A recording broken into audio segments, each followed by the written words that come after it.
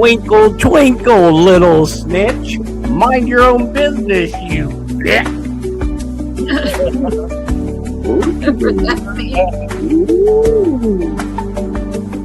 Oh man, somebody else was the stuff rebooted. I know that I saw.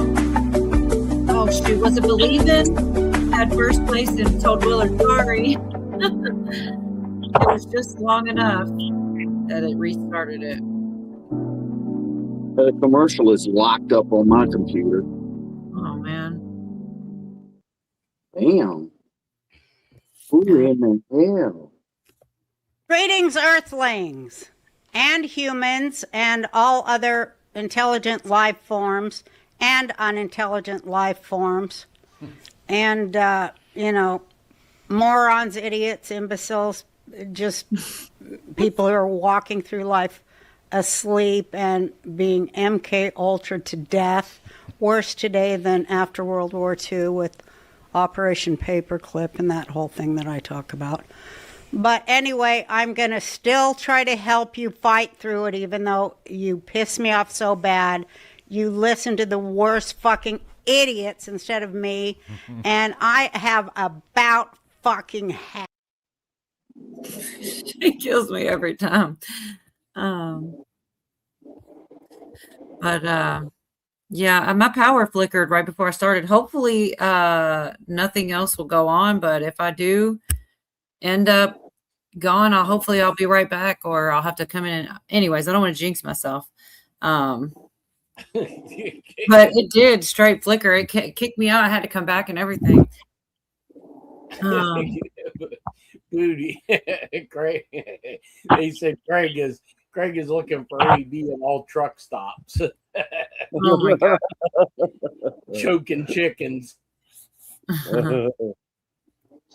I didn't speak with Craig, but I spoke with Craig, and he's busy at home, and he's doing really well. So he's doing good. He's probably doing some exorcisms. Oh my gosh. I came here to exorcise the demon. We have one of those evangelists, those televangelists, like 20, 30 minutes north of me, Ernest Angley. He used to say, baby. Hey, baby. Ernest Angley. Ernest Angley. I came here to exert. Get up, walk, you devil. Yeah, he did real good until the earpiece fell out of his ear. Right.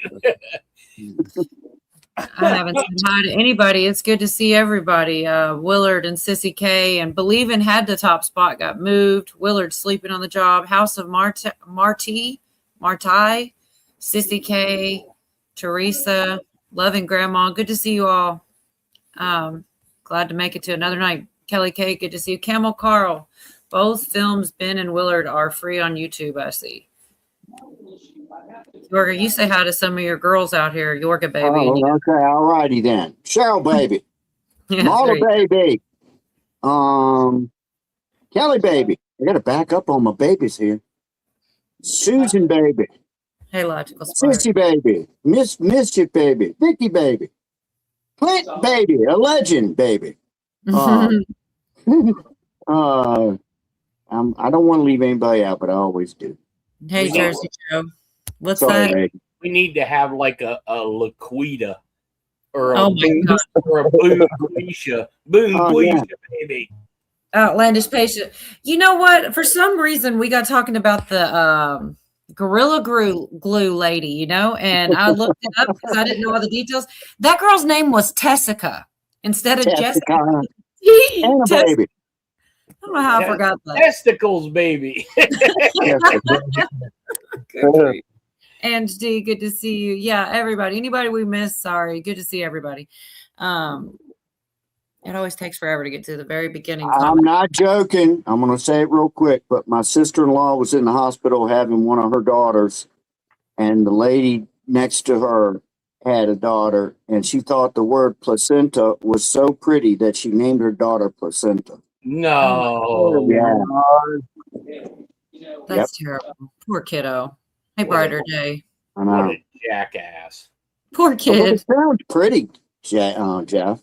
If you didn't know what it was, flannel Why cheese. That's not? I mean, can't outlandish. wait. Oh, just think, Hey, Devin. Cheryl, yeah, you were way further down in chat when you saw Cheryl. I just saw Cheryl. Miss Texas Rose, that's a cool name. Good to see you. Mary Freeland. Heavy rain expected here in New York or North So- Kakalaki. North Carolina. I'm still trying to imagine cheese maybe left in a pocket of a flannel shirt. Fucking Doc P said afterbirth Betty. Oh, interesting tidbits. yeah, we've got rain and smoke here, so it's extra gross. Oh man. Oh man. Yeah. I mean, it sounds like just like me off top or like a scary movie or something. It doesn't sound good. Hey, Quilter, I'm not gonna lie. Fucking Clint said, "Look what my mom named me, Clitoris." Welcome to chat, Cluck Bucket. Yeah, that's crazy that somebody. I'm always happy when more people start to chat because it is weird when there's like a large number and then only like 40 people are chatting. You're like, whatever. Nobody else. They're too good to talk, or they just aren't chatters. They're too good to talk. No, I'm like lives matter too, man. I remember like it wasn't that long ago. I didn't even comment on anything. To leave a comment was to leave it at the bottom of the video. You know, it wasn't. I don't remember. I guess it has been some time now, but 10 years ago, I didn't know what a live stream was.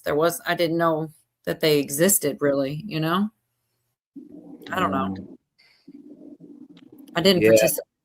Yeah, my brain is fried after today, boy. Jesus. What happened today? Hey, Brew and Echo, good to see you both. Well, Baz.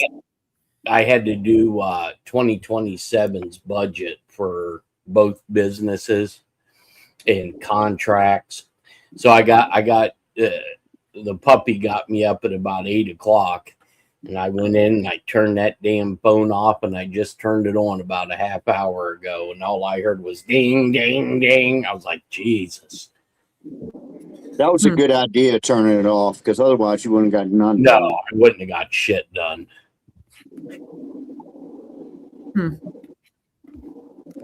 Man, I just dread when you said any kind of paperwork or anything official. I sucks. freaking hate, man. God, dog, Arms man. up, And going to court, man, I could go to court for a traffic ticket, and I'm convinced they're gonna give me the chair when I get in there, man.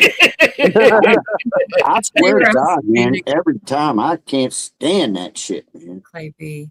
Yeah, I don't like court settings. It's scary. Yeah. Dun, dun, dun. I got the bongo drums.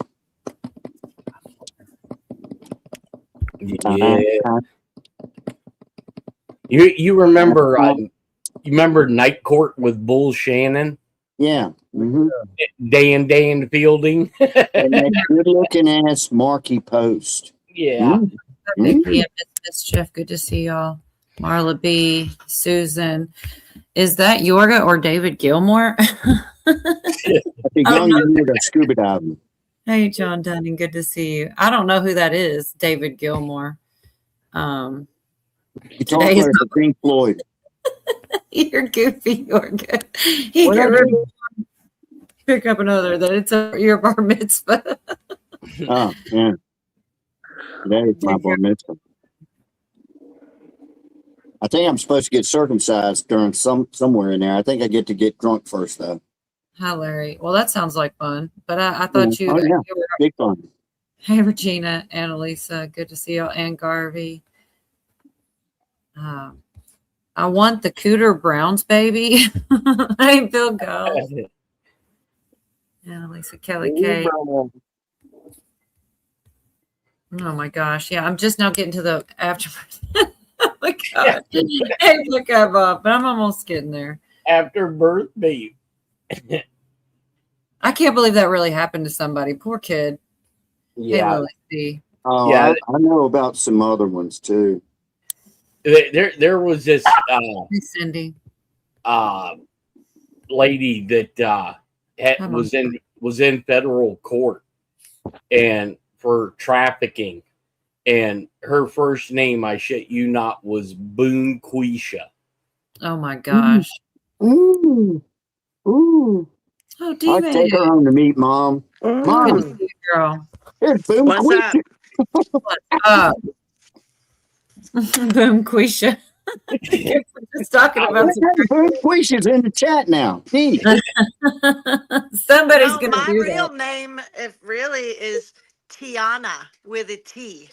Truth be said, and my mama just took a pen on my birth certificate. But when I went to get my passport, they're like, Hey, cool creations. So Very you nice. could call me Tiana if you want to. That's That my sounds like a ghetto porn name. I name, have a Dee. ghetto name. I thought it was Deanna. It is, but I'm saying on my birth certificate they made a mistake and they put a T. It's really, it used to be by law till I got my passport, and Me then too, all and I- that caught up with us. Uh, You don't Okay. just get to fix it with a pen, Mom. You should. It's like auto pen. Somebody did a typo on your birth certificate, man. I mean, that's a lifelong freaking typo, man. No, my mom, yeah, well, she just let it go. She's like, I'll just fix it with a pen. I'll just make it a D right here. They just And my scratch it out. social security didn't catch it. Yeah, seriously, that just got straightened out like 10 years ago. Scratch it out if you're all right. Mary's trying to really- skip through the small talk, said, what's really going on in reference to Iran? She's like, Scratch it out and put Pablo in there. Jeez. Get Sorry, right I mean, she into it. skipped right into it. Yeah, I don't really, I mean, that's a Jeff question for sure. That's not a me question. Hey, Outlandish, did you hear it, Jeff? Good to What's see really y'all. going on in reference to Iran? Happy birthday, Yes. Brew. Well, good to see you too. No, go ahead. yeah, there's so that fucking guy, he's head of the Yemenis defense force in the Houthis. That guy come out and he made a statement that they're going to start attacking ships. And probably about an hour and a half ago, the Houthis over in the Red Sea hit two Saudi flagged oil tankers. And Trump put out a post: every time you fire upon a cargo vessel, we're blowing up a bridge or a power plant. And here's what I think they're trying to do, to be honest with you. I believe they are trying to get Trump to drop a nuke. Hey, David, yeah. really? Yeah. Hey, Yeah. Lucy. A low tactical, low yield nuke. Because there was rumors going around yesterday that we were preparing to nuke Pickaxe Mountain. Right. Nuclear bunker buster. Yep. And Now so they're saying that could destroy that whole mountain, and I don't know if I'm buying that or not, man. Can he destroy a mountain with a nuke? well, I don't know. You know, Trump said that they were going to use a weapon that the world's never seen before. Oh, Happy okay. birthday, Brew. It's really Brew's birthday. Okay. He said that when, Happy Jeff? birthday, Brew. He said they're going to use a weapon the world's never seen before. When did he say that? And did he say when they're going to? Yesterday. Huh. Yep. Oh. And so then you know, I just wonder if this is going to fulfill the nuclear scare portion of the show. Could be. I have a question for you, Jeff, though. But getting back to the Red Sea and the Houthis. Yep. Now I don't know. I'm asking, doesn't Saudi Arabia have its own armed forces with Air Force and fighters and all that Yep. good stuff, right? Yep. Doesn't that getting up in the Red Sea and causing mischief seems like kind of like something that Saudis need to handle, don't you think? Why do we have to do everything? Hey, Well, Marie. Well, yeah. Here's the problem that the House of Saud has to be careful about, because you know they have so many different factions of Arabs in their country. You know, you have you got Houthis. I mean, they're especially down in that area. But here's the thing about Saudi Arabia. Anytime we do something for them, they either give us money, give us a contract, or give us oil. Gotcha. You know, they probably have a little bit of guilt over 9/11, but Well, what was the nuclear deal that Trump just did with the Saudi prince? I missed that. do what now? The nuclear deal that Trump just made with the Saudi prince. Oh, I don't. I think they're to allow them to enrich. Oh, okay. Mm. Yeah, but don't you think that the Saudis should send some military down there to take care of these freaking Yahoo Houthis? Well, they probably are. They're just not going to talk about it because of the factions in, in southern Saudi. Okay, so it's more complicated than what I know. Oh yeah, I mean they have to play that that both sides of the fence style deal so their monarch stays. Okay. All you gotta do is trust the plan, Yoger. Trust the plan, baby. Right. Guess who was spotted in D.C. yesterday and today? Who's that? Nancy Drew? No, Horowitz Oh. and Me. what's the other guy? Durham. Oh, Yeah. really? No Durham. shit, That's Durham, interesting. Yep, and Durham met with Kash Patel, so that probably means that Durham turned over indictments, which means there's about ready to be some arrest.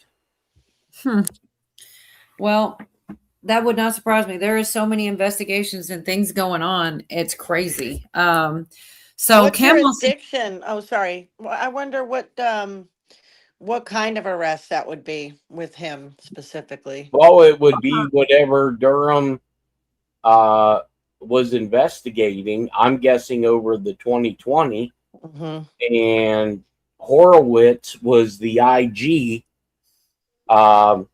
So I'm guessing it's probably going to be that lady that was running the shadow government inside of the FBI. And Oh, that bitch. man. Hey, Hawk. Good to see you. yeah, Good Govea to see did y'all. Govea combed through all those documents. I definitely watched about her. What was her name? I've got it. Nikki Flores, yep. the shadow government girl. Yeah.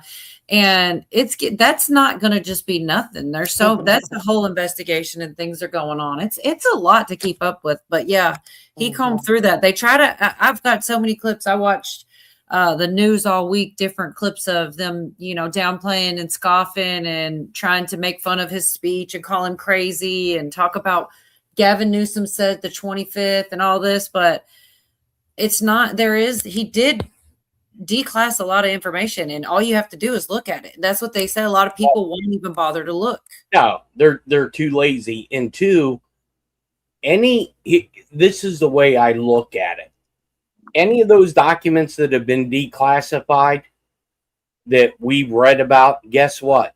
They've either gotten a true bill or they haven't gotten a true bill because they aren't going to release shit that hasn't been in front of a grand jury. There's still a lot of sealed indictments in that database I follow, and there's a lot of unsealed ones too. Well, there's a lot that's public information people don't pay any attention to. All the investigations and things going on. Jack Smith's going on right now. Yeah, I'm following all that. I'm trying to, but it's like overwhelming. He's right in the middle of it. So there's people above him, below him, beside him, people he's affiliated with, and I'm sure people are getting implicated as they go after. You know what I mean? They go after him, and then he says some things which implicate other people who weren't before. It's like a damn spider web or something, Well, in here, you remember that audio that you played with James Clapper talking about the Dirty Trick Squad and all that? Oh yeah, I remember that the first time. It was a long time ago. The first time I heard that, but yeah, I believe it. But what about? Okay.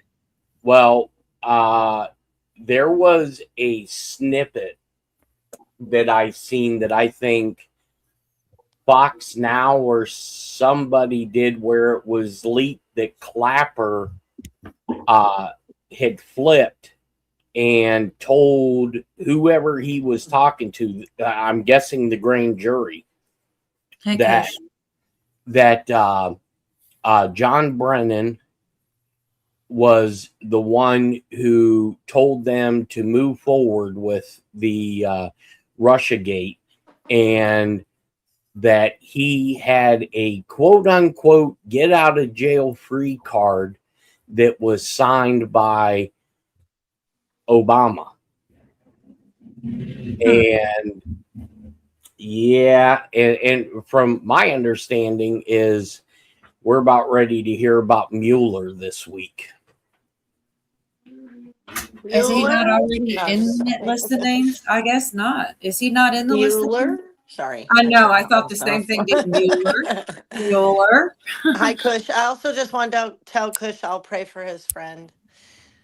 Hey, Yeah, Tony. whoever threw those documents, unclassified documents out today, some video I shared about, I don't know who it was, but he did say, well, whoever gets to it first. And it was kind of like, have fun, you know. Mhm. Well, and Made me then want to look. It was like, I'll make you look, kind of. right. Well, there's just so much, and it's hard to know which way to go. Even I, like with just what's gone on, I mean, there's so many topics and things. I don't even know where to start. You know, it's like because it's just it truly does go in all different directions.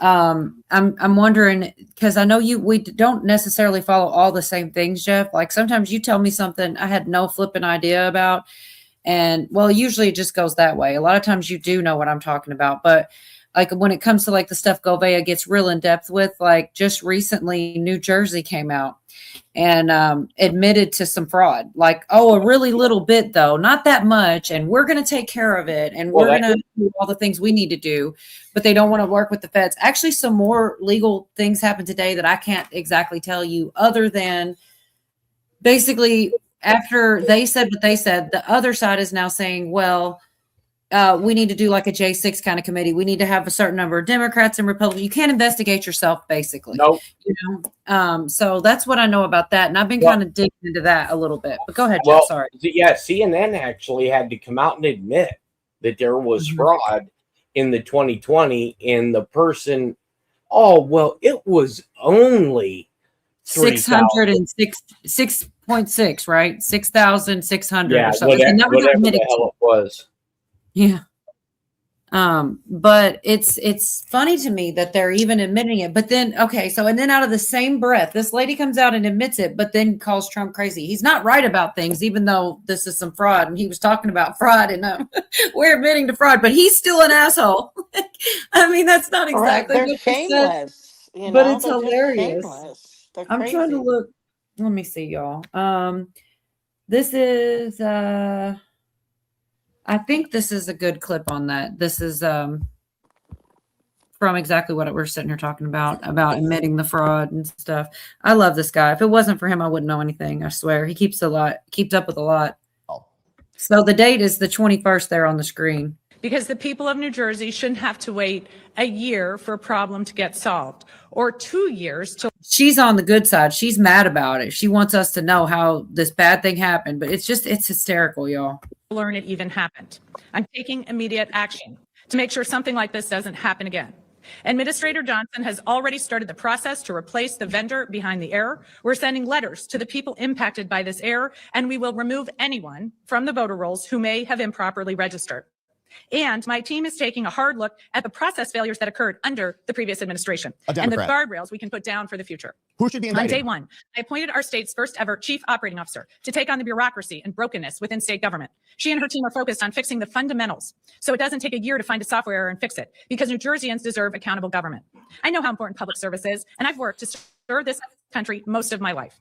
I've taken several oaths to support and defend our Constitution as a Navy pilot, a federal prosecutor, and an elected official. Election integrity is core to that oath. It's my duty as governor to make sure our elections are free, fair, and secure. So are you going to work In the with months Homeland or ahead, not? I'll keep working with our election officials, local, county, and state to do just that. So not the feds. As the Trump Got it. administration tries to weaponize elections for political gain. Oh, really? Trump's weaponizing the elections by calling out voter fraud? You mean the very voter fraud that you literally just admitted to 2 minutes ago, you psychopath? She is now acknowledging the fact that Trump has been completely vindicated. He said we need the SAVE Act. His DOJ has been suing your people to get access to the list. You've been fighting tooth and nail to prevent that from happening. So the fact that you'll then turn around and come out and blame him for being absolutely right is insane. And the fact that they can lob those two statements together within minutes of each other shows just how contemptible these people are. I am ensuring that we protect our elections. No, he is. Let me be clear. Donald Trump has zero credibility on the issue of election integrity. Oh, this whole press briefing is vindicating his accuracy in the claims and the statements that he's made. These people are lunatics. For the past 10 years, he's cried wolf and peddled bizarre conspiracy theories. There's a wolf right in your election rolls. You have a vendor or somebody that you're blaming for these mistakes. It's ultimately the government's responsibility to ensure that the vendors are complying with the law, and they're not. These people are just wild. So she can't actually just admit the truth. She has to then drape the whole thing in some anti-Trump lunacy in order to satiate the people on her side, because she realizes the reason why she has to go so aggressively against the president is because she realizes he is 100% right. This whole press conference, she brought out these two other goobers with her to stand on her sides to explain how serious this is. And then all of a sudden says Trump was wrong in the very same breath. About fraud.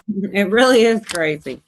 Well, I'm trying to stop sharing. There we go. I like that word, contemptible. But anyways, I just know that I wanted to, hey, I'll let her say whatever. I don't believe her, but that's what she said, you know. And I've got so many clips from the news. I don't know how many I'll play, just talking shit about Trump all week long in his speech.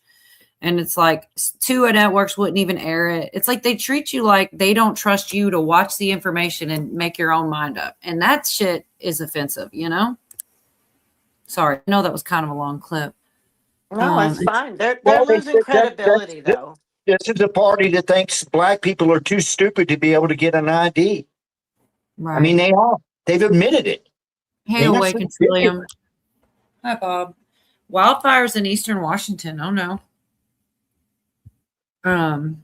Well, what I think you're going to see now that you have the media, because I think the last day, maybe August 3rd, is for them to get the SAVE Act passed in order to implement the changes.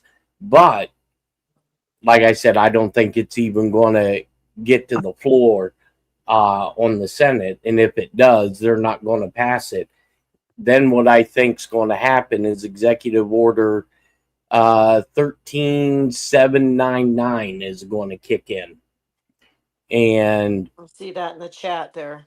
yeah, and then after 13799, you're going to have 13848 kick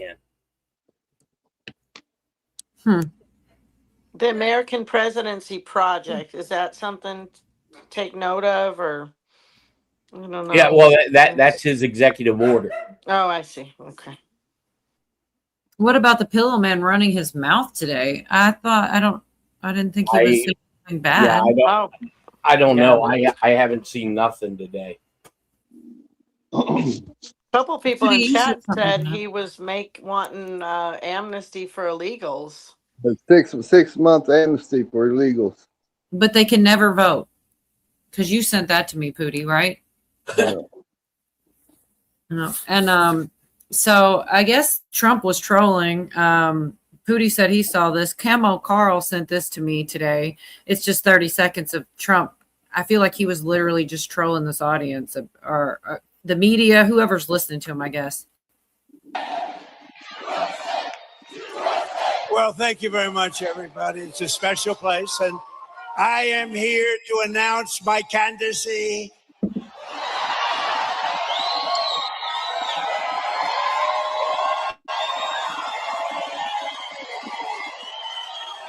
I'm only kidding. Boy, I tell you what a group. We have thousands of people outside. Anyways, I just thought it was kind of funny. He does have a sense of humor in there Well, somewhere. look. Oh, the truth in plain sight. Oh, Lord.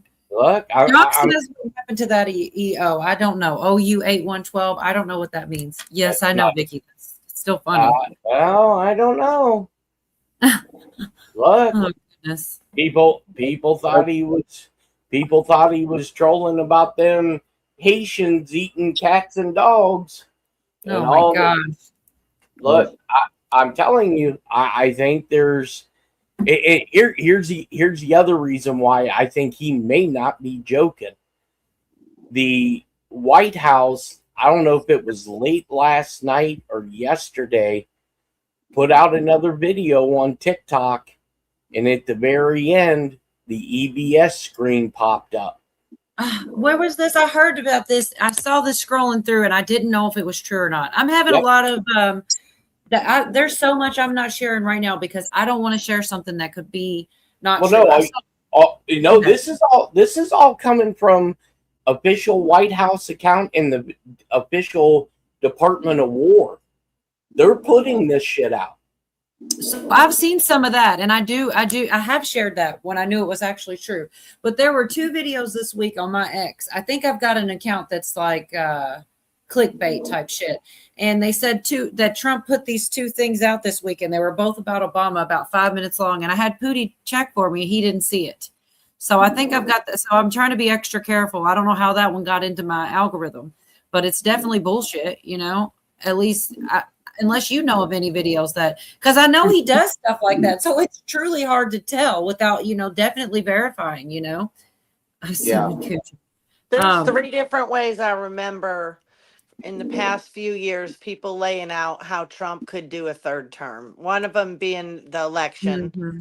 The other being he'd be the 19th president, not the 47th or 40 whatever president, 7th, 8th. And then I can't remember the other one. Well, with all the fraud and stuff coming out, that's what I think and that's why I think it's so funny watching everybody's reactions.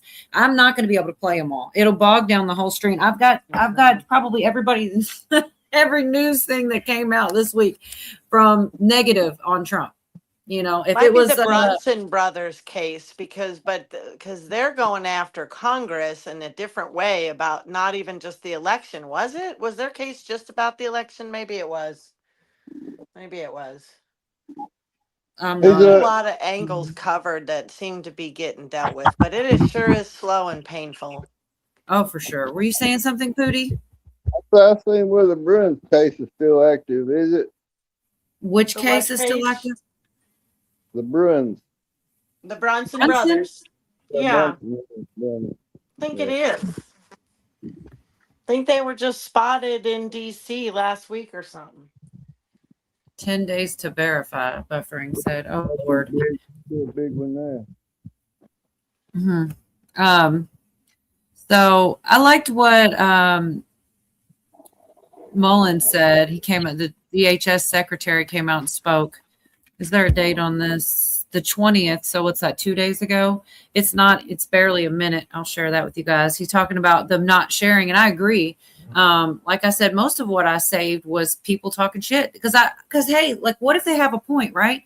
I listened, I tried to see, and most of the time they hadn't even heard the speech. They were already talking about how he was just such a liar and couldn't be trusted. I'm like, that's crazy, like, I don't know. Anyway.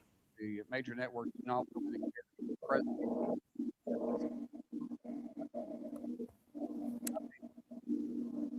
think it was ABC, NBC, and I don't know if CBS. Did CBS carry it? Anyway, CBS carried it. So ABC and NBC not carrying that. Why?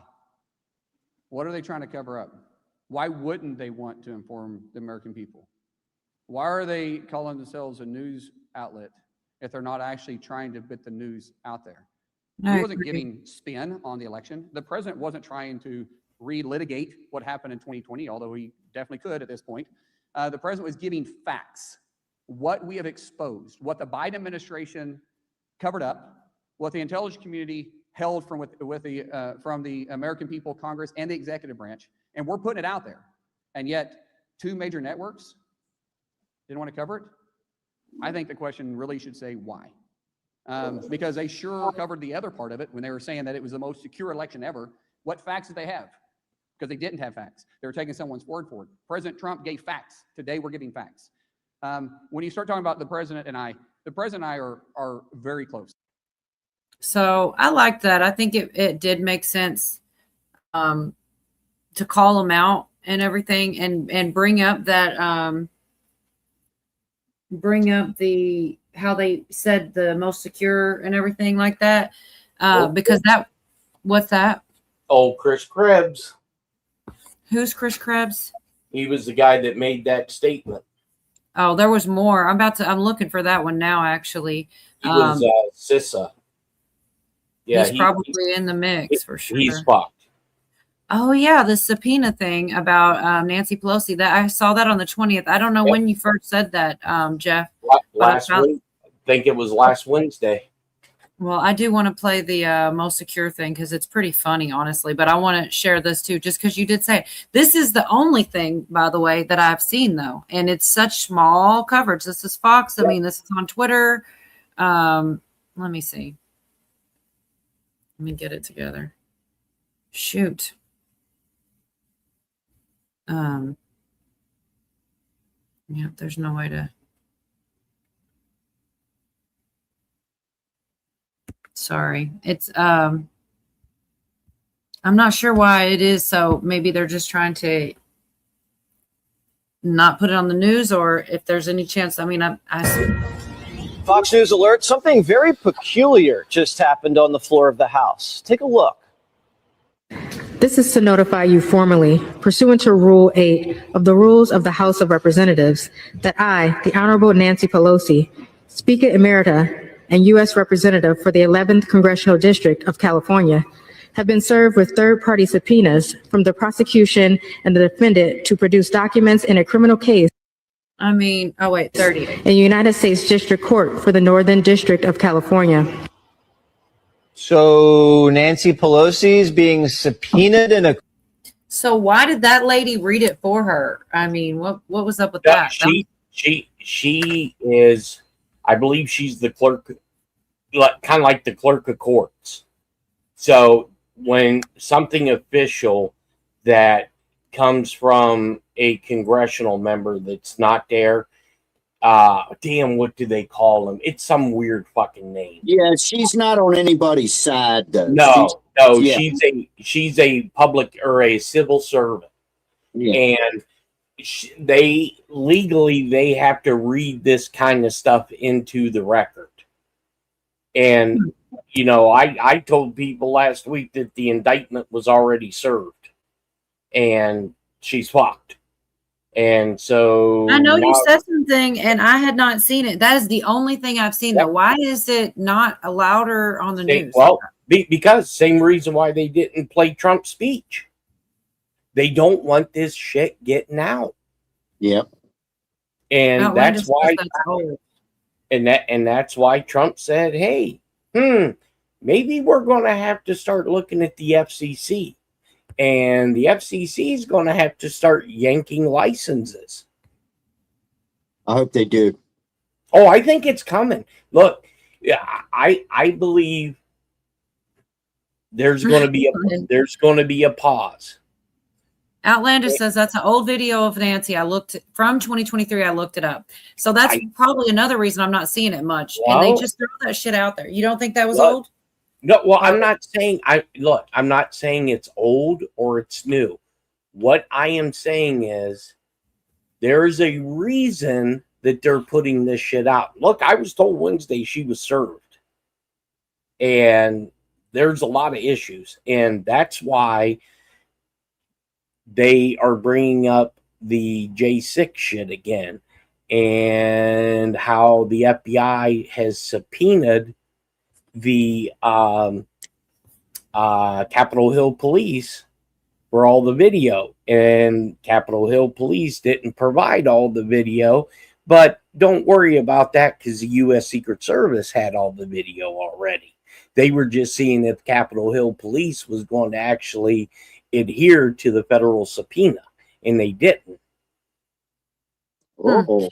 Well, I have a little bit right here from about J6 specifically, and this is from the Real Robert account. And this is John This Solomon. this is the guy that we're probably going to start hearing Yes. everything from. And we've been talking about him, Jeff, since the very beginning, since they first said he was going to go work for free. We were both on that because it's exciting. This is saying the FBI staged J6 5 months before it even happened, concealed it. I think that this is what he's going to say. So I'm going to play it so I don't read it and play it. And if it's not, I'll go back and read it. Show that the FBI knew they did. They had a tabletop exercise that they ran in Boston in August of 2020, 5 months before January 6th occurred. The memos, which Kash Patel just turned over to Congress, he just found them recently, turned them over to Congress at the request of Chairman Barry Loudermilk, who's in charge of the J6 investigation now in the House, show that the FBI knew there was a strong possibility of a hanging election or a contested election, that both sides appeared to be agitated and likely could carry out that agitation to the point of violence. And they even devised very specific strategies. And one of them is to embed informants inside the groups where the most likely political violence or political agitation might occur. That is something that the FBI did. We had 24 informants on the ground on the morning of January 6th. The second thing they recommended was mass prosecutions, even for the most minor of crimes. Exactly what the FBI did after January 6th. Now, there are two big things about that strategy. It's pretty clear the strategy was hatched months before, and that's what they carried out. It's not the strategy they used for the political violence that BLM and the far left conducted all throughout the summer and fall of 2020. So a very clear double standard. The second thing is they did embed informants in a lot of groups, including left and right groups, Antifa and right-wing groups, and they got lots of intelligence suggesting a bad episode would occur. We now know from Chairman Barry Loudermilk that while those warnings were very strong from the informants, the preparations and the warnings from the FBI to their brethren in the Capitol in Washington, D.C. did not exist. They didn't pass on the warnings from the informants. So two failed examples of the Chris Wray era of the FBI. Knowing something was going to happen, implementing a strategy that hurt conservatives but not liberals, and not warning the people who could actually prevent the violence from occurring. That is the legacy of the Chris Wray FBI. It's what we now have out open. These documents are now out there for everybody to see. Pretty stunning, though maybe not so stunning given what we've learned about the FBI. So I just wanted to share that because I know that's true. And I am excited that guy, it does seem like he's going to help a lot. He already is. And somebody, I think it was Polte, is that the one they said basically came in and I can't remember. I think it might have been Tim Pool was talking about that. I don't have the clip, but I watched a lot of stuff in a very short period of time, and it starts to mix together. But is Polte the one that he's just recently came in over Gabbard, right? Yep. And a lot of stuff's been going on basically, or is it okay? So I guess that's who he was talking about.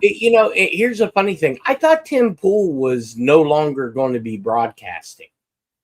He did kind of step back, say that for a little bit, or wasn't sure because he's getting a lot of threats and things like that. But I'm glad he did, and I like him. I know some people don't. They make fun of the hat he wears and all the things, but I like the guy. I think he's honest. I don't think he's bought or paid off to say things. I think he says what he thinks. Maybe he's a 2.0. Maybe. Do you not like him, Jeff? Tim Pool? Well, I don't. I've hardly ever watched him. But I do remember when, his house got swatted and all this other shit. And, he basically come on and said, I'm done with this. And I'm like, dude, you're not throwing away all that money that you get. And, I just haven't watched it. I mean, there's a lot of people that I used to watch that there's just too much now. And he's a wanker.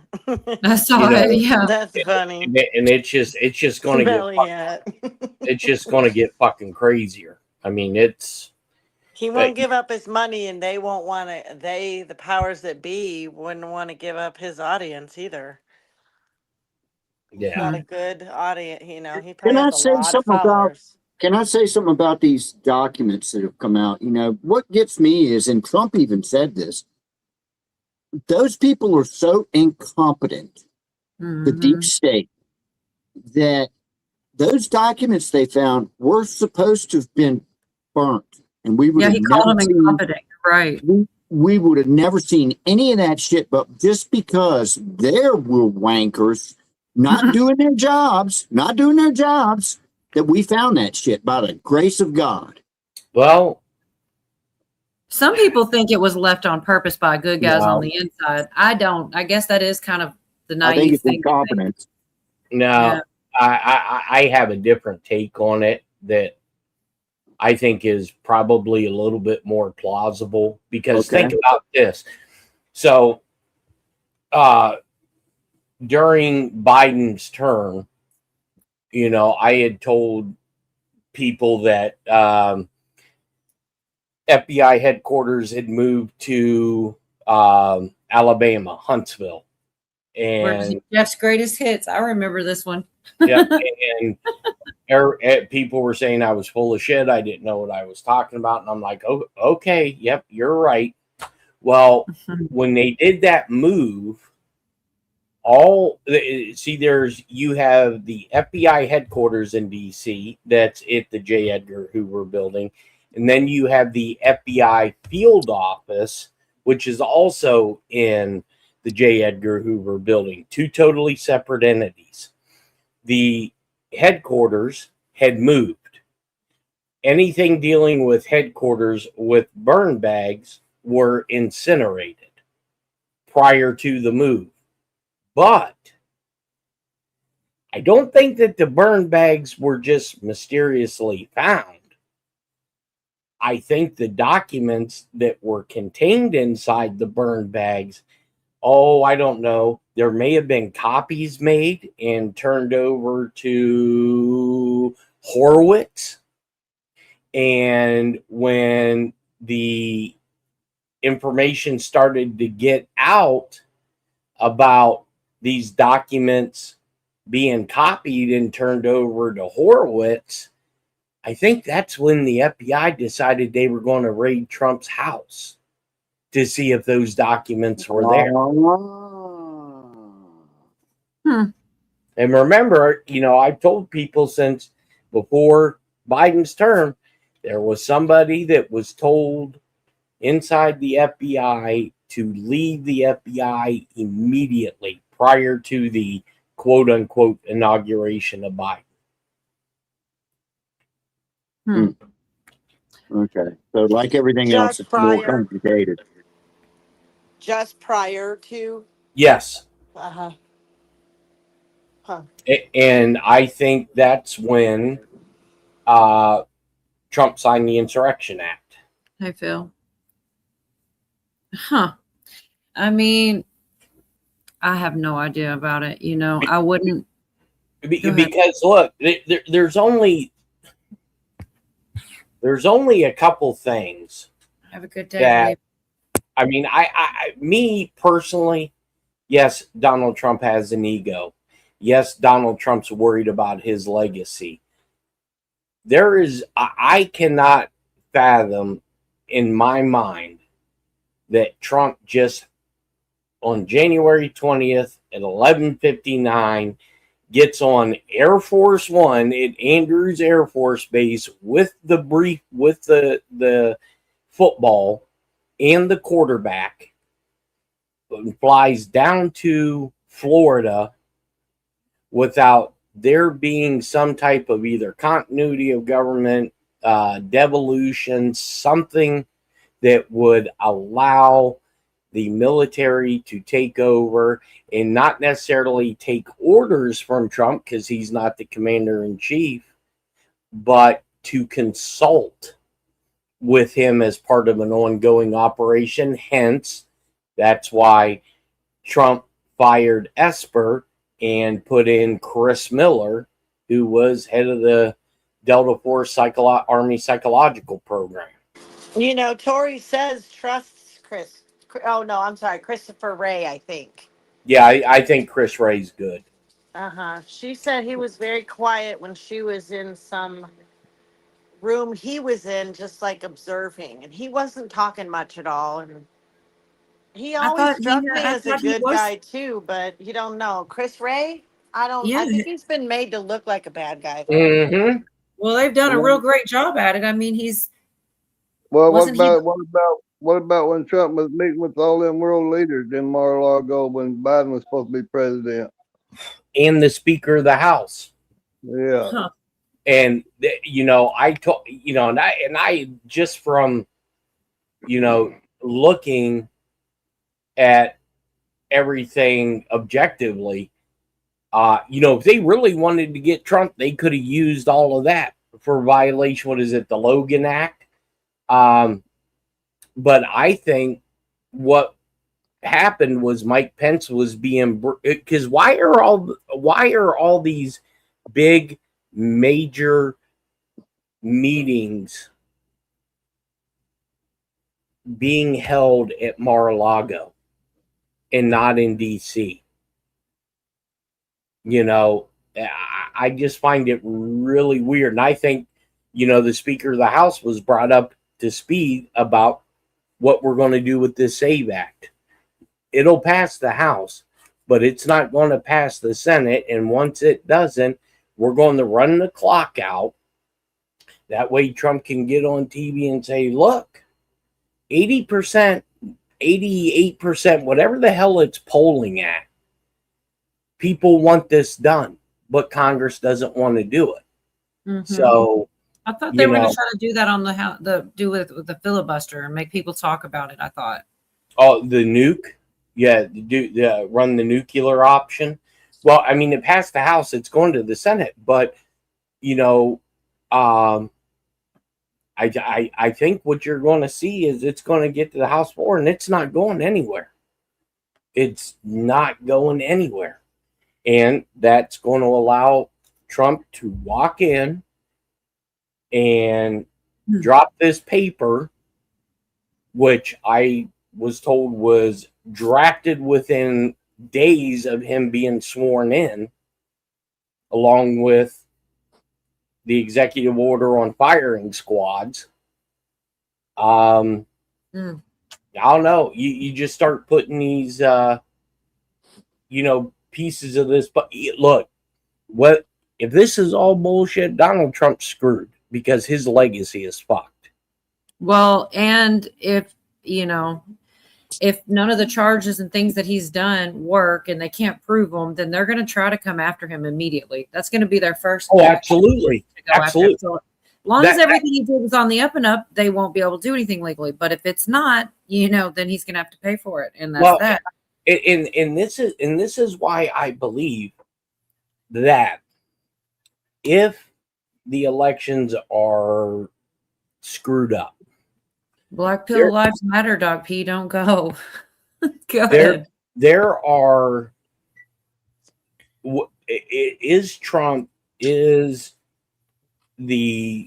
If it is the military, are they willing to risk the midterms and the Democrats winning?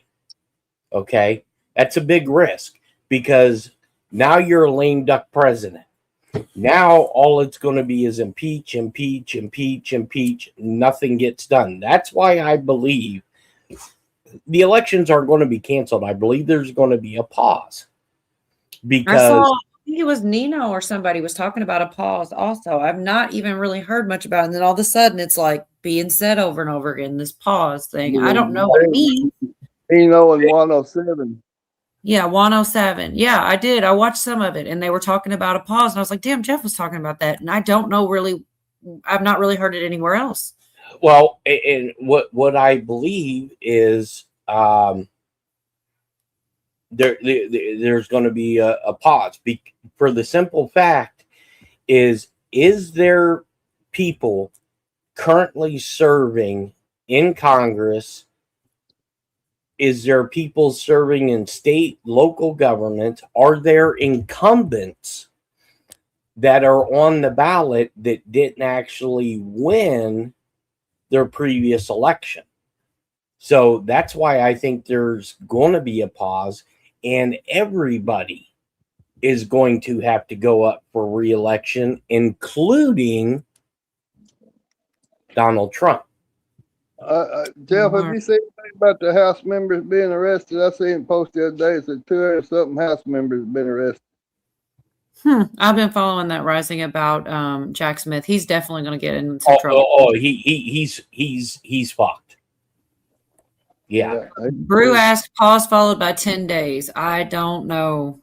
Well, Here's they call it the 10 days. They say it's the 10 days of darkness, right? And when all of this was first coming out, there was speculation like, oh, they're going to drop the power grid. Well, that doesn't make any sense, because what are you going to do about people that are in hospitals? What are you going to do about, just food, all that kind of shit? What I think the 10 days of darkness maybe is the national emergency is issued. The military steps in under the Insurrection Act because we don't have a functioning government. And then within 10 days, the military is running basically the show. And I think that may be, and this is just hypothetical, that may be what's being referred to as the 10 days of darkness. Now, with them not airing Trump's speech, they know now that there are still people that are inside of the media companies that aren't working on behalf of the American people. They're working on based on political agendas. Well, if this happens, Trump does another, national speech at 9:00 at night, and the news media outlets don't carry it, that may be when an EBS kicks in. Real quick, that's the perfect segue into this clip here about the free and fair press here. Most secure in American history. Most secure election in American history. The most secure in American history. Most secure election in American history. Most secure election in American history. The most secure in American history. Most secure election in American history. The safest, the most secure election we've ever seen. Cleanest election, the safest election, the most secure election ever run. Most secure election in American history. The most secure election in American history. The most secure in history. What's the most secure election ever? The most secure election in American history. Let's just be clear, this is the most secure election in American history. The most secure in U.S. history. This, in fact, was the most secure election yet. This was the most secure election in history. The most secure or the most secure election in American history. The most secure election in history. Most secure election in modern American history. Most secure election in our history. Safest and most secure election in our history. Safest, most secure election we have ever had. The most secure in American history. The most secure election in American history. Most secure election in American history. Most secure election in American history. The most secure election in American history. The most secure election that we've had. The safest, most secure elections in American history. It was the most secure election in the history of the country. The most secure in our history. Most secure election of our lifetime. The most secure election ever, the 2020 election. The safest, most secure election in recent history. Can you honestly tell me, in all the states, that no ballots from people that are already deceased were not filled out in Senate? This was the most secure election in American history. I mean, sorry, I've been waiting to do that. And you were talking about the media. I'm like, this is as good a time as ever, because my God, how many times should you need to say that? That's crazy. He's like, he named one person. You notice they word it all exactly the same. Yeah, it's So and they it's were like told to say that by somebody. and you wonder why people don't believe. But that's what he was saying, that they just like them not airing his speech. They're and then so one of the things he alleged, right, was that they were paid to talk shit about him. Yes, Mockingbird Media, Devin. And so to prove him wrong, they talked shit about him and didn't air it. Yeah, Right. It's crazy. I mean, they do always prove him right, don't they? Yeah, I mean, look, like I've told people, whether you like Donald Trump or not, there's some things that I wish he would just quit on. Find me a statement that Donald Trump has said that you can come out and say that is 100% a lie. I challenge anybody to do it. That's right, Phil. Our most secure voter fraud ever, Joe Biden. Yes, we have secured the most voter fraud, whatever the hell he said. Yeah. And I'm telling you, I believe all that was intentionally done for a moment that's upcoming, because you are still going to have, I would say, 60% of the populace that is not going to believe any of this shit. This is why I believe it can't come from Donald Trump. It can't come from any of the intelligence agencies. It has to come from the U.S. military. Because anybody, honestly, now granted, the military does do some fucked up shit. They do lie about shit based on national security guidelines. But who in their right mind, if you've seen a 4-star general or admiral come on the TV and say, you dumbasses almost lost your country in 2016 and 2020. And thankfully, you have people within the military that knew this was going to happen. And here's what happened. How many people would come out and say that 4-star admiral or general is a fucking liar? Plenty of libs would say, "Oh, he's a war hawk. He's military. He's running the.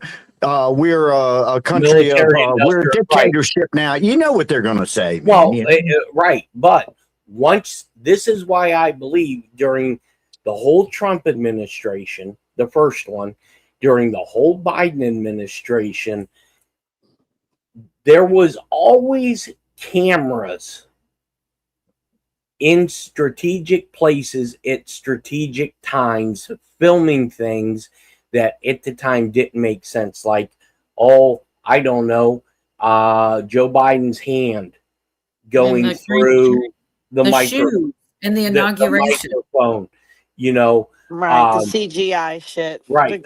Watching Nancy Pelosi rip up Trump's speech. Oh, yeah. All of that. This is why I believe all these cameras were there, was to document this shit. So if and when they needed to go this route, well, here's video proof. It's going to, that is why Trump in his first administration had the Treasury Secretary who was a Hollywood film producer. Mnuchin. Central casting, Steven, baby. that sexy one. Central Steven casting. Mnuchin. Central casting. So I do have one more I'm not sure about. I'm looking for central casting. Central casting. Just because it's almost like I have to when y'all say it. So Pootie, maybe you can check this for me. I think this is another one that supposedly Trump posted. It's like a minute long about Obama. And it looks, if it's not true, they did a hell of a job making it even look like it came from, like, right here, the screenshot of it, like right from his Truth Social. And it's stuff we already know, but I'm curious if he actually posted it. Any fact checkers want to look at this for me? 1 minute long. What's that, Pootie? Remember the helicopter that was following Biden back to Delaware, filming it and everything when he first got in office? Not necessarily. True. Yeah. All right. Go ahead.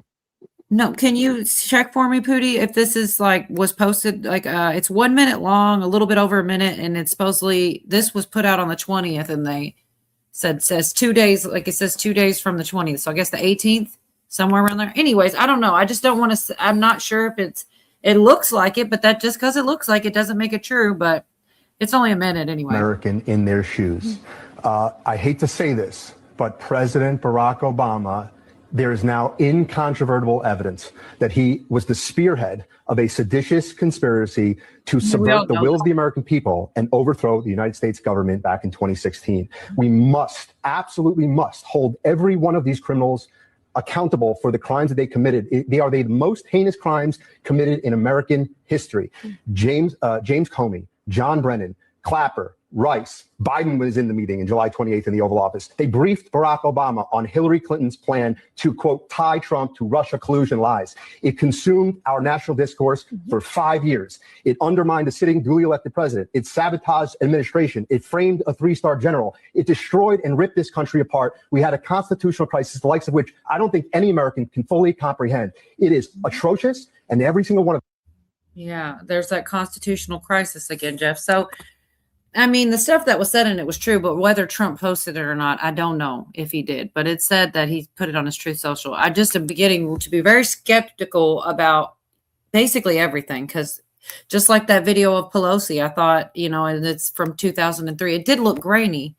I should have known, but you were just talking about it, Jeff. And I get what you're saying. You're saying they're resurfacing this stuff on purpose to get it into people's minds and things. Well, wait, when was the last time that you have ever heard a sitting president come out publicly and tell the American people in the world that a previous sitting president has committed treason?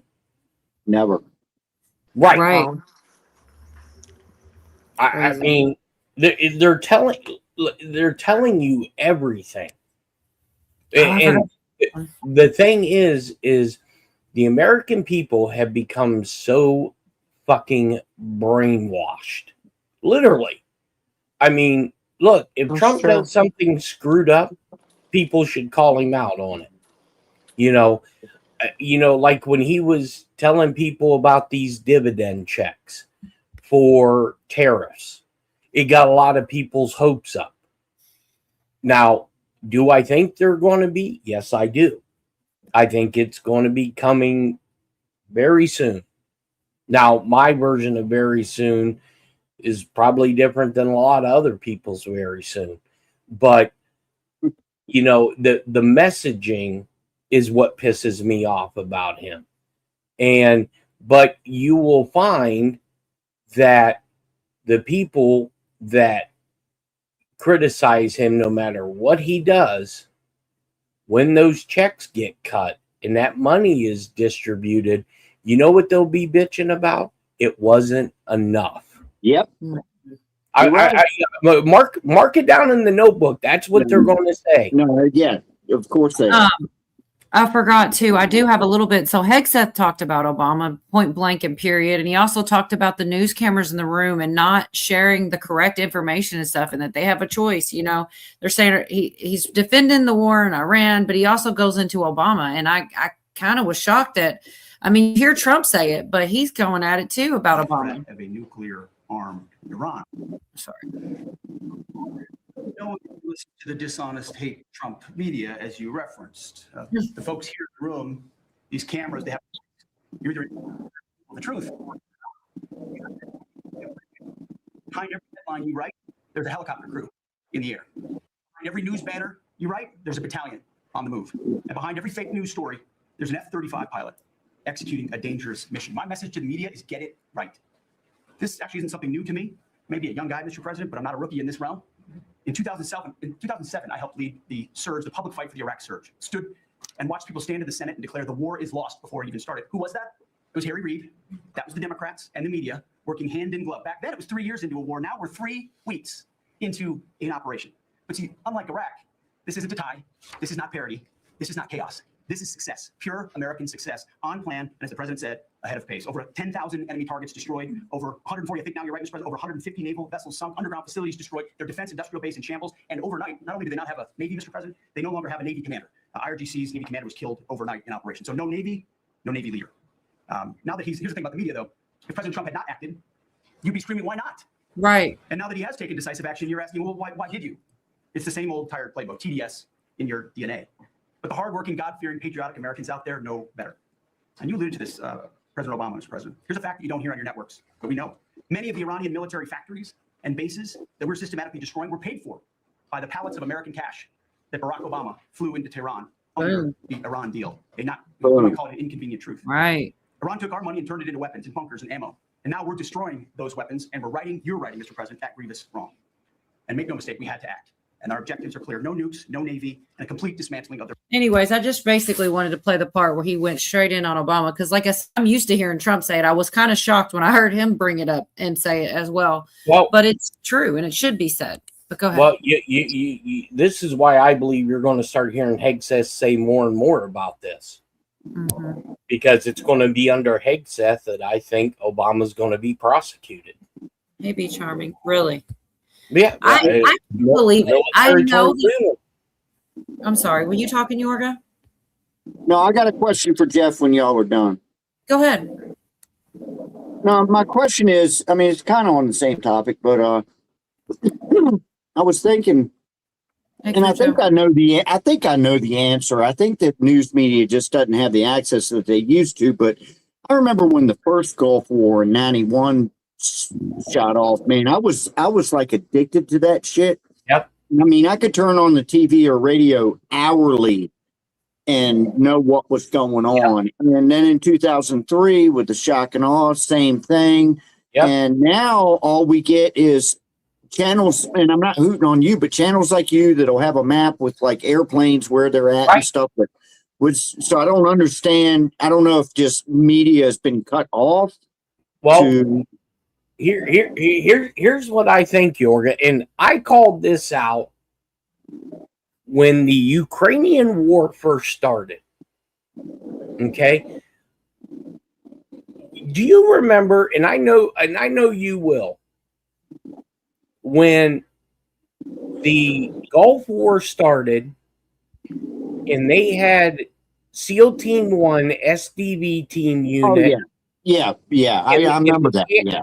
And the cameras were right there watching SEALs come up on shore. Yeah, we can't have that. No. Okay.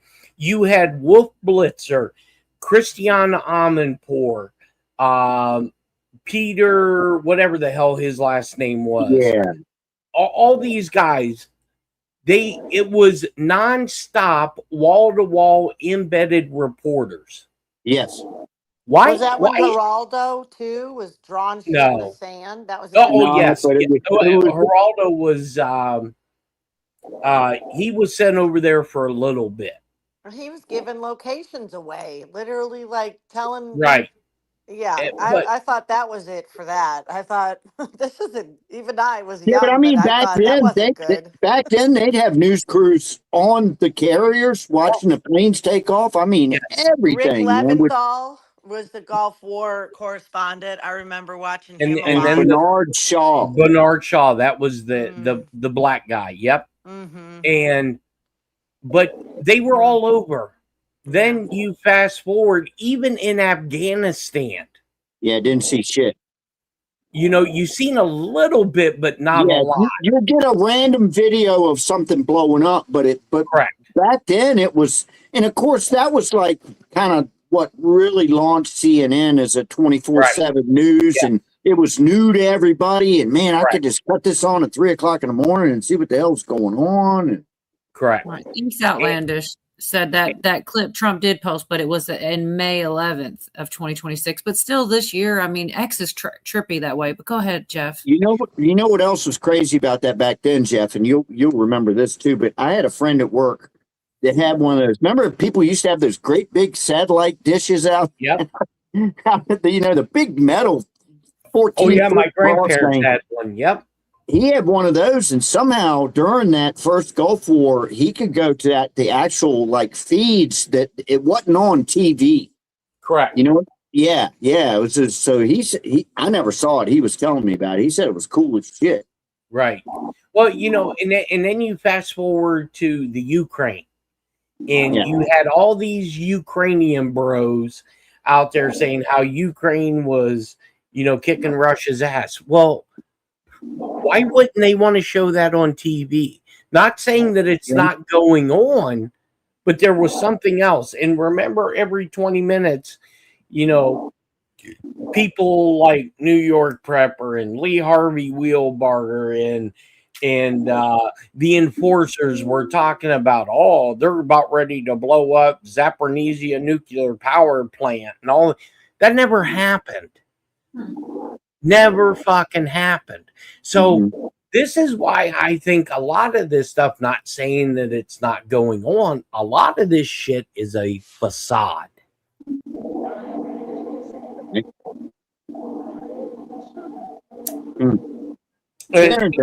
Then all you have to do is look at the C-130 that took off out of Kabul, and you had people hanging off the wings, and you had fucking people standing next to the intake of the jet engines. Really? I mean, I don't know. It seems kind of skeptical to me. Right. I stepped away for a second. did just now notice though that the chat does look weird. I see it now. Billy's been trying to say it all night, and I had not gotten a chance to really look. It does look weird. It's all bold and just like shaped different almost. I don't know about you guys on your device. And they're actually using their tagline, their tags, and not their whole numbers on some of them. Yeah, it's weird. I don't know. I guess it was another update or something. Bruce said they showed reporters in Ukraine using a green screen. I've definitely seen some funny things that they, flash and they're supposed to be somewhere and you see it and news bloopers and stuff like this. But when you see it, when it's actually your news, it kind of hits different. I've been wanting to ask Jeff how he feels about the rods from God. Is that the mystery weapon? I don't know. People, like my boy Lee Harvey said that was all bullshit. The guy who invented everything. That's all bullshit, yada, yada. Okay. You'll find out. And then the guy will claim he invented it. I mean, it's just fucking, just take a look at the stealth bomber. Look, that damn thing is almost 40 fucking years old. Yep. And there is not one nation that we know of that can even touch that technology. You know what? That's something I want to touch on too.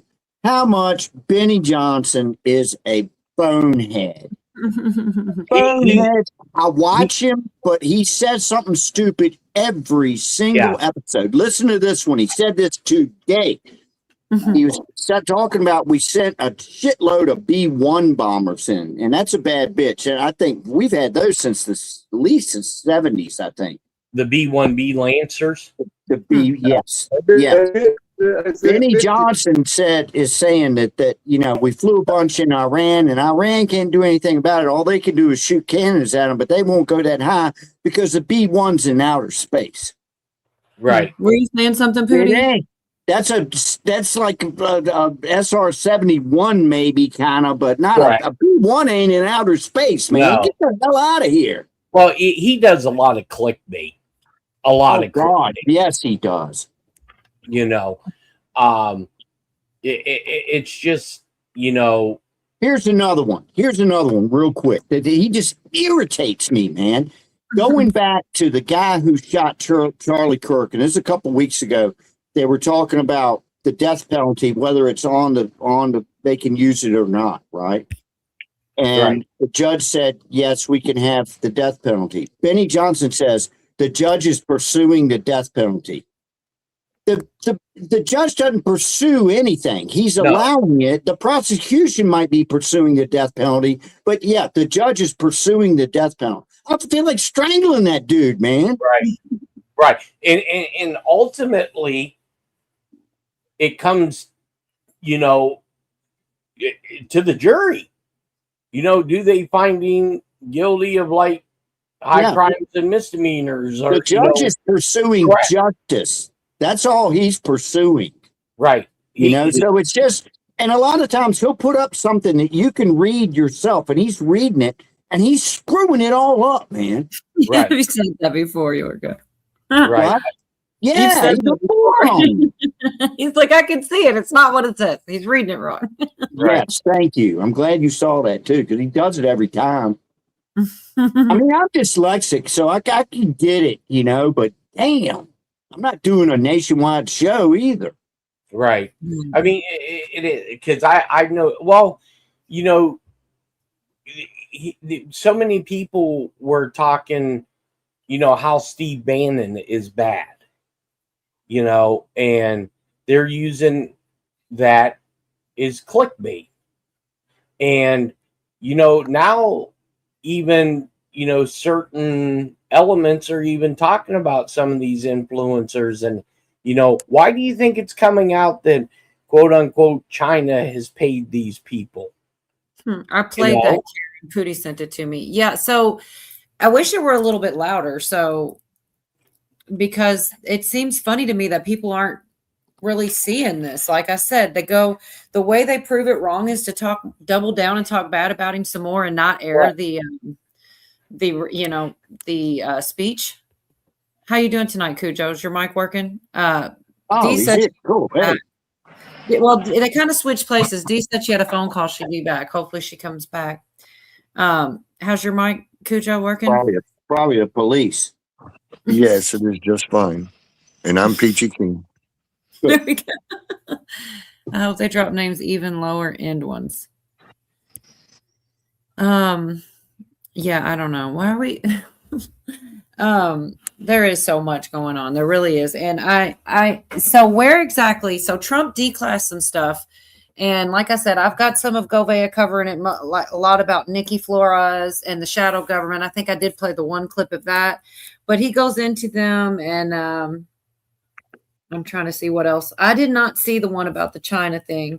But I mean, there are hundreds and thousands of pages of things.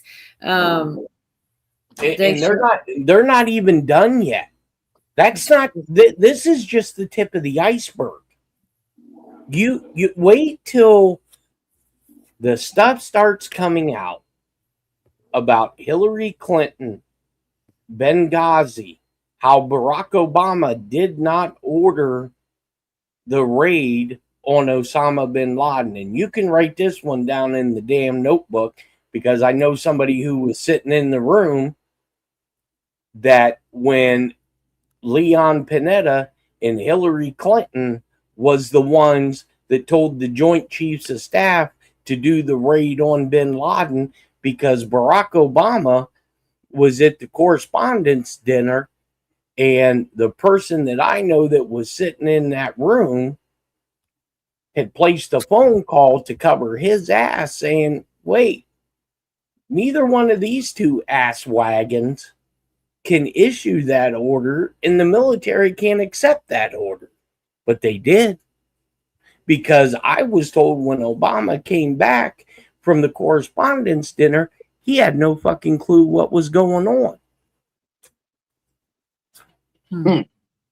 I'm telling you, you are going to see high crimes and misdemeanors.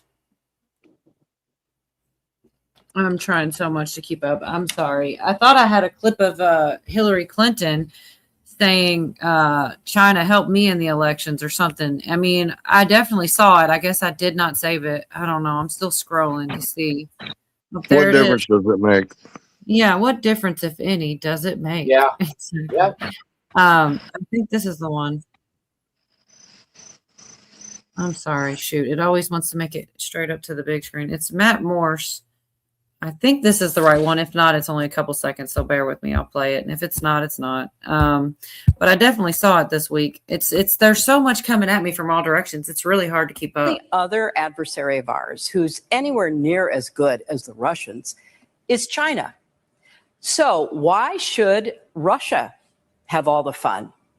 And since Russia is clearly backing Republicans, why don't we ask China to back us? I hereby tonight ask China. That's right. And not only that, China, if you're listening, why don't you get Trump's tax returns? I'm sure our media would richly.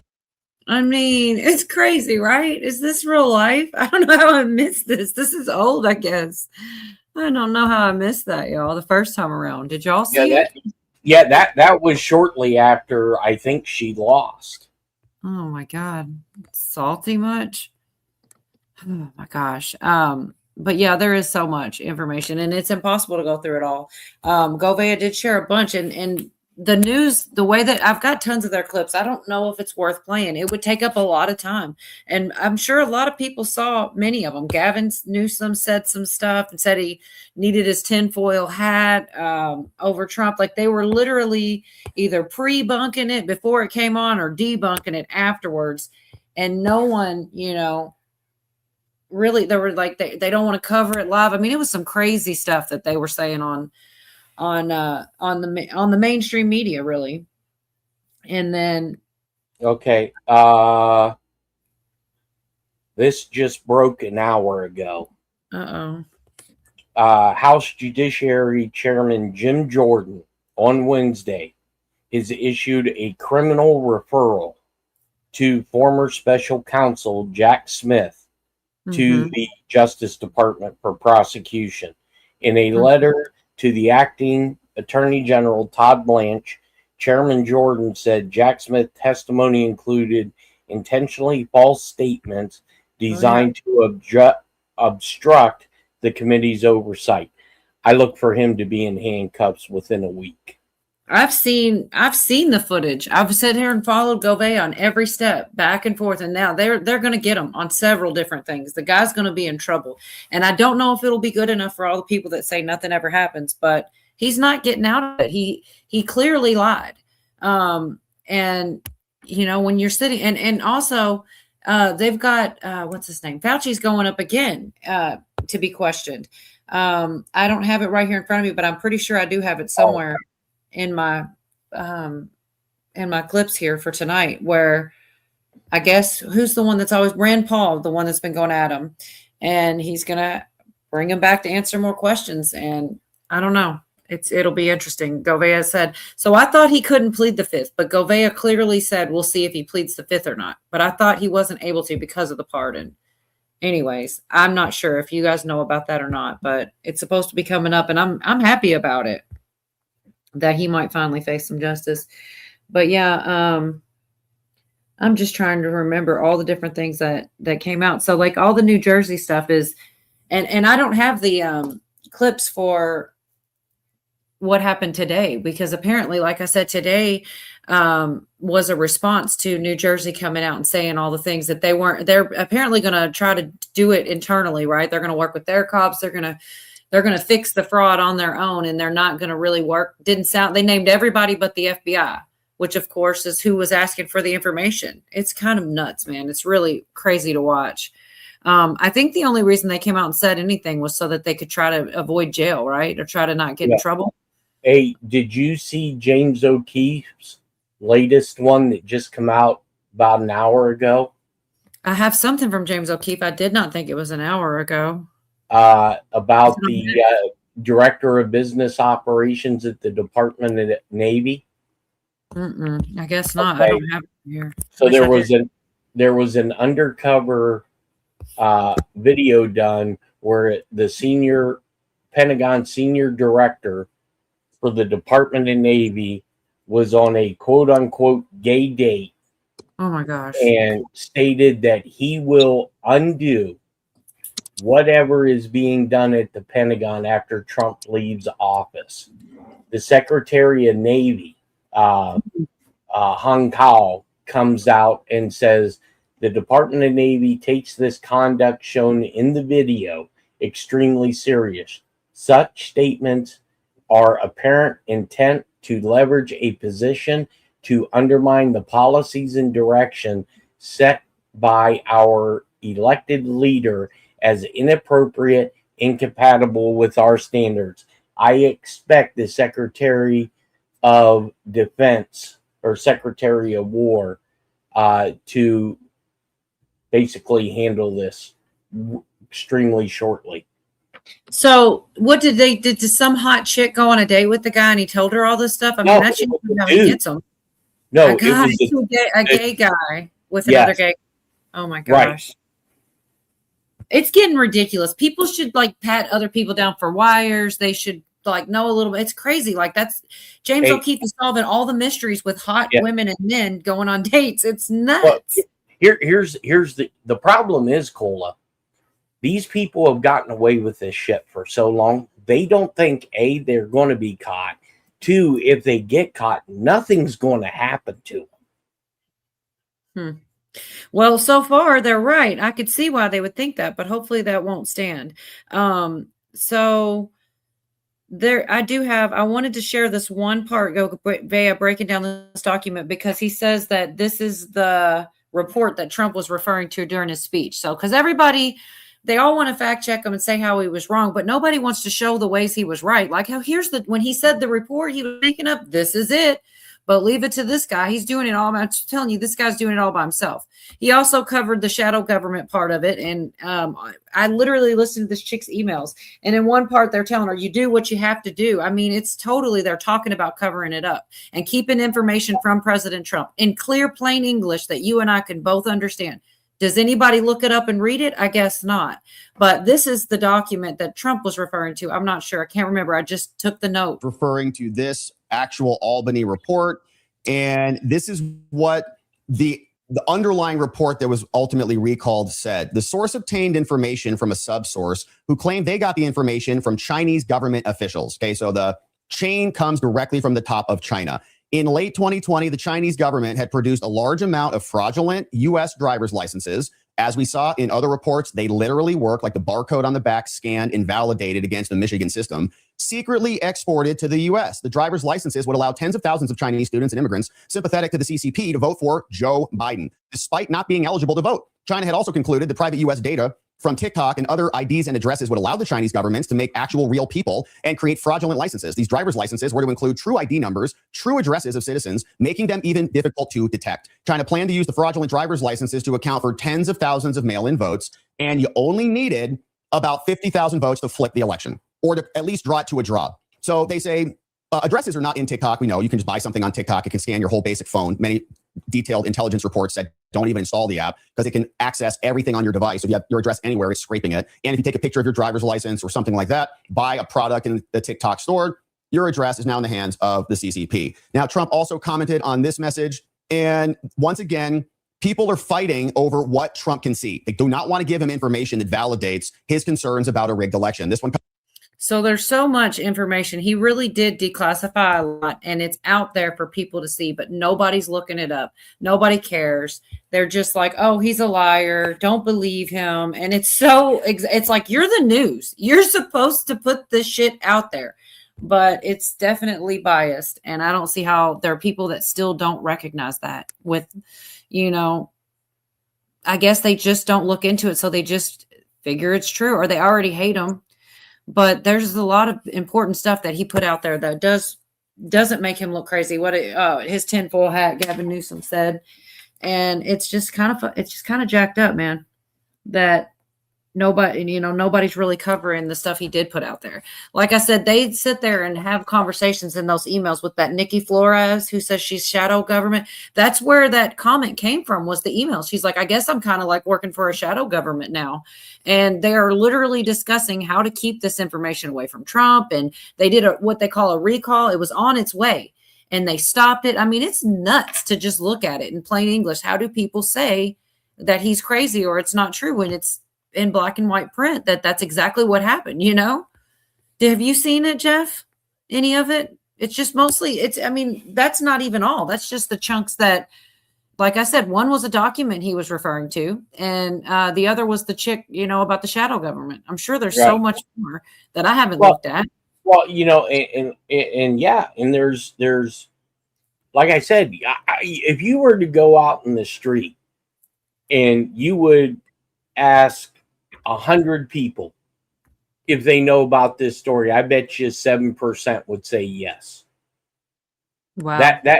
That's why if any of this shit's true, the whole media complex has to come down in order for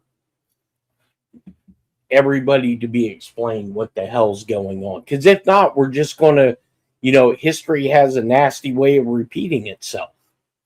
Yeah. Yeah, I'm about ready for that, Jason. Obama Nation opened an office when Trump got in the first time to resist. He admitted to that. He said he wanted to sit in his sweatpants in the basement, tell Joe Biden what to do in a earpiece. And then he did, I guess. But yeah, it is a lot. And I'm trying really hard to keep up with the most relevant stuff. And it's not easy. I do waste a lot of time getting mad at the media, which it's wasted time. I've got tons of clips. They're talking just to show, how the news handled it, different news networks, different anchors. Just look at this. I mean, talk about hypocrisy, right? Mm-hmm. Why is Rosie O'Donnell back in this country? I don't know. I definitely had some of her the other day. Like she said, she got her ass handed to her by the internet a bit because she was standing in front of her jet after saying all this stuff about the globalist elites and just, she just kind of is a hypocrite in so many ways. But Trump is such a dictator. He's back in office. Why are you back in this country, lady? I don't know. There's so much of that. What is their point if they can't give us real news? Take them all down. She's here. She's here because if you've watched any of the reactions from the Europeans, the portion sizes of food are much larger here. Oh my God. That's pretty funny. Oh man. She probably wouldn't appreciate that. Truth hurts. Yeah, I guess. So yeah, there's, like I said, there's so two of the biggest things that I was following, as far as I was looking into the actual documents that Trump was talking about and what the news wasn't covering, which thank God for Govea, because I don't think I would have. I'm sitting here saying nobody did. I'm lazy. I let Robert Govea search first and pull it up and make it easy for me, and then listen to him. You know how much research he probably had to do just to get the best parts. So I'm not trying to say that I don't get lazy sometimes too, but I want to know, and I want to know the truth. And it's not easy. It doesn't just get put on a platter for you and handed to you, unfortunately. So I'm thankful for people like Robert Govea, who does dig in there and he shows the documents on the screen too, just so, people know it's just absolutely what it is. Yeah, I saw that, Brew. Rosie's supposed to host Kimmel. Ireland didn't want her either. That was a Rosie joke. Yeah, I think they, and I could be wrong, but I think they kicked her out. Huh. Really? Yeah. Yeah. So what I was on a rant and I didn't finish my thought there. So yeah, so I went through all that. I'm about done with all the stuff with that. But then I started looking into all the stuff that New Jersey did. And once again, there's things that happened today. Like I said, the most I know is that they're just basically asking to look into it too. But they definitely admitted to like 6.6 thousand people registered that shouldn't have been voting. And she acted like she was all outraged and everything, but I truly don't believe that they would have been making that announcement or telling the world if it hadn't have been for all the things Trump's been doing to highlight it. I think that they would have just swept it under. Well, and I think this is where, before too long, it's going to be in the news cycle where states are not providing EMB records, and that the Postmaster General is going to order them to turn that stuff over, because that's how they're going to find out who can vote and who can't. But me personally, and this is just my theory, this national pause that I think is going to happen, we all may have to re-register to vote again. Me personally, I think that's the only way you can do it. I mean, it's a small price to pay, right? If they will not come off of the everybody's like, Jerry needs the pots and pans interlude, but yet Jerry's the only one that hasn't asked. So I feel like really they want it. So I'm gonna play it either way. Well, we'll pretend like it's for Jerry.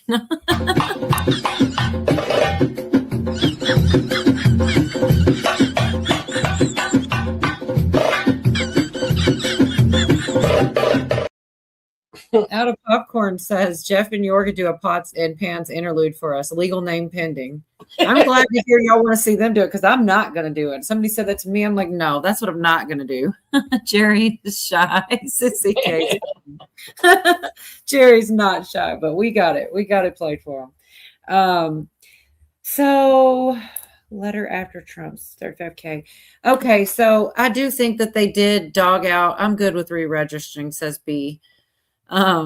Jerry's getting a good laugh. That's good. So this next one's really short here, but this is to do with, I don't know, I think this was also referenced in Trump's speech or something. A lot of people were saying it wasn't, they were dogging it, and Govea went in for a minute, and I like, oh yeah, the girl from New Jersey.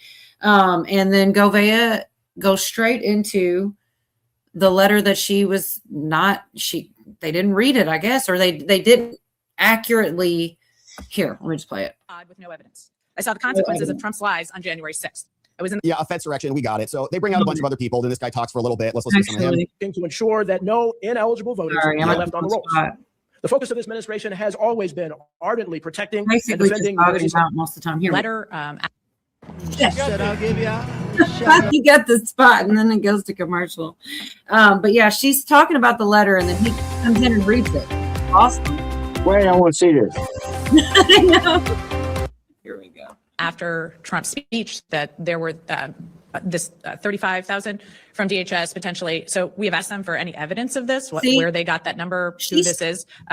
She said that publicly to the world. We asked for this. We're not getting it. Now watch what Govea does to present the truth. Received nothing back yet. I just read you the letter. Okay. He said that they got your public data and they validated it against the SAVE database to confirm that the people who are on your rolls don't match citizens. In fact, they match non-citizens. And now you're also indicating that your own internal due diligence has found a software glitch, which of course is not a software glitch at all. It is active interference with the election. Somebody's on the other end of the system, or if they're not on the other end of the system, if it is that automated, then that person is, whoever made the decision to enable that system is committing mass fraud, because the laws say you cannot have non-citizens voting in our elections. So if it's automatic, then that's a problem. If it's not automatic, then that's a problem. And so they're totally screwed both ways. But this is what you get. It's gaslighting and it's cover up and subterfuge on the truth. They will never give Trump credit for any of this, but this is very damning for them. I think this is more significant than they're making it out to be. Normally, their entire defense operation is to never admit anything, ever. She brings up January 6th. It's like that scene out of Terminator 2 when the T-1000 falls down into the liquid magma and then starts to evaporate, and he turns. He goes on to say he turns into all these different things, just whatever will work, different identities. I mean, it was kind of funny. But I just really like that guy. I'm really grateful that he does what he does, because not a lot of people do. It's hard to find truth and, information. I mean, I would say unbiased. Of course, he's not unbiased. So if he's happy or mad, then I know which way it went. But it's like, the other side is completely biased one way too. But even though he has opinions on things and it does lean one way politically, he shoots the facts straight. He doesn't try to skew what happened or didn't happen. He tells the truth about what happened. He shows the documents word for word. So I really like the guy. I would even, and if there was another guy just, that was left leaning that gave the facts and presented them and then his opinion, I'd watch that too. It's just the fact that at least he gives you the truth. Anyways, sorry, y'all got quiet. They're not going to clean up their voter rolls without a little help. Yeah, I don't know, man. It's so exhausting. Like they want to say they're going to fix it, but they're going to work with. It's like, we're going to investigate ourselves. Like that shit's not going to fly. And the fact that they actually thought that it would is really kind of comical. Like, yes, I laughed. I don't know which part that is. Anyway, yeah, I was overwhelmed this week with all the different things. He goes into so they say there was a software error and they say different things like this just to take no accountability, just for it to be like nobody's fault. And that's something Govea was pointing out. Who was in charge? Who was, there's somebody responsible for every error. The water pipes breaking at that one MPA. Place. Same kind of dumb shit. And nobody's ever getting, they need to figure out that's what I hope is going to happen. Finally figure out who to hold accountable, because they've definitely gotten some people arrested in different types of frauds. Maybe not Jason screaming pots and pans pots, but we just played it. Did you leave and come back or something? What else we got? I was just thinking about that woman. She probably put that video out months and months ago. It had a little life on the internet, and then kind of went away. But she has no clue that is like a hit on this shit. The pots and pans girl. Yeah, she's gonna be mad at me. How dare you play so much of my clip? You'll have to invite her on here to be a guest. Wouldn't that be awesome? Yep. Pots and pan girl. I could maybe get her phone number. Jerry would freak out. I would blame software if I was facing treason. Well, that's what I'm saying. Thanks, Karen. She blamed the previous administration, which were Democrats, Jersey. That's the other thing. Oh, it was those damn, she should have said the damn Democrats. But I mean, literally, yeah. And she's coming in now and she's going to fix it. But I really don't believe that they would have been standing in front of that podium if the events didn't transpire the way they did previous to. All the things that Trump's been saying and doing caused them to try to get in front of that because they don't want to get charged. But it just proves Pots and Pans centerfold. Oh my God, this girl's gonna hate me if she ever sees the show. Good thing it's not a big show. The odds of her seeing me are pretty rare. She probably tickle her to death to know that she's still got some legs out there, you know? You're talking about a chick who put pots and pans all over her body and played them with the wooden spoon. Right. I'm sure she's not going to get offended by her fame on your channel. She might have wanted a little attention, huh? Now that you put it like that. Yeah, maybe a little. Oh man. Yeah, we could raffle off signed glossies from her. Somebody just said that. You need autographs from the Pots and Pan girl. Give them out as gift. Miss Mischief. Yeah. Yeah. 8x10 glossies. Right. Man. Now the cheese grater later reminds me of nachos. Yeah, that's the thing is there's really no backup. Like nobody likes the girl that does the dancing and shakes her body all around. I think it's hilarious and well I've timed. learned to like her. I mean, I can't figure out if it's talent and like she just timed it so well. Or they just, How come you can't mix in the recoil lady every now and again? Yeah. the recoil. I do. Yeah, that's the only other one. Looks like Pots and Pans girl is from Texas. Look at Johnny. He done looked her up and shit. Johnny, how did you find out? It's kind of scary. Oh, she put that out around 2021 when everyone was depressed about COVID. Well, we're still laughing at it. Oh my God, that's not funny, Devin. Yorga, you got married. You don't need more numbers. When did he get married? Hey, win if you can, lose if you must, but always cheat. Okay. Always fucking cheat. Yeah, right. I'll put the recoil lady in there for Yorga. I like this one actually. I know nobody really cares, but I saw a clip before this blonde and it was I laughed so hard my eyes, and I learned my lesson about screen recording because people take shit down, change their mind, whatever. And then Cheryl found this one. It was I told her what it was, and it was gone, and it was a not so hot chick kind of in an office setting, and she was just, it seemed more like she was just being goofy, and it was so much honestly funnier, but this girl's hotter, so I don't know, it's give and take, man. I'm sure you're happier, Yorga. I mean, the other girl wasn't bad looking, but she was just, yeah, but it's still funny. It's funny. It was funny both times, but I think the first one was a little funnier, but it doesn't exist anymore. Go out to the bar and you see somebody you like, and then you just go, hey. Yeah, she's really cute. So But, firm, so fresh, so evenly packed. oh my God, so firm, so fresh. You can sacrifice a little bit of humor for more hotness. Yeah. I guess we did. All ladies should be wearing pots and pans. Good grief. What the heck? I'm not afraid to use it. I have Mountain Cook kits and nunchucks, and I'm not afraid to use them. I've seen the monkey version pots and pans. I know somebody sent that to me.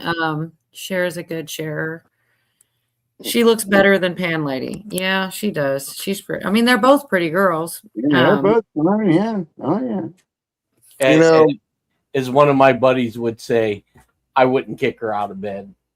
Unless you felt like doing it on the floor, you know? I thought it was for eating crackers in the bed or something like that. Hey,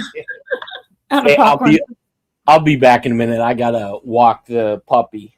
Okay. The sound of the slap and so firm. Oh my gosh. I need some good darts, COVID darts. Oh my gosh. So yeah, I thought Dee was coming back after a phone call, but she might have got busy. It would be cool to have her back. Pan Lady over Bounce Lady. Jason, he says she's greater than the other. So I don't know. This one pisses me off. General Milley recommending leaving the 2,500 troops. I saw this. It's probably old. It's definitely old news when he sat up there and said it, but basically they're saying China infiltrated the highest levels of government because he told them that Trump wouldn't strike. I don't know if you guys remember that, but unless it's like something really y'all want to see, it's almost depressing to sit there and listen to it because nothing's been done yet. I saw earlier in chat someone saying they wanted to see Milley get in trouble, and it's nice to know anybody even is aware, you know. Oh my gosh. He's one of those guys that I could just see his face and I didn't like him. Milley. Right. You know, I just knew he was a douche. Right. Well, Milley committed treason when he said that if Trump was going to attack China, he would call China and let him know beforehand. Yeah, he did. That's exactly the clip I have, Jeff. I wasn't going to play it because it does kind of piss me off, but he's sitting right there being questioned. And she says something like, well, I think you should be, I don't know exactly what, I got the clip. I just, like I said, it almost pisses me off. And I don't know, unless somebody really, really wanted it. What I was going to show was this real short 15-second one that says, CBS presents, it says, ready for this. The evidence CBS presents to fact check Trump is that communist China denies it. I'm not kidding. And they conveniently have a pre-written denial from China ready. So not only did they not broadcast Trump's speech, but they were actively collaborating with the CCP beforehand, enemy of the people. And here's the clip. It's 15 seconds, but like I said, there's so much I couldn't share it all. It'll honestly, if I played it all, I bet you everybody would be pissed off. And I don't want to piss people off. But the news is crazy lately. Like, it's worse than I remember ever. That they're just like, they just don't care, balls to the wall. Because I think maybe they are going to.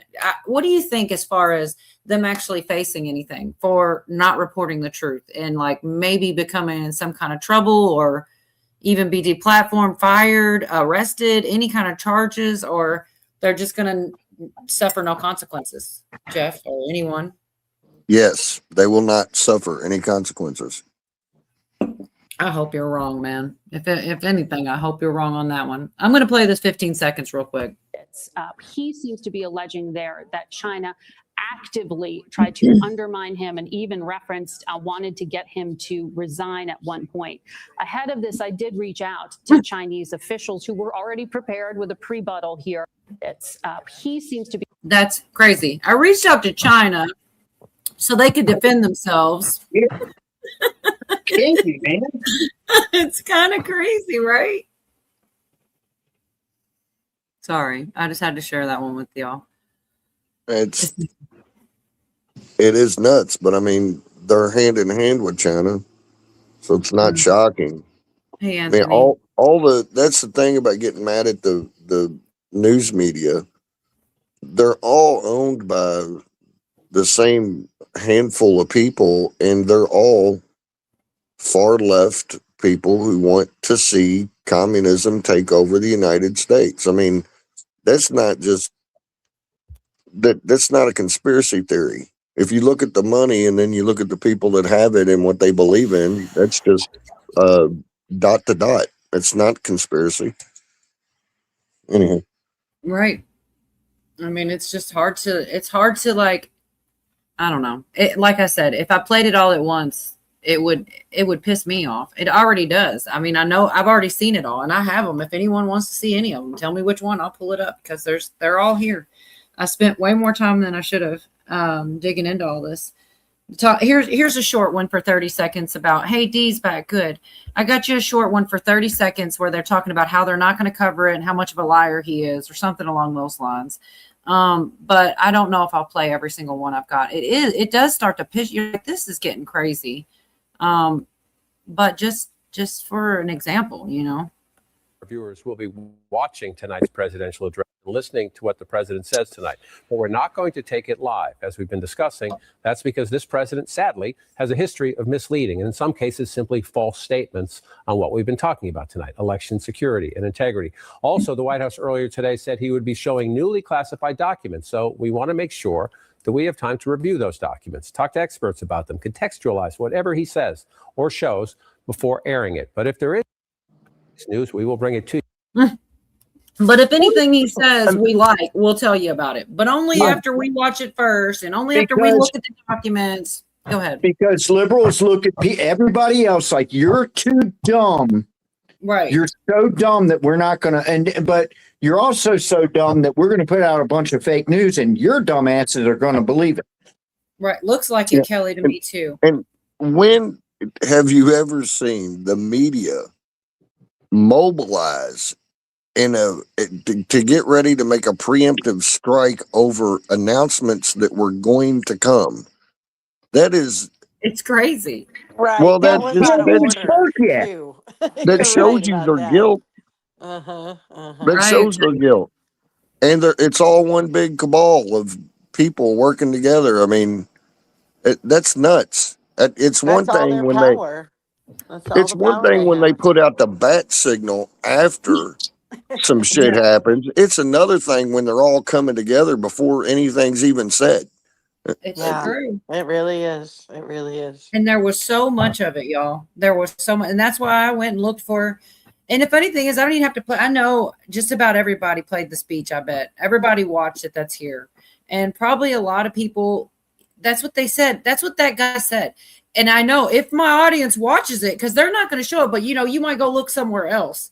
I think it was, even though people were talking shit about Tim Pool, I do think he's the one that said, well, good, I'm glad that'll give us more viewers because we're going to cover it. He's like, it's pretty damn shameful when the news won't cover the news, and somebody, it leaves an opening for people like us to, do it. We got to, do the job of them. It's crazy. Well, not even just the news. It's the president of our country. It's really more Exactly. like, who in the F do you guys think you are? I mean, really, it's really astonishing.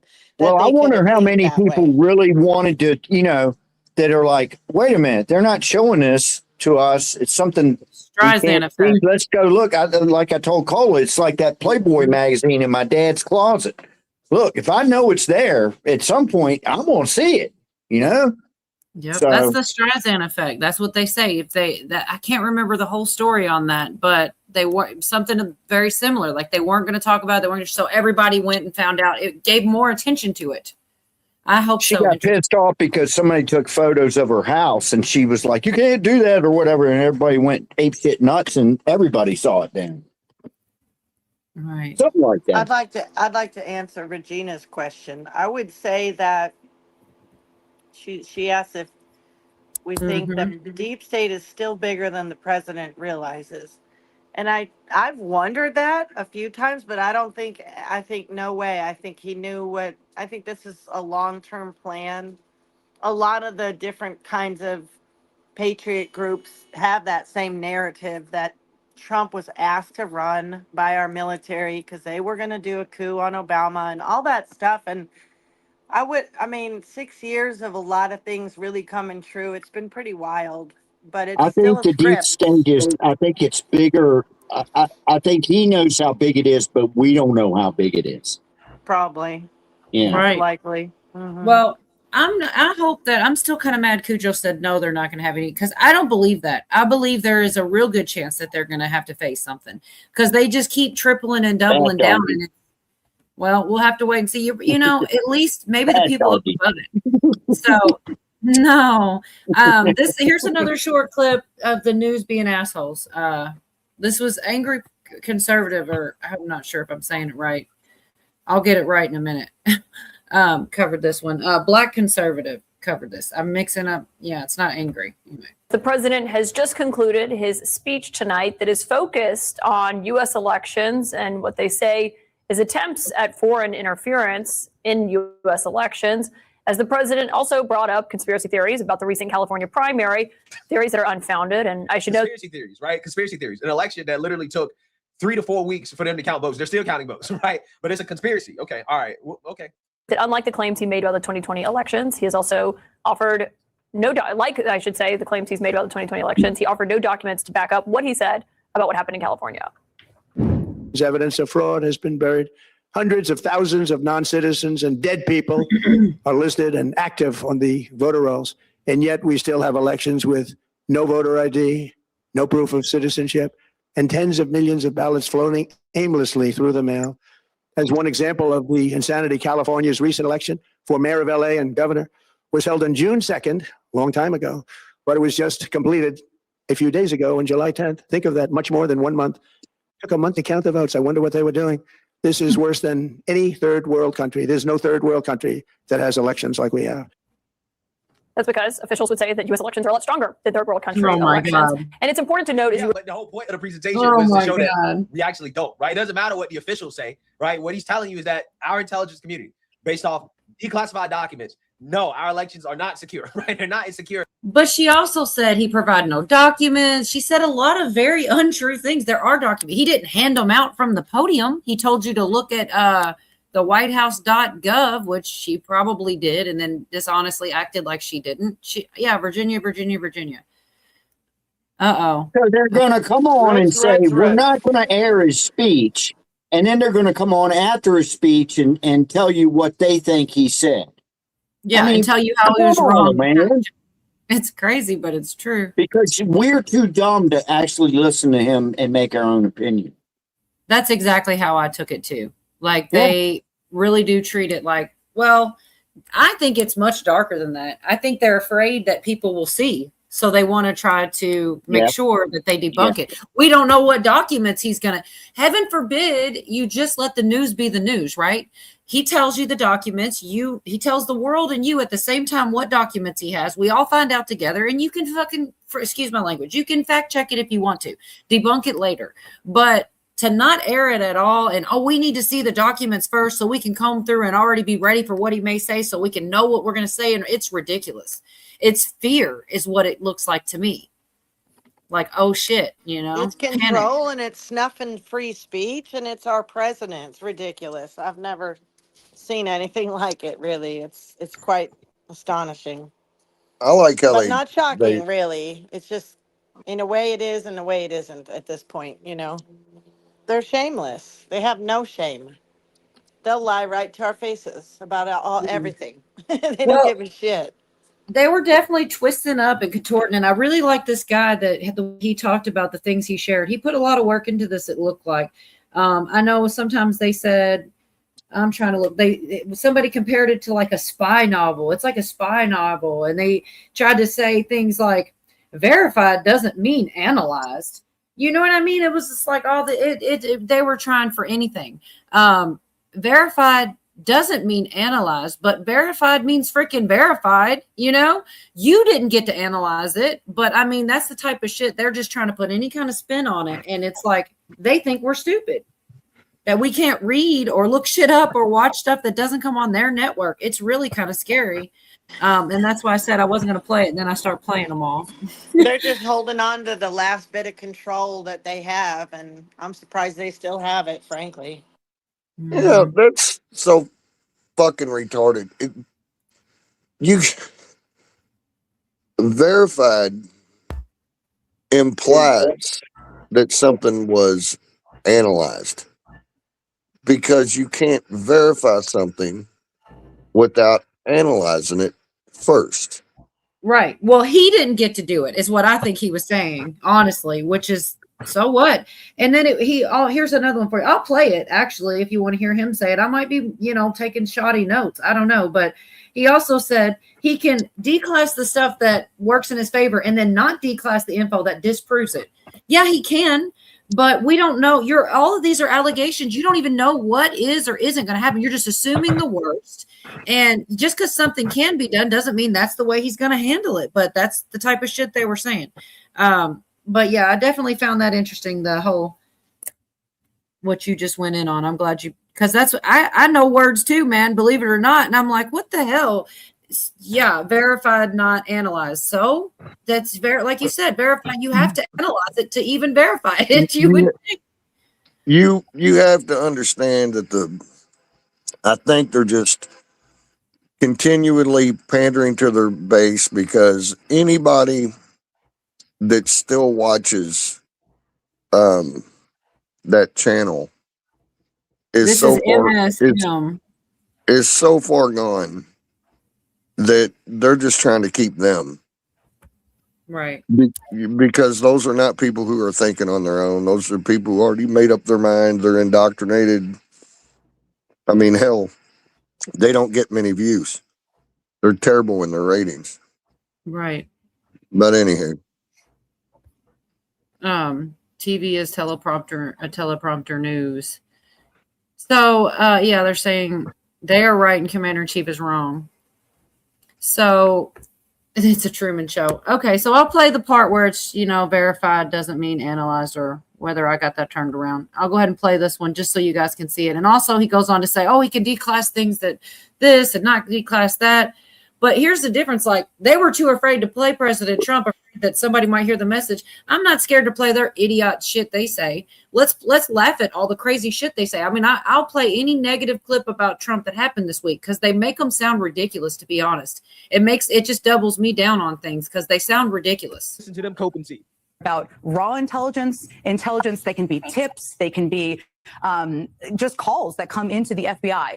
A lot of those are just thrown out, thousands of them, even on a daily basis. Explain to people watching who just heard him kind of portray a universe where the intelligence community is hiding information from him, how this actually works, why raw intelligence wouldn't be even presented to a candidate or put out publicly. Yeah, so the intelligence community collects easily hundreds of thousands of data points any given day.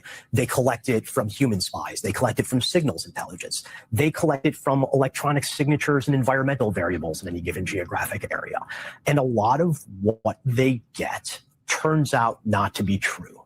So if I call the CIA or I call the FBI with a tip, there is a record, a documentation of what I said. But that doesn't mean it's been verified. That doesn't mean it's been analyzed. And most importantly, that doesn't mean that it's true.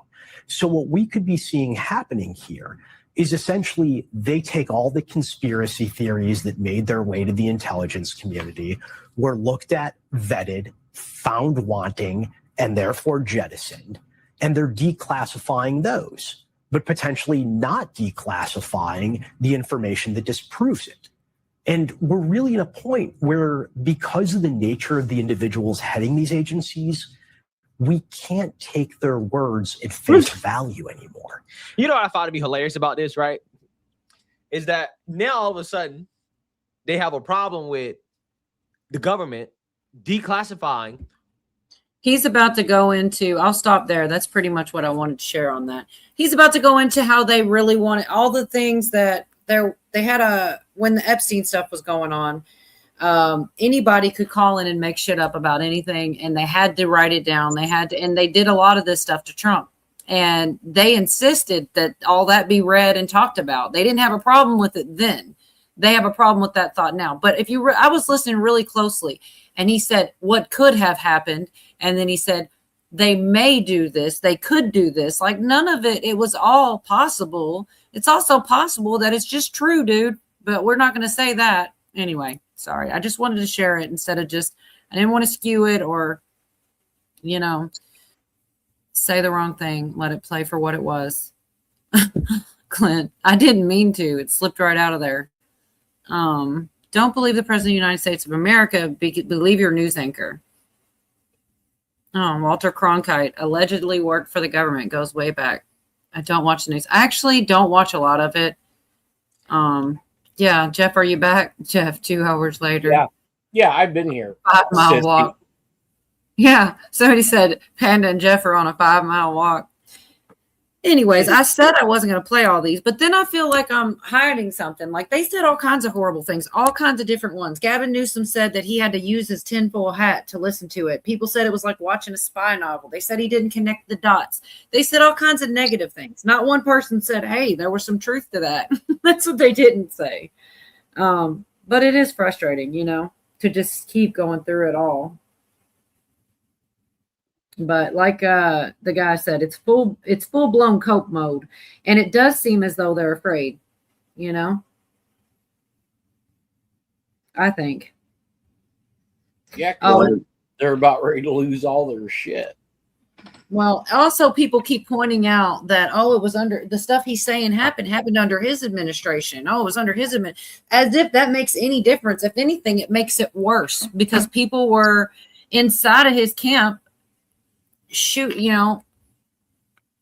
Inside of his camp, but not on his side. I mean, it makes it honestly greater of a conspiracy, but they think it's some kind of gotcha that, it happened under his term. Yeah, it did. You swamp monsters. I don't know. That's the way I took it.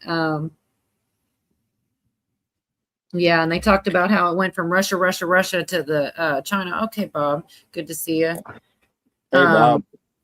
Like they didn't have a problem with it when it's saying the Russia, but now that it's China, it's just crazy.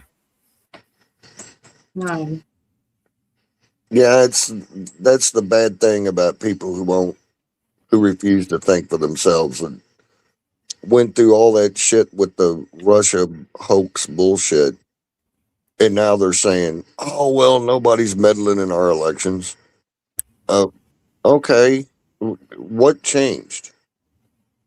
Anyway. What about all of 2016? Freaking Hillary saying that that election was rigged. Right. Russia.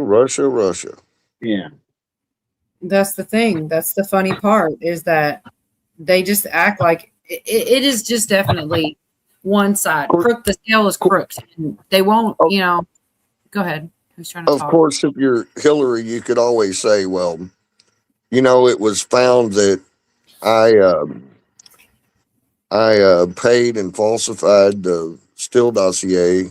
So, it turns out there was no Russian collusion on our election cycle because I was lying about it all to begin with and conspired with a bunch of people. So she could use that to stand on to say, hey, I know there's no foreign interference in our elections because I conjured up a bunch of bullshit to make it look like there was. I don't think she's going to do that though. All right. I don't know why not. Nothing would fucking happen to her if she did. Shit, she's already been found guilty, proven guilty of a whole bunch of shit. She's never been held on trial or anything. I hate that bitch. Anyway. Caught them all. I still think there's a chance of that. I still will be kind of shocked if it gets up to those higher levels, but I think they're still shooting at Fauci left and right. He's supposed to be drugging. But also, Trump does talk about Biden a lot. I mean, not Biden. He talks about Obama a lot and how he's behind a lot of it. And I think it was Hegseth, right, that also mentioned it. It's like I didn't expect that. So I don't know. They may try, but that's who I'd like to see go down, says B. I think she's talking about Obama. Nancy, queen of the winos. Worse than a guitar. Obama's gone down a lot. I just had to throw that in. Oh man, I got it. Amazingly, it's me that got that one. Big Mike. Oh, I have so many. I don't know if I want to. Let's see. What do we got? I don't even know. They're all played out, aren't they? All the Michelle is a. Michelle is a tramp. I did shorten that one just to get in and get out of that one. That could be that's what she said. And then there's damn it. Obama himself. Michael and I also want to.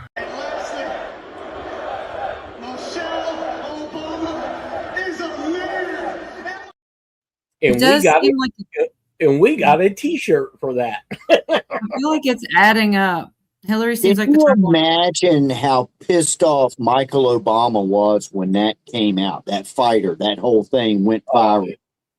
I'm surprised that guy's still alive. Look, and when they were in the White House, one of the agents that I knew, they called her Big Mike. They knew it. The agents. Yep. Well, you notice he didn't correct himself. And that's not the only clip I've seen where he says Michael and then doesn't fix it. I have seen him say Michael and then fix it. Hey, Book of RLM, good to see you. Hillary stole my laptop. Good grief. I think Israel is too involved in our. Okay. Barry was mad. Oh my gosh. Yeah, I got what you meant. I got it. I figured it out. Court pending. So then I got this one clip, more news stuff. What did they say here? It would be irresponsible to air the president's speech about his false claims with 2020. I can't believe it. I don't know. Like I said, maybe I should quit playing all the clips because they do just piss everybody off. But it's also like, I can't believe that nothing's ever going to happen in the future. If they prove these things to be true that they're saying are false, then what? I mean, I like how they always said during Obama that if you don't like him, that's fine, but you need to respect the office. And now they've turned around and they're not respecting the office by not airing that speech. I mean, come on, man. Well, I they have agree to, with that. they Respecting the have to, office. Go they ahead. have to fact check him. Yeah. Right. That's the other thing too, that they sit there and say it'd be irresponsible to air this about his false claims. Now, if you are an investigative news team, you don't know what the president's going to say. He's calling a news conference. You may know the subject, but you don't know what he's talking about. So maybe you don't believe everything that he said before. But now he's got some shit that he's going to drop out there. You're a news desk.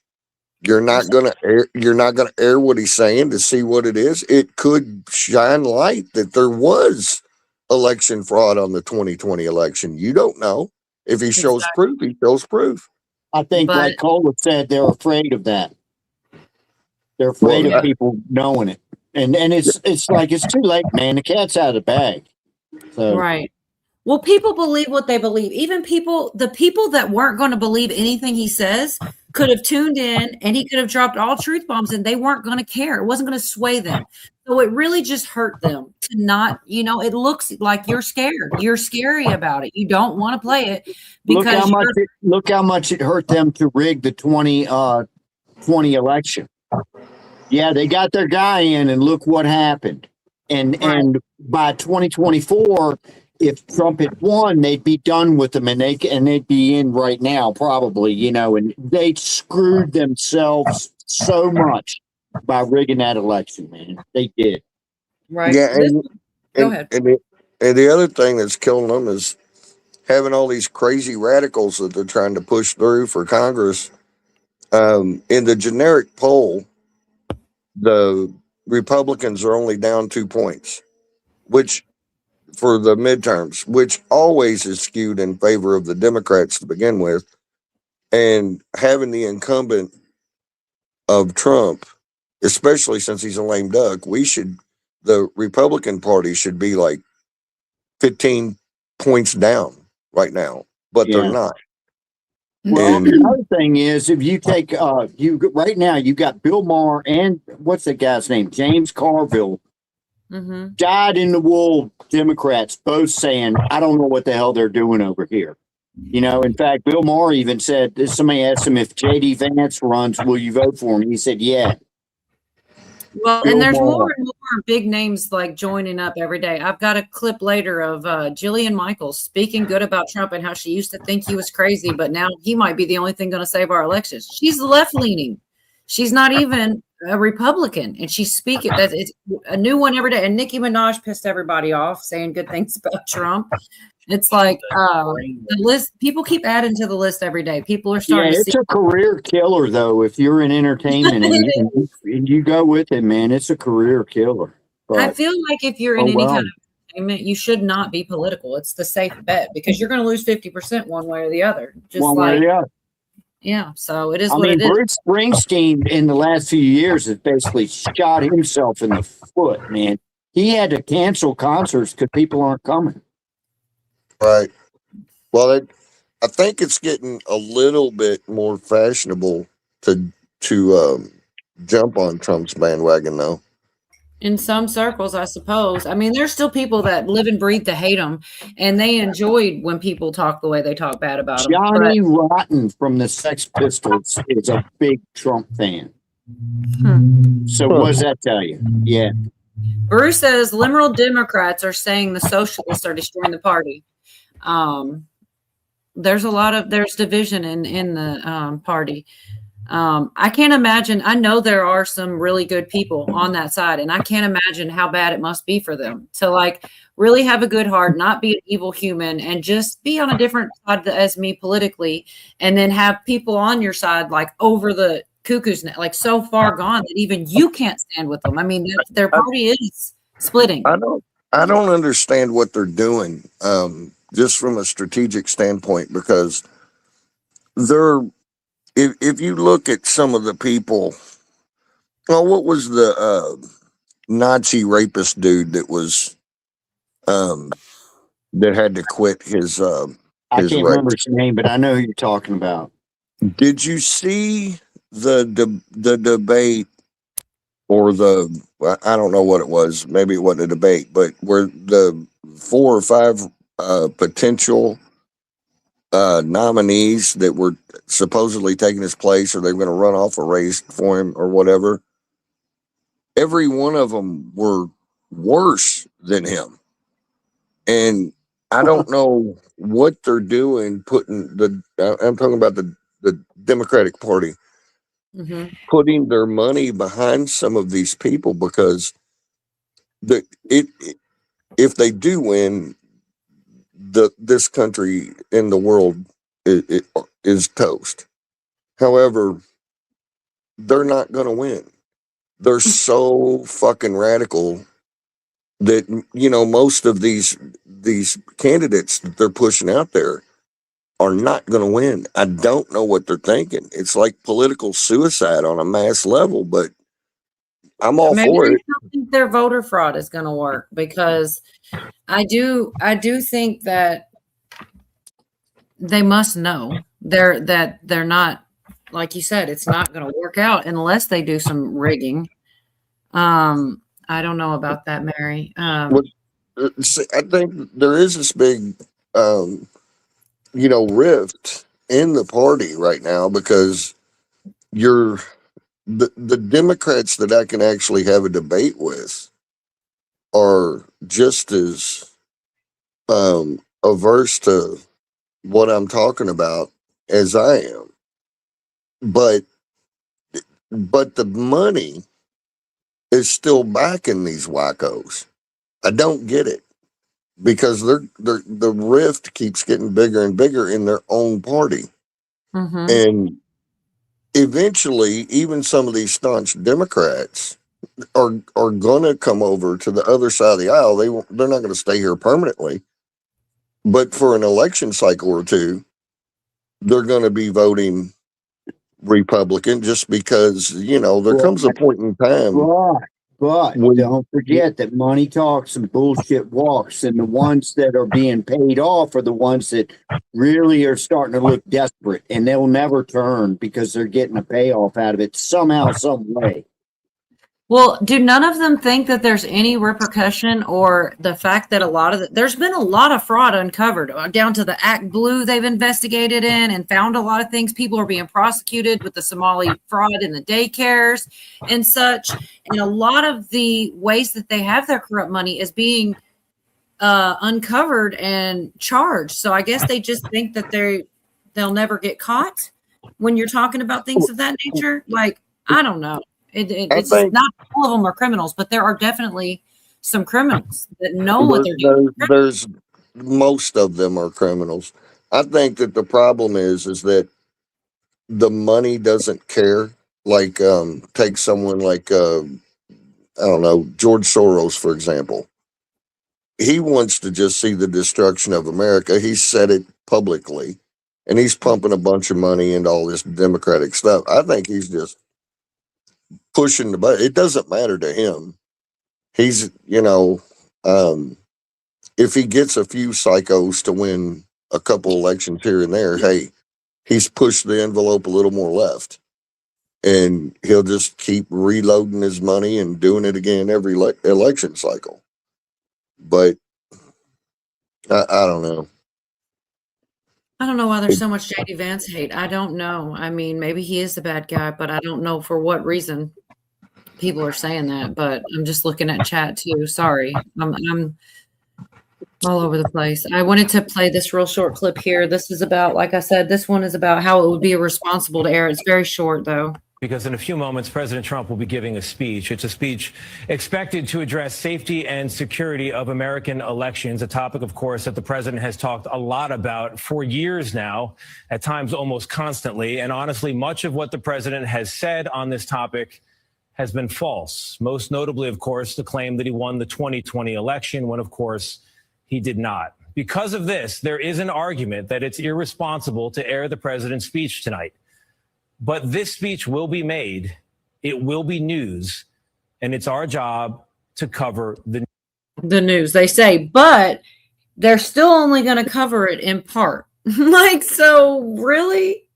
They're trying to. And Thanks people, for doing half of your job. people were still mad. There were people mad that they did anything. That's what it's like. They're apologizing because they have to share this mean, bad man because he does happen to be the president and it is news. And people were still mad with all the disclaimers. And to me, that's just nuts. Anyway. You know, history is not going to look back on this shit kindly at all. All of this stuff, not just the political, but the way the media was working and acting and everything, you know, and no. All of these people, you know, within time are going to look like serious fools. I don't blame them either, Camo. They want us divided. They fear us united. General Flynn is better than POTUS. I mean, no, I don't have anything against General Flynn. I don't know about better or worse, or I don't know much about him other than I do think he's a good guy, but I don't know. It is hard to trust anyone. It really is, even Trump. But I do believe what he says he believes. I don't think he's out here just saying it to say it. I think he believes it. I think there is going to be some things that'll come out to substantiate a lot of what's been said. Oh my God, Jen Psaki was all over. Circle back Psaki. Let's see. She said things like, oh yeah, she's going to cover, but they may pull out at any moment. Are you kidding me? It's so funny to me. Yeah, if he starts saying shit we don't like, we're cutting it off. I'm not. I wish I were joking. I really do. Circle back Psaki. This is not even a whole minute here. I don't think. Let's see. Oh, we need volume. You know a good thing I think that AI could maybe do? Go ahead. Oh, I'm sorry, but I just thought about this because I'm like, why don't we have any unbiased news? Why don't we have, you know, any that's, you know, it's okay, it's good over here, it's bad over here, it's bad here, it's good here, it's, you know, just cut and dry flipping news, man. Maybe AI could do that shit. Oh my God. I don't know if I trust it. Let me ask, did we ever? That's something I'd like to know. I'm not sure if we ever did. But when I was younger, that's what I thought, you know, that was the programming. I thought that was some of the first things I had to unlearn, is that they would actually tell us the truth on the news or not have an opinion. We grew up with freaking Walter Cronkite, man. And I'm learning now that he was kind of liberal leaning, but none of us knew that growing up, man. Yeah, the news was the news, man, when we were kids. And maybe we were just naive. I don't know. But I mean, yeah, that was it, cut and dried. That's what we believed. And you know, I didn't even realize there was a slant on it at all, but it's gotten horrible now. Well, the thing is, was in the past. Sorry, go ahead. Well, back when I used to watch the news as a kid, it's like they may have framed up a story a certain way a little bit or whatever, but basically they gave you facts of what happened. You didn't have, like, Walter Cronkite wasn't sitting there saying, oh, well, most of the things the president said is false, and blah, blah, blah, blah, blah. He just would tell you what he said. And he may say, the only time that Cronkite ever really gave his opinion on anything was like the space program, because he got all excited about that shit. You know, so he would kind of throw in his opinion with that. But as far as news, it was cut and dry the way I remember it. It pretty much was. I'm sure that, you know, everybody who's writing a story is going to have a little bit of a slant on it. But even back then, if you were on one side or the other, you were just trying to give the facts of what happened. And I don't recall. You know, they used to when the editor or the, you know, somebody on a news station or in the newspaper, it's called an op-ed. So, you know, they're giving their opinion on something, but the people that were giving you the news, it used to just be pretty much facts and figures, you know, anyway. I thought, but I didn't know if I was naive to believe that or not. I don't really know. Not with everything I've learned now. It's hard to say if it ever was, you know. I feel like I'm naive to think it ever was at this point. Maybe more so than it is now, but I don't know. Who knows? Well, let's just say that then, that definitely a lot more a lot less biased than it is today, for sure. Right. Well, I got 40 seconds here of her telling us how they might not, whatever. And we debated whether we would take even a minute of this speech, because in the past he has used nearly every public speaking opportunity to spread lies and conspiracies.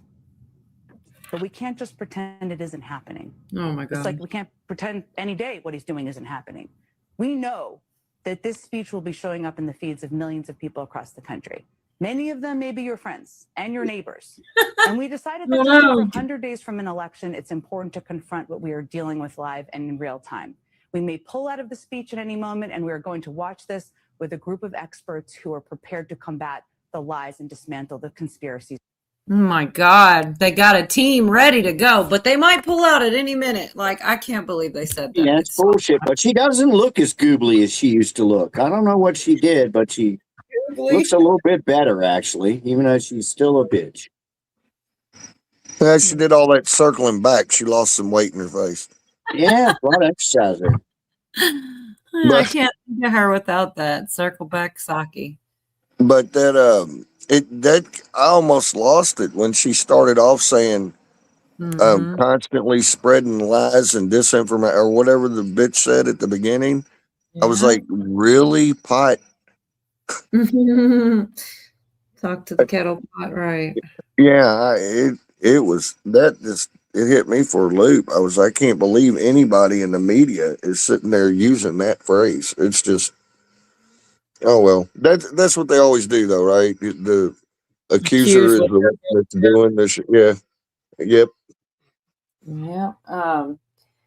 Let's see this one. He gives the address on election integrity. Oh my God. They just basically, I don't know. Are we done with this? I don't have to keep going through it. Senator Mark Warner said he was embarrassed at the baseless claims, and, you know, he kind of dogged him out. It's crazy, man. There was so much. Like I said, Chuck Schumer, James Carville, though, said, well, we should just play it and let people know how crazy he is because he's such a madman. We should just let everybody see it. But you know what? At least he said we should play it. So I'm with that. A long summer's night. Good to see you, Chessboard. Bill, Cujo saved some pocket change tonight because Chessboard wasn't here to hear the cuss words. Oh, man. Fake news is trying. Trying so hard to convince. What happened to contributing? Yeah. Well, like I said, it is, I mean, take my word for it. I went through it all. I don't know why I did it because it is frustrating, but I just wanted to hear it. You know what? If one of them would have had a good point, I'd been so quick to play it. So, you know what? I didn't think of this, but they really didn't. They just took hits below the belt, talked about how dishonest he was, and just all kinds of different things. Schumer is a real vampire. Unlike our fake vampire, Yorga. That's what you're saying? He just, Schumer just, he's so swarmy looking, man, that guy. You know, it's just like, he just oozes with. Is he not, you said something earlier about somebody who just their face made you wanted to punch them? Yeah, Millie. Yeah. And Schumer's the same thing. Exactly. Yeah. That is Schumer's face. That really is. Yes. You know, it's like you see a car in a used car lot and you're like, man, I got to go look at that thing. And he comes out and he's a salesman. You're like, I ain't buying shit from here, Slimy man. salesman, predator, shyster, grifter, fraudster, liar, scammer. He's all of that. It just looks like Soldier, it on his face. sailor, ticket, tailor, plowboy. What the heck? Where did you come up with that? That shit rhymed. We weren't even trying. Nah, it's from a Queen song. Oh, okay. Yeah, so I didn't even know that. I had it in the queue. I was going to say, you cheated. I knew that. Well, my Hey, shit was the made one I was up. talking about, too. Saying. I made my shit up. So I'm the 50,000? Sheesh. Well, it's not as good. Excuse you. Yeah, okay. I haven't had one of those today, D. Thank you. You're welcome. You good. My birthday. Yeah. It's Bruce's Oh, birthday. happy birthday. I didn't know. Oh, It's good. not. Today's his It's freaking full of birthday. shit again. I got cake and everything. Shut up, D. Shut up, D. Oh, I got rid of my birthday intervention one. I love They- that intervention one, but it's real cringy. Well, Yorga convinced me. He always calls out all the bullshit that they may have actually known, and it was just a skit. I thought it was real, and it was Yeah, I much. think it's a good skit, but I think it's a skit. I got rid of it. I don't know. You know what? Either way, it makes me laugh. I got rid of it But for it the is thought one. cringy. I got this one from Echo. I mean, this just hit too close to home. This is just literally the inside of my brain. Had a sometimes. thought. Apparently, I had a second thought that's ricocheted off the first thought, and now I can't find either. Didn't make the cut against that guy. That shit cracked me up. I couldn't believe it. I was like, how did she get this out of my brain clip? And I saved it. It's a good And one. I still like the apocalypse one, but it doesn't fit very many things, but it still cracks me up. I think I still have it. Uh-oh. Shoot. Do I? Schumer looked older. Well, I think someone's wearing a mask playing him now. Sometimes they just all of a sudden don't have no wrinkles. Their skin don't have no tone that's different. It's all one tone. You think they'd make those masks to have some blemishes on them, but no, they all look like porcelain dolls when they're You know wearing that I masks. told you about the naked lady at the museum. She had blemishes and stuff in her skin. That's what made it look so real. Mm. Yeah. Y'all ain't right. That's right, Yeah. Jerry. That is what unites us around here. I found the zombie one too, actually. What's that? Did you have something, Yorga? No, just the naked lady at the museum. I was just going to say, when I have to get fake teeth, I'm going to get them all fucked up looking. Oh my gosh. Oh yeah. Everybody's teeth are so beautiful and stuff now, you can tell they're fake. So I'm That's just probably going the next thing these retards will be doing, that put all these piercings in their face. And well, I had heard branding was going to be the next thing, but thank God that never really did take off. There are some people that That kid might hurts be- too much. fuck yeah. Email, Duncan. My email's on there. English YouTube Never do that again. Oh my God. That would What was be I thinking? nothing would be better, Diane, if I could get actual Roseanne to sit on this panel. I would. Oh my God. Oh my flip gosh. out, but I don't think she'd be messing around with it. Actually, what's true is if she watched much of it, she probably would want to sit up here. But I doubt she's going to run into my channel anytime soon. But man, would that be cool? I absolutely would. You'll get her on. Your research? Oh, good. Ask her to pencil us in, would you? She said, "Oh, like whenever when she tells you need to find somebody, think you like have met him, but his name is God." I would be like literally making clips out of the whole time she was here. Every other sentence she said, I'd clip because she's hilarious, man. Let's see. What didn't I have one more? Talk to the hand, bitch, somewhere, don't I? Oh, I still So- got it. Talk to the hand, bitch. She put some on it too, bitch. I love her so much. Where did she grow up? I mean, where's she from? See, I'm getting a New York She's vibe. Midwest. She's, Huh? I think. Midwest. Where was that? I don't know. I should know these things. Where was the show at? Was in Ohio, or was it Midwest? Oh, someone talking and I can't hear them. Shit. Ohio kind of is the Midwest, I think, isn't it? It is. Am I talking over someone? No, I don't think you are. Okay. Can you hear me? Yeah, I Yep. can hear you. Good. There's I'm goats trying in to get my. Hawaii. I think that's my Gmail anyway. I certainly hope it is. I'm telling you, John- on my YouTube page. John I've heard. Dunning, is that your way of telling us that she sacrifices to the devil? She raised goats in Hawaii, y'all. I'm reading a message in there. Of course, I have heard people suspect that she is. There's people that just say everybody's dirty. You know, Trump, Roseanne, all of them. Yeah. Man, Roseanne's been doing the people that same believe crazy that. rabbit hole. She knows 107. I've seen that chick wear QAnon hats. She's been down all the rabbit holes. There's no way to get. They would have already shut her up, man.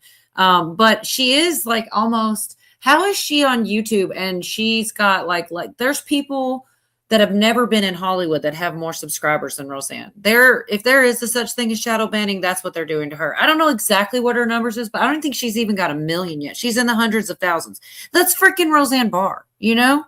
I can't believe it. I think people don't even know that she's out there on a channel, you know? A lot of people. Anyways, I don't know. I'd be shocked if she was actually bad. That's all. That's my tangent. So I don't know if anybody knows who Jillian Michaels is. I did want to play this. Yeah. She is supposed to be on the left that I knew of, but Yeah, she's she just is of the LGBTQ. mm-hmm. Yeah. Definitely on And the she's really good looking. yeah. I mean, Well, she she's used to right be there. right now. And Yeah. she listen to what she says though. That Trump is corrupt. They don't like his tweets. They're furious about gas prices and inflation. They don't want the war in Iran. I'll validate their concerns. But I got to be honest, it seems to me that he's the only one standing between us and the complete loss of free and fair elections. You know, I used to think that Trump was insane for suggesting that the 2020 election was stolen. And now I'm actually not so sure.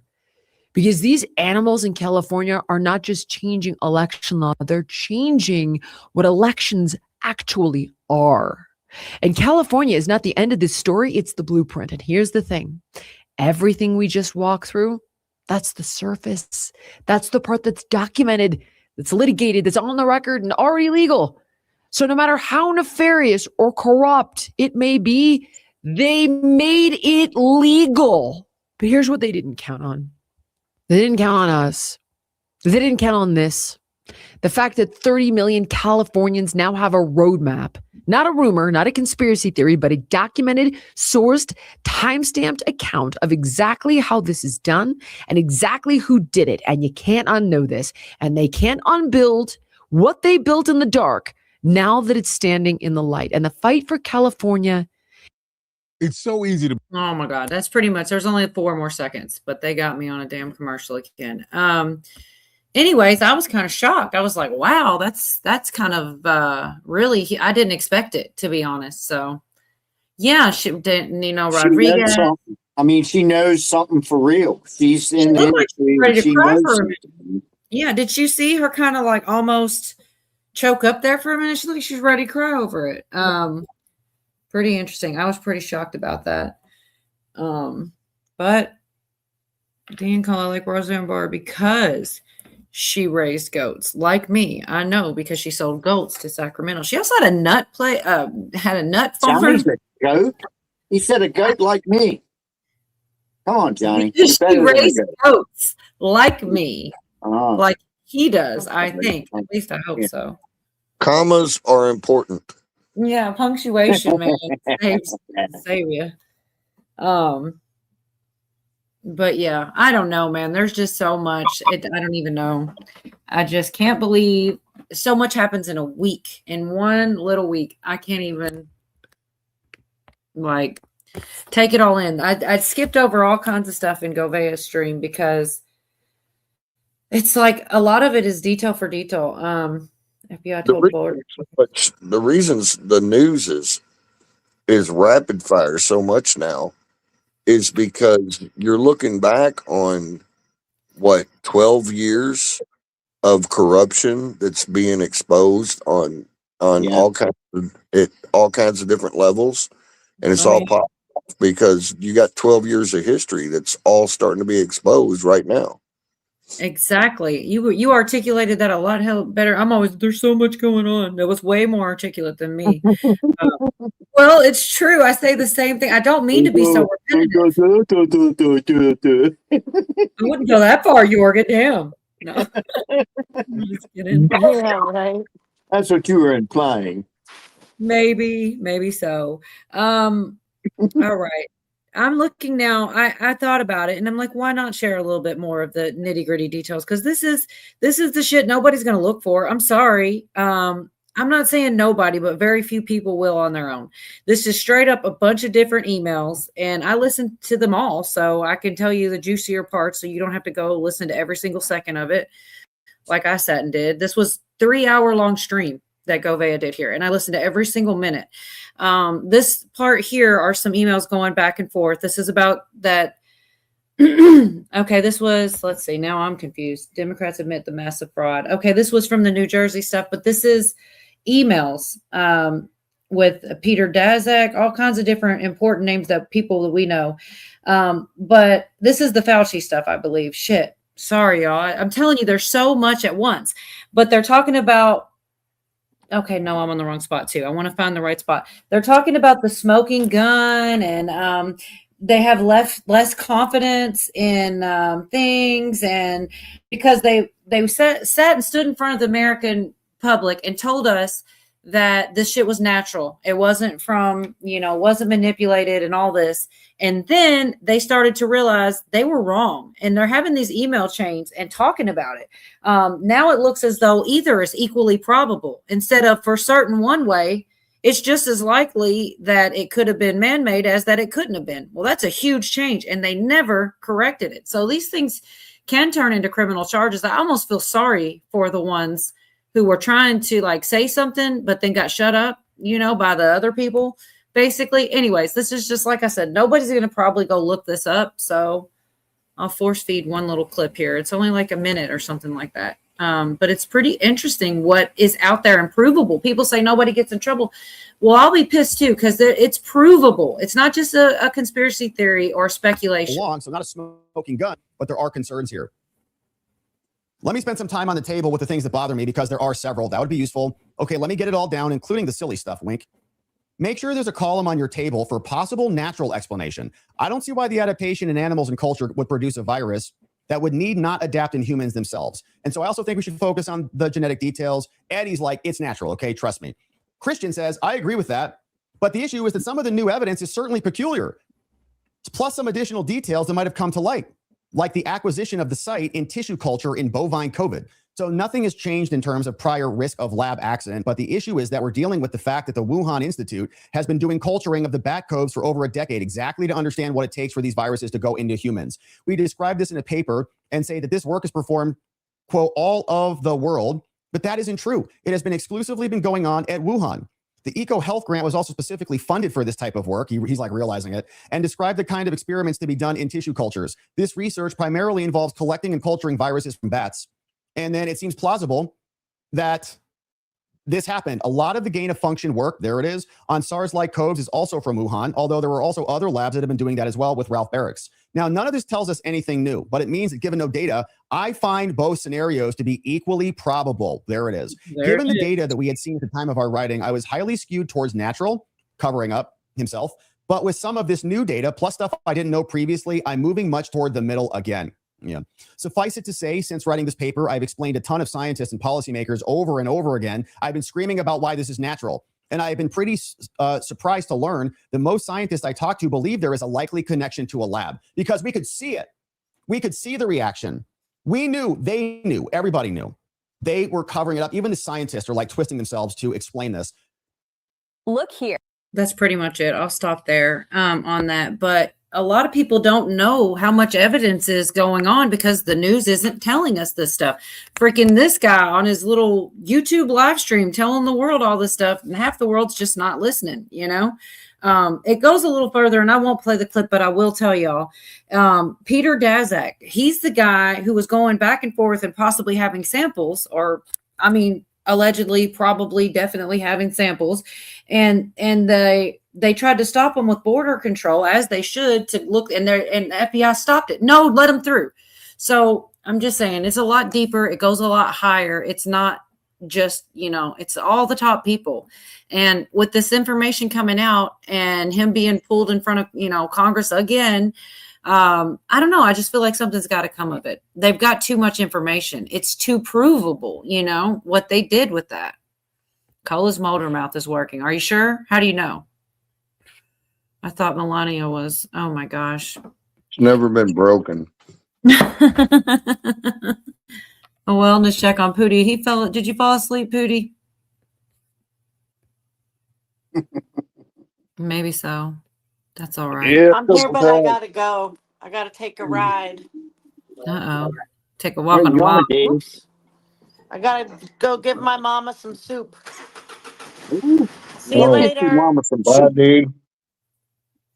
All right. Well, they caught a ride together there, I guess. Oh, cool. I'm sorry. I'm running everybody off with all my boring news. I don't know. I find it fascinating, all the stuff that's coming uncovered all at once. But it's equally fascinating that the news isn't talking about any of it. And they're literally telling us, hey, this thing that is going on, yeah, it's probably irresponsible if we tell you about it.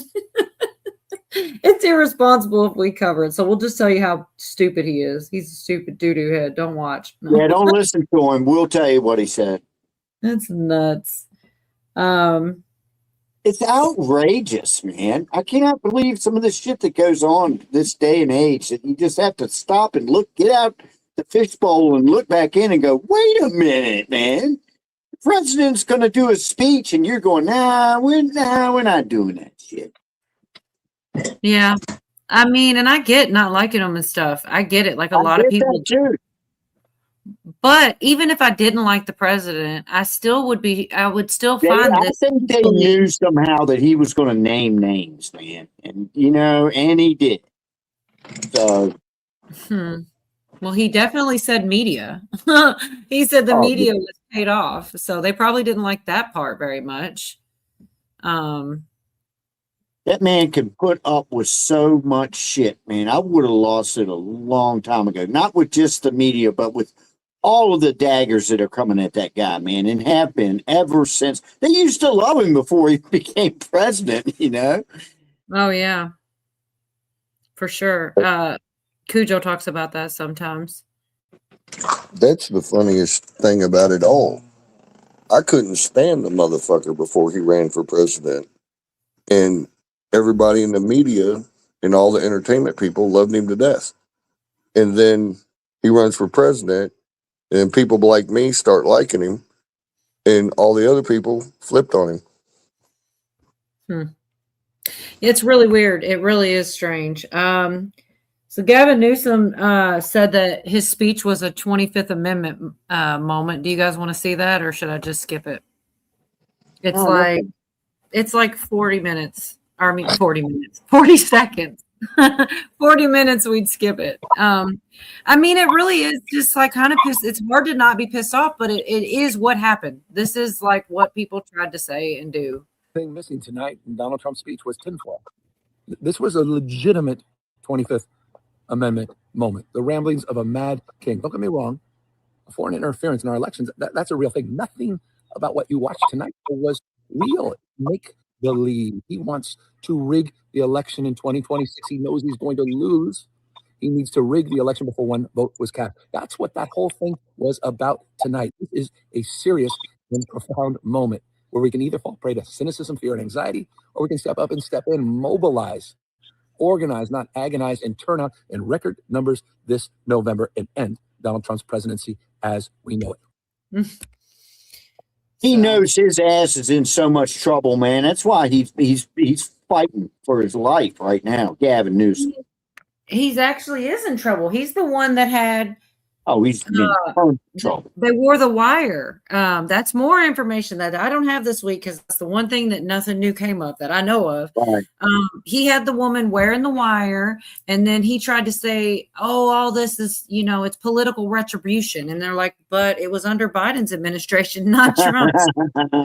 But it's Trump's fault. It's totally his fault. Yeah. But there's a lot of criminality coming out on him. It's not looking good for Gavin either. It's really nuts. But that was corruption under the Biden administration because they didn't want him going anywhere in the Democratic Party. They were trying to shut the dumb bitch down. That's what's hilarious. And yet, was he crooked? Yeah, he's crooked as shit, and they're going to nail him.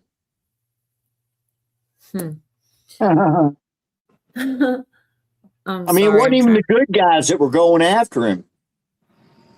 It's nuts, man. Really crazy.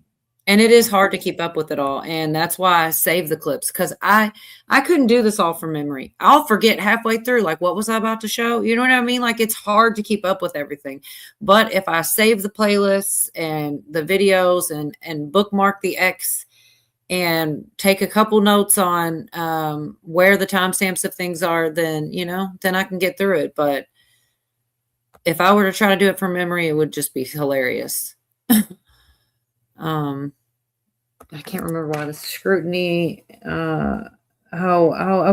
All right. So supposedly this is a small one too, about security enhancements being mandatory following all the information that come out. I don't know how they're going to possibly make this happen, but I'll play this short clip too, because I'll screw it all up if I try to say it versus play it. Let's see. Like I said, it's like a minute also. But this isn't. Are security enhancements mandatory? Meaning that if these states want a grant and they want to be reimbursed to work to run federal elections, they're going to have to implement security issues.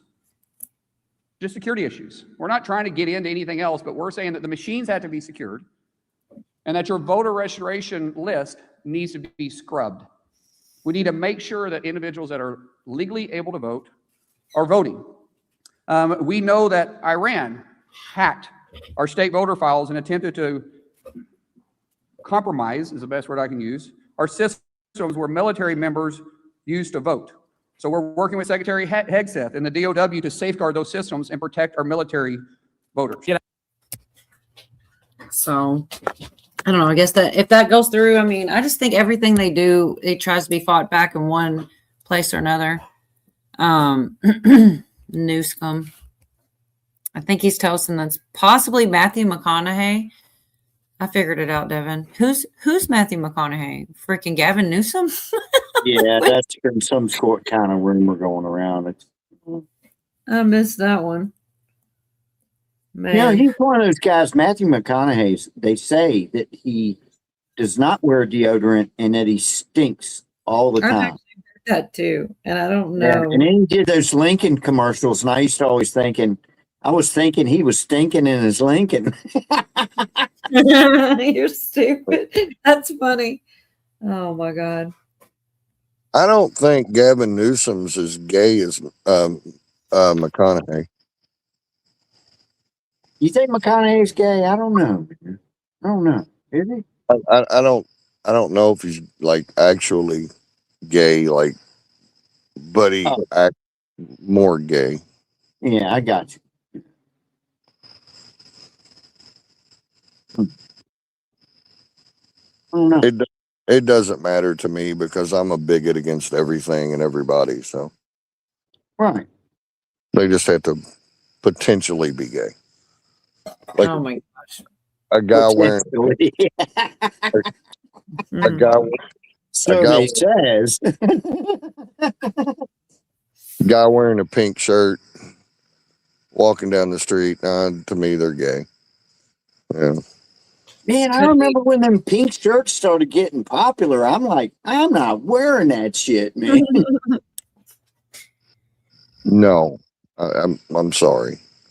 I know they back in the 80s when I was in bands and stuff. I had a girl that bought me a pink wife beater and tried to get me to wear it. She's like, "Oh, it would look good with your tan skin and all this." I said, "Yeah, I would." You know, I'm trying to attract women, not men. Thank you. Yeah. Well, I don't know. It's funny because one of the gay guys I knew a long time ago, I didn't know was gay until he straight up told me. And he had a pink phone, which I know what you're thinking. Oh, you should have known because he had a pink case.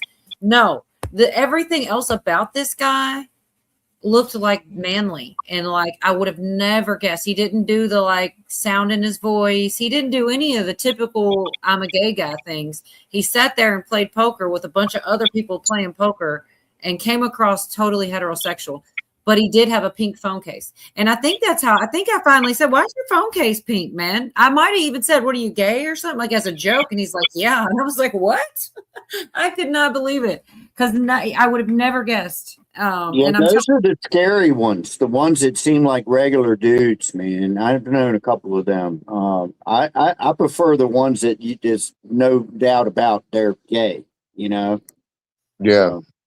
I mean, I don't hate gay people. I just don't want to like hang out with them one on one if they're part of a group or whatever. Okay. Not As a group. long as they don't come on to me or get goofy, I'm fine, man. I don't care what you want to do, man. I'm good, man. We could be friends. We could shoot the shit. We can talk. I don't care. But just don't come on to me, man. You know? Yeah, I'm the same way. But you're right. The one, yeah. the undercover ones are the spooky ones. Mm-hmm. But seriously, Cola, a pink phone case. I mean, it wasn't like bedazzled or something. It was just pink, and I didn't really even know. And then when that's what got it. But then picture like a dude in blue jeans with a regular old t-shirt, looking like, you know what I mean? Like he didn't have it. That was the one thing, and I think that's, like I said, I think that was the thing that broke Well, the ice. it was like Cujo, you like this story. It was like 15 years ago. There was a group of people and we were all just a bunch of drunks, man. We just were drunks, and there was this one place called Taylor's that we all hung around, and everybody just got to know everybody and shit. And there was a gay dude, and I can't remember his name for the life of me, but he was just part of that group, and he was a cool guy, and you saw him every now and then. And again, he didn't break any of my rules, you know. He never came on to me or anything, and he was like flamboyant, man. He was on fire, right? So it won't no wondering if he was gay or not if you're around this guy. Damn it, what was his name? Anyway, Halloween came around and we went up there. I didn't dress up like anything, but there was a lot of people that were dressed up, you know, everybody. There was a lot of funny things. Well, he comes rolling up in there. I don't know why I said this, but it was like with me and my friends in that group, everybody knew he was gay, but nobody joked around about it, and it was all kind of hush hush. And I was like, man, fuck that, you know? And he came in and he was wearing, I don't even know how to explain it, but it was like he was dressed like a Roman, and it was a Roman man, but the Romans used to wear like these dresses, you know, with sandals and shit. You know, it looked like a dress, you know, but he looked like a Roman dude, right? And I said, there was a pack of sugar on the table I was sitting at, and it says aspartame. You know what that shit is, right? And for some reason I said, hey, look, it's aspartame. I called him aspartame, the Roman god of sugar. Because he was sweet, right? And man, all my friends are going, shut up, man, you're going to offend him. And it was just like that Cliff Chang thing, man. He was like, nah, shit, and that's funny as hell. And he went around that whole night saying he was aspartame, the Roman god of sugar. But I mean, you could be cool, you could be black, white, gay, whatever. I don't give a shit. If you're cool, you're cool, you know? And that guy was super cool. Yeah, I agree with you. That was funny, by the way. Very funny.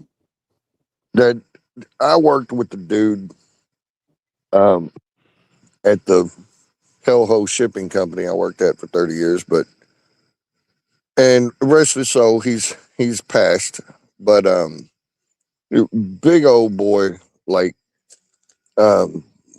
corn fed plus a little bit fat, and he was probably about 6'2", 3. Anyway, you never would have guessed this dude is gay because he had a real deep voice. He was huge, and he was very sloppy. Like, even though we all wore uniforms, his uniform was always real sloppy. Untucked and shit, yeah. It says the device is not connected, Virginia. Shoot. Hopefully it got works. one boot tucked in and one boot untucked. Yeah, that guy. Here it is. Yay, Virginia. We would, hey, Virginia, we'd walk past, his car when we were going out to the parking lot and stuff, and his car would just have shit all over it. And And so you'd never know. And people had to tell me, and they were like, Larry's gay, don't you? And I was like, oops. Well, it doesn't matter. He's passed. Anyway, I was like, no, I don't. So one of the dudes that I was talking to in the group, he looked up and he said, "Hey, Larry." And he looked up and he said, "You suck dick?" And he said something like, yeah, like a golf ball through a garden hose or some bullshit like that. Anyway, so I was like, oh shit, he is gay. Anyway, I got, I became friends with him and all that stuff. And I was like, I used to call him Princess, and he didn't get offended by that at all. And I told him, I said, I don't care if you're gay. I said, I just don't want to hear none of your sick ass sex stories. Please don't tell them around me, and I won't tell any of my heterosexual sex stories around you, and we'll get along just fine. Anyway, is this audio messed up for y'all? I don't think so. I mean, oh, it sounded like he was roboting. Am I the only one that heard it like that? probably your internet. Hopefully it's working its way out there. How about now? Well, I I heard could him. hear you fine. I could when he was talking, it was like roboting. I am too, Joe.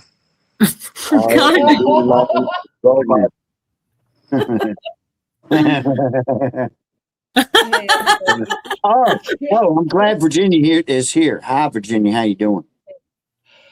I got to tell this one, since we're on the subject of, no, Virginia's going to love this one.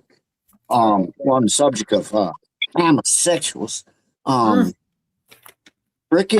back in the 80s, I had an apartment with this dude, and I had a girlfriend. He had a girlfriend, and we were all friends, Anyway, his girlfriend worked at a Fox Photo, and she worked like a graveyard shift. And what her job was to look at all the photos that came through, and if there was anything, there was rules. If there was anything that was like porn, there were rules to. And you could show somebody naked, that picture could go through. But if there was any, boinking or anything, then they had to pull those pictures out, and that was her job, right? So I know. So I remember that. She comes home from work one day, and she goes, "Yorga, you're never gonna believe this." And I actually wish she'd never showed me. I wish she'd never showed me. She took some pictures out of a collection and brought them home and showed them to me. And remember, we were talking about dudes that don't come off as being gay at all. These pictures were a group of guys wearing flannel shirts and jeans, looked like they worked at the gas station, had cat hats on, the caterpillar hat, football hats and stuff like that. And they were all doing really bad things. I'll just leave it like that. And it was shocking to me. Just to think about it now makes me go, yeah, I wish I'd never seen that. Oh my God. That sounded like one thing if it was just a bunch of dudes that looked like maybe they were gay doing this stuff, okay, all right, that's horrible. All right.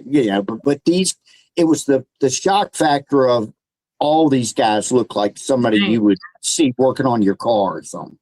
117 is not. No, all I know is I bet you spell naked wrong.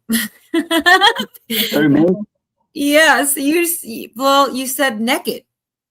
And it's a southern thing. I know it's naked, Yeah, that's it. Well, hey, I say and I say things weird, but I say naked if I say that word, and you said naked. It sounded like the Blue Collar Comedy Tour. I want a beard. I'd like to see something naked. Right. I'm sorry. So what do you think of that, Virginia? He's like, I don't like her opinion. What do you think, Virginia? Yeah. Like naked, that implies to me there's a glisten to the skin. They aren't just naked; they're naked. Okay. No, but I'm not asking you about being naked. I'm not asking you about those pictures and stuff. Oh, well, I remember that because I remember having to go develop film, and yeah, there were some places that they would not give you certain photos, and I always wondered what they did with them because there's no doubt in my mind they end up at they go home and to Yorga's house, right? Is what happens to them, Right. I wish it never had. Mm. Was there Did you? anyone you recognized? No. Thank Okay, God. I know. Look, it's Bubba. You know? Right. I know him. No, thank God. You know, that was the worst thing in the world, man, when you used to have like a roll of film was sitting around for a long time and you like finally gather it up when you got some other pictures to take and you go put them in and you had somebody look, you got like you know how it was, you'd gather up like 6 or 7 rolls and you'd finally take them in to get them developed. And you get them developed and like one of the rolls there's pictures of like somebody's birthday party and all that. And then in the middle of it, you got like a couple nude chicks and then the normal pictures again. And somebody's like grabbed them and looking at them and they're like, hey, it's kind of like the same thing. Like somebody grabs your cell phone and starts going through it. Yeah, that ain't cool, man. Anyway. Well, check this out. And I swear I saw this just today and I sent it to Cola. I sent this to her, but this is a friend. This happened to a friend of mine. I used to work with this girl in 1978. We worked together and we've just remained friends over all these years. And she's a friend on Facebook. I haven't seen her in years, but she put up a thing today that freaked me out, man. I just, I know her and it was kind of long to read. But I said, oh, what the hell? What's she putting up here, She went through some pictures today, those old pictures from the 80s, right? And she found something freaky. And she writes in the paragraph that her and another friend of hers, and I knew that girl too, Jackie. In 1983, they went to Florida by themselves. And she mentioned how, they didn't want to get ripped off by anybody. So all they had was cash because it's before credit cards and they didn't want to go to bars and everything. So they just hung around the room, went to the beach and had just a great time and came home, took a bunch of pictures. Well, she never noticed this one picture. The last night somebody tried to break into their motel room. Well, the first couple nights she slept without the door locked. Right. That's right. Yeah. Yeah, and then the last night they locked the door and somebody tried to break in and they called the cops or whatever and they couldn't sleep and anyway, that was that. That was 83. So what were we, 40 odd years ago? She just now was going through those pictures and found a picture of her and the other girl laying in bed asleep and neither one of them took it. Now you tell me that shit ain't creepy. Yeah, man. And she posted a picture. I sent it to Cole. The picture of them, they looked like they were 12 or 13 years old. And no, they're not. Like 17 or something like that. Yeah, they were, well, she's my age. So in 83, she would have been 23 years old. She was the one in the far bed. Huh? Yeah. The one in the close-up bed to the camera looked so young. And I thought, oh, that's she did. scary. She did, but they were early 20s. But I mean, that shit freaked me out, man. Yeah, somebody picked up her camera, took a picture of them sleeping, and then left. Right.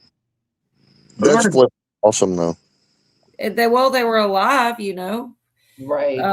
And also, go ahead. I got to say, if I was partying at the same complex they were at, and I knew they had left the door unlocked and had a camera, I'd go do it just to.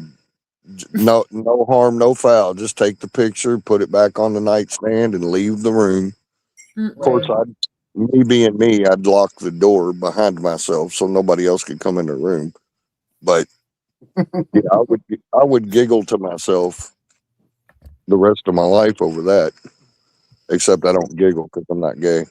Hey, when I was a kid, all right, I got another quick one. Y'all probably don't frolic either. You don't giggle, you don't frolic. Nobody probably skips. Go ahead, Jordan. Right. We They were- were definitely not skipping. me and two other knuckleheads, I was probably about 11 or 12 years old, went on this YMCA youth group trip thing down to Nags Head, North Carolina. Anyway, we're staying in the John Yancey Motel. I'll never forget. And we're on the second floor and looking out over to a dune and then the beach, right? Well, these two knuckleheads I was with, I was the youngest one. Um, during the day, went out on the balcony, got on the other side of the balcony and started doing this shit, and went to like the next room and then the next room. I remember it was 3 rooms down and they went over to the thing, opened up the sliding glass door and walked in. It was like, wow, cool. Like 11, 12, 13. Wow, we got our own room, Somebody had the bright idea. Let's wake up at 3 o'clock in the morning and sneak out and we'll come back down to here, right? Yeah, that's a good idea. You're right. We did. We got up, we snuck out, we're doing this shit. We're on the 2nd floor now. We're doing this shit, go down, went in, opened the door. I was the last one in. The 2 older guys went in before me. And I remember Mark, this one guy named Mark, was laughing. He was going, hoo, hoo, hoo, hoo. And I was coming in. I know. I was coming in and a dude sat up in the bed.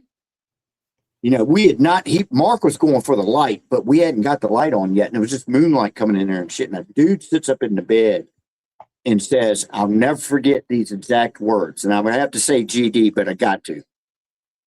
Get out of here. Get out of here, goddammit. Get. Was exactly what he said, man. It scared the dog shit out of it. I'm sure it scared the shit out of him too, man. Right. We all 3 went running out. Me and Mark just jumped off the balcony and we hit a dune. So it wasn't that bad, And I remember we were running for a beach house. Turned around and looked and I saw Marty up there going back to our room. He's doing this shit real fast. Let's get back, sneaking back in the damn room. And yeah, we hit underneath a damn house because they're on stilts till like 5 a.m. and then finally went back up into her room. But man, we're lucky we didn't get shot. Right. But that's exactly what he said. To this day, I remember that. Anyway, that's my story. I got a kind of similar story to tell you. Me and my 2 good friends, I think I told you about the other night backstage, but the 2 friends I had growing up, they were both older than me, but we had this like dead end court, like a circle, and 2 different houses had put up basketball goals, so we would run full court. Oh, cool. Ball. And so we were out there, and this one dude that did not have one of the basketball hoops. He lived in one of the other houses of the circle. He comes flying through there, and he wasn't going to hit us, but he just come flying through real close to us and stuff. And he was like leaning out his window, cussing about us being in the circle playing basketball. So, we had this code, basically was, okay, fuck you, we're going to get you. So we're either going to destroy your house or something. Anyway, I was young. This is the night that I flew. I was probably about 14, maybe 13, somewhere in there. And my friends are both 2.5 and 3.5 years older than me. Anyway, so they got this house on the circle. It's on a hill that goes down and ends up into a creek. They got a big yard, but the back of the house is way taller than the front of the house because of the hill. Off the ground. But anyway, so we go through their yard. We knock over their bird bath and all this shit. Well, they got these like support rails for the bottom deck that goes up to the upper deck. So my buddy started climbing up. So we climb up on there, up to the upper deck, and we're throwing off their lawn furniture, like all the way down here. I know this is some punk shit, but we were young and he was fucking with our ball game. Anyway, so it's like middle of the night, and I grab a chair and I go and I throw it, but then when I look, I don't even see my friend Jamie at all. And my buddy John's on the other side of the rail climbing down. So I turn around and I look, And there's the dude, homeowner, you know, he's like in his 40s and shit, and I'm like a teenager, and he's opening up his sliding glass door. And I was like, oh shit. So I just ran about 4 steps across the deck, jumped up on the rail, and just jumped. And I swear, I don't know how high I was in the air, but I felt like I was flying. And then I come down and I hit, and I'm going downhill. And I'm landing on lawn furniture and all this other shit. My body's getting beat up. I'm hurting. And I keep rolling all the way down that damn hill until I land and splash in the creek. Then we all scatter. Man, we got away with it. But man, anyway, kind of the same thing. Got busted doing something wasn't supposed to do and jumped off the damn deck. Yeah, I'm kind of wondering, was that a 1-up or a 1-under? I can't tell. They were both good. I think there was kind of a bump. Here's not a 1-up, but a lateral. My brother. No, I really think there's a such thing. And now that I heard that, I start wondering because sometimes I hear it happen. I don't think it was there, but I've heard it before. You know, somebody tells a similar story, but theirs is a step under. So there's a such thing. This one's a lateral. It's about the same. But my brother was such a freaking jerk off. And he used to do a lot of like egging houses and, you know, minor vandalism, you know, dumb shit. And he went out on Halloween night, and instead of having a bag full of candy, he had a bag full of eggs and tomatoes and just all kinds of toilet paper, everything to make mischief. And he went to egg this guy's house. I never forget this guy, big bastard. His name was Yogi Duval, man. He didn't want to mess with this guy, man. And Yogi came running out of the house after my brother. And my brother goes running into their backyard. And I know exactly where this is. And there's a row of hedges right there. And he was just going to run through those hedges. But what he didn't know is there was a chain link fence right behind the hedge, right? He runs in there, hits it with his gut, and went, whoa! He flies over I swear, because I saw him when he came home, man. There's no doubt this happened. He flips over that fence. Head went in the bag with the eggs and toilet paper and tomatoes and all this shit, right? His head goes around him, man. Went right into that picture. He come up battered, ready to be fried. He ran all the way home, and I was there when he got home. And he had an egg, and shit was drying up on his face and everything. It was hilarious, man. I told him, man. I said, you dumbass. He battered himself in eggs and flour in his own bag. Right? What an idiot. Oh, shit. That is awesome. He was always doing dumb shit. Man, I ran full speed into those one of those. You know, when you had like the telephone poles with the electrical lines, and they have those like I guess they're grounding cables, but they're like slanted and go into the ground. Oh yeah. People have lost their heads with those things. I came damn close. Had this one jackass friend. His name's Jamie, by the way, rest his soul. But he's in all of my stupid stories like this. But he Out of would 3, I think, so far, at least 2. How many stories did you tell? He was in 2 of them for sure. Yeah. Well, yeah, he was. But he would just do shit all the time. He was always like out of the blue would do shit. So we're actually on the other end of the street of the basketball story. But years later though.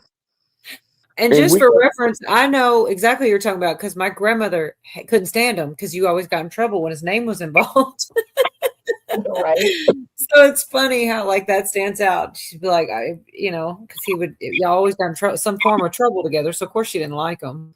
Anyways, go ahead. I'm sorry. Fun fact. I didn't mind the legit trouble we got into but this is the kind of stupid shit he would do that would just piss me off because we'd just play basketball for like several hours. It got dusk and we started going home. We got this homeless dude with us too, by the way. And back then, homeless dudes weren't that common. But anyway, he hung out with us before they were cool. I'm sorry, I wasn't ready for that. I'm sorry. Before they were cool. Dang. Yeah. They weren't in vogue yet. What Well, the they're hell? kind of trendy now. Yeah, this was before they were checked or whatever. They weren't ever. You're right, though. Well, you didn't see it as often in places. No, And they were real bums back then. Oh my yeah. god. Well, yeah, back in my day, you never saw them. Yeah, they didn't have cell phones and shit. They were bums. Yeah. Anyway, And we let him hang out for a couple weeks. Anyway, none of that's neither here nor there. It's back in the days. You remember the old metal garbage cans with the metal lids? yes, galvanized. No. I'm sorry, but I don't. But go ahead. Oh, shut Oh, I up. do. Anyway, Messing with them. we're walking past these people's houses and they got their garbage out by the road. And for no reason at all, and it's just starting to turn dusk, right? It's like not night, but it's pretty dark out. And for no reason at all, dumbass Jamie just runs over there and kicks both of these garbage cans over, making them for no reason at all. Yeah, for no reason. I've had that same friend. He's dead too. I swear. I swear. Same guy. Yeah. And we're all worn out because we've been playing ball all day. And it just makes this loud fucking metal on concrete noise. Yeah. And these people come running out of their house. We're like, oh fuck. So we take off running. And I'm looking back behind me. And this is the kind of shit Jamie would do. He would do that shit, but he was already running. So he was way in front of you. And you're stuck holding And so anyway, I take off running and I'm looking behind me to see, everything that's happening with the guy coming out of the house. And I hit one of them fucking wires, full speed running. Oh, yeah. Yeah, behead you, man. Well, I got lucky. It didn't hit me too much in the neck. It mostly got like under my left arm and hit up on the side of my neck above my right shoulder. Still, man.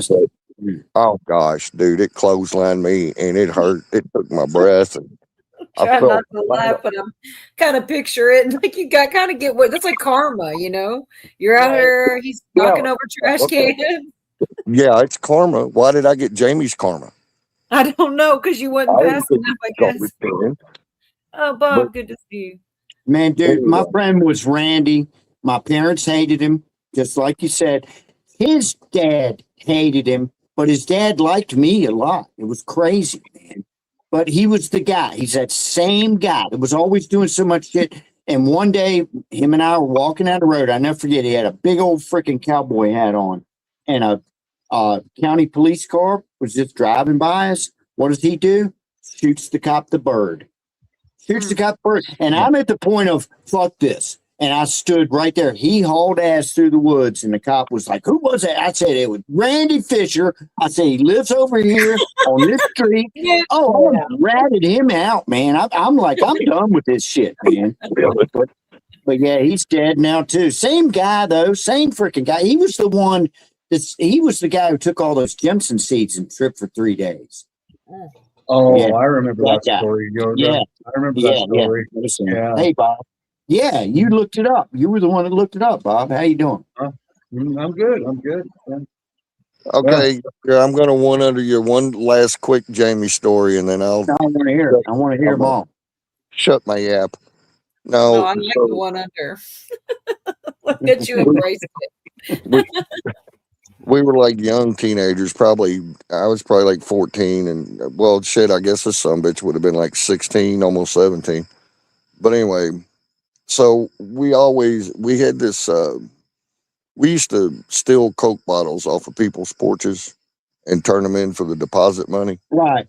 And get your 80 cents, I have a scar in my finger from one of those Pepsi bottles to this day. Anyway, go ahead.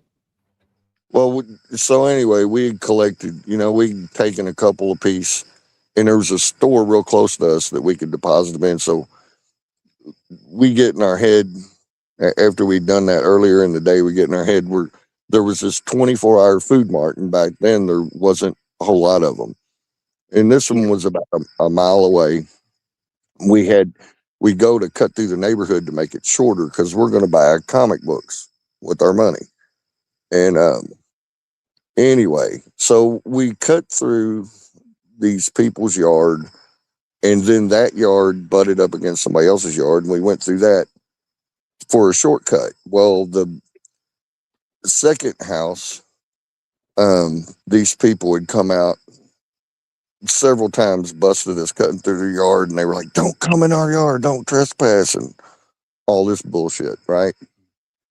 So it's like 1, 2 o'clock in the morning, and we're being real quiet and everything. We get through their yard, close the chain link fence, and then we get to their driveway, and we're walking out towards the street. And then, and we've got on like basketball shorts. So we both have a great big handful of change from the Coke bottles. And this mother trucker knocks on their living room window walking down the driveway real loud. I'm like, what the fuck? Yeah, so that's Randy, same guy. I know that guy. I know him. Where? So I'm like, fuck. I take off running. He takes off running. Like a couple of Keystone cops, we run right into each other, face first, fall down. All of our change goes flying all over the damn driveway. And we got to run and can't get it. You know, at the time we went back and tried to collect it. We didn't even get anywhere near, you know, we waited like a half hour after the lights turned off, and they went back inside and collected what change we could, but we were like $1 short because it was dark. You couldn't see. But anyway, I just thought that was funny because that's another thing he fucked me out. The more I tell these stories, the more I really don't like it, some bitch. Yeah, I don't know why. That friend of mine was the exact same way, man. I mean, Yeah, Billy said mine was Bryce. He's dead too. That's crazy, y'all. That's kind of weird. I'm sorry. Yeah, I guess everybody's got that one friend, you know, that their parents hated, but he was fun to be around, man. I mean, you know. Oh man. You know, he was his boy. I noticed with the idiots, they're dumb when they're young, and when they grow up, they don't change. They just get bigger. They're still dumb. Yeah. Well, he was as loyal as the day was long, though. I mean, like if anybody would have tried to hurt one of my family members, or whenever, you know, we get into a scrap, I mean, he was 100% on your side. He would just do dumb shit to get you in trouble all the time. Yeah. Couldn't help it. It was like always looking for a reaction. Those guys. When he had this, tell me this, Yorga. And who said they had a friend like that named Bryce? in chat. Yeah, Billy. Hey, okay, Billy, you tell me this. He had this little smirk he would get on his face right before he did some dumb shit. And you just, like, your stomach would sink because you knew you were about ready to take off running. Did your friend have that? I don't remember that. Shitty grin, smirk. Yeah. I remember one time he got me so pissed off, and I'm not like you. I've lost more fights than I've won, okay? But I've been in a lot of fucking fights, right? And this guy looked like a little mini Schwarzenegger or something, man. He didn't work out or anything, but he just had muscles on top of his muscles and everything. And he pissed me off one night so bad that I started fighting that bastard out in another guy's front yard. And, I knew he was going to kill me. But I was that mad. And I ended up beating his ass, man. And I mean, I was more shocked than anybody. I had some other friends that are out there too who were like, what the hell, man? Jorgen just handed him his ass, man. He wasn't all that much taller. He wasn't any taller than me, but he was built, man. The guy had muscles, man. And I was just like, damn, what the hell?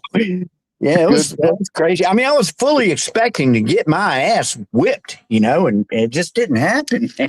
Good. I'm glad. No, I Billy know, but said, it was, I literally felt bad about it afterwards, man. I did. Billy said, yeah, about your question about did he have the smirk? He said, oh yeah.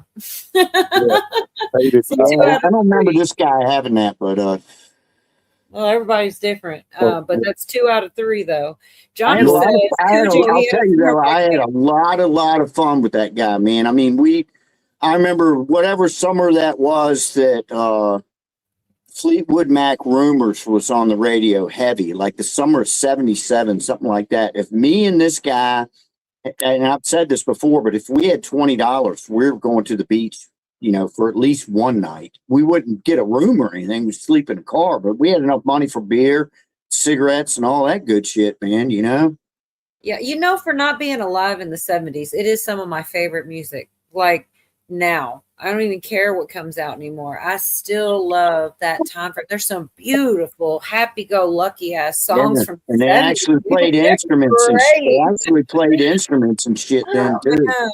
It's like my happy place, like the real sweet love songs and just that era I love the music from them. But yeah, I don't remember any. I wasn't alive in the 70s, but it's like I love.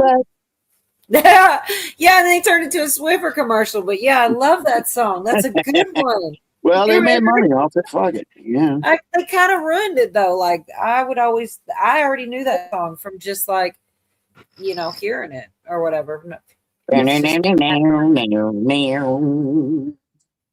My musical interests go from the 1950s to the early 90s, and then they completely stop. That's when you started getting old. I mean, like that's how it happens. You're like, music sucks. Music sucks, right? You go in the grocery store, they're playing your jam because it's the oldies. That's happening to me now. That's fucked up. And you go into Kroger and they're playing Metallica. Yeah. What the fuck? Or some like 90s rap or something. I like literally, rap, I know I wasn't tripping, but I literally heard a music version of Aqualung by Jethro Tull in a grocery store one day, man. Oh, I know I was, well, I probably was high, but I know I heard it. Carl's got jokes. On my music playlist, on YouTube, Aqualung and Locomotive Breath. Hell yeah. Right there on my headphones, and I'm running around the house doing stuff. Yep. Love it. Love it. Love it. I got in a giant argument with a sound man over Locomotive Breath one night, and I won. All right. Another story. Yeah, he was a dick.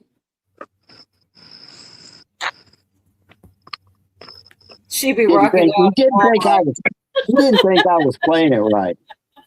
They should stop playing my jam then. They play these old ass songs and I know every one of them. I'm like, oh God, I'm the old lady now. There's nothing wrong with that, man. If you hear a good song, you know a good song when you hear it. It doesn't matter when it came out or who wrote it or anything, man. If it's good stuff, it's good stuff. Yeah, it's just happy. I think that era was just happy, like sweet stuff. And like, I mean, yeah, there was some weird shit. Like some of the songs, you're like, you hear the words and you're like, what? But you know what? Racially, there was a lot of mix up in there because, there was a lot of really good black music that I listened to. And they listened to a lot of the white stuff, and it was all kind of mixed in there together. It was a good mix. Music, man. Yes, definitely. Half of that whole time frame, like half the music was like, the Temptations and Al Green and all these kinds. That's like happy vibes. They don't even have music like that anymore. But yeah, I love that time frame. Earth, Wind, and Fire. Bring it on, Isley Brothers. Yes, the Isley Brothers. Yeah. The Ohio Players. I mean, all that stuff. I loved all that stuff. And when I learned how to play guitar, I learned down in the ghetto, man, for real. It was a little music store down in the ghetto, and it was like a melting pot of, you had soul guys that would come in there and I learned from them, and a lot of country players. And all my teachers were jazz guys. So I was getting bombarded by everything all at once. It was great, man. I loved it. I agree, Pat. And I do think, I mean, I don't want to be negative. Y'all know I hate that, but I feel like music's kind of with this AI making music like for everybody, and it's almost never going to be the same again. Like when people talk about the 70s, like people stood outside with guitars and shit and just sang, like it's not, I feel like it's going so far from that. It was hard to do. It was hard to do, and it was hard to find the right people who were good. And I mean, it was just a lot harder back then. I gotta play your clip again. We keep it's not on purpose. I don't set it up. It just happens. I gotta play your clip. All right. Well, let me take this real quick. Back in the day when I was coming up, it was hard to find a good guitar. I mean, it wasn't Guitar Center and all this shit all over the place, man. It was hard to find a good amp. It was hard. And well, the cool part was if somebody knew that you had a guitar and an amp, you were basically going to be in somebody's band, whether you could play it or not. If you had the equipment back then, because nobody had any, anyway. I never know which one's which until I play them. I'm sorry, this is 20 seconds, but I really don't set this shit up. It just happens. I'm like, man, this would be a good time to show Yorga playing the guitar back in the day. Like, it just fits.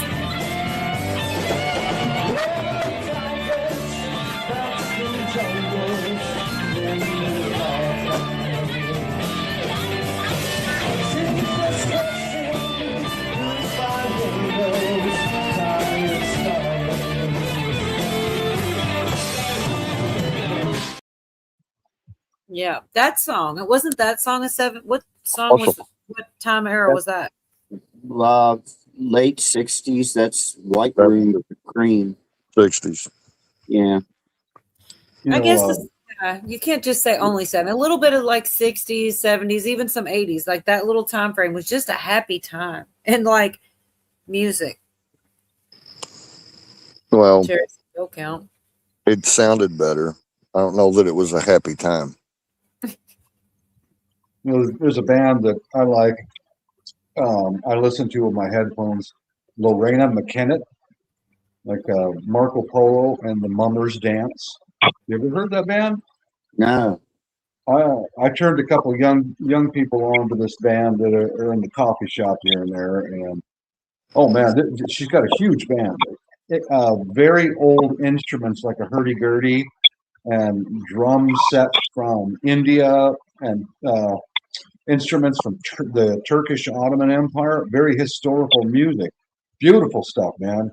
That band played the music for Lord of the Rings, and beautiful music, man. It's not your normal music. Yeah. I don't listen to normal music. I turn on, I go to the radio dial, and if I hear something that's completely different than what I'm used to, I don't want to hear Hotel California. Yeah. I want to hear something different, man. I'm done with that shit. I mean, it's good music and I like it and everything, but I mean, we have one station here that you could turn on. It's Guns N' Roses, Hotel California, Steve Miller Band, all the ones. There's nothing on there that you haven't already heard a trillion times, Alabama. Yeah, that's in there. Thank you. Thank you. Thank you. There's some songs I never get sick of hearing, and then there's some that are great songs that I'm done with them. Yeah, there's plenty of those. Like if I go a year without hearing it, maybe one day I'm in the car and I crank it up and enjoy it, and then I can go another year before I hear that song again. I actually went years without listening to Stairway to Heaven, and it came on. I was somewhere and it came on, and it was on a good stereo, and I just kind of took it all in again and went, that really is a good song, but I don't want to hear it, every 3 hours, so. Yes, I feel the same way. It's funny you say that, because Led Zeppelin, for me, like I went through a phase that I was listening to Led Zeppelin a lot, and like Stairway to Heaven or a couple of the other ones, I don't want to hear them again for a very long time. Right.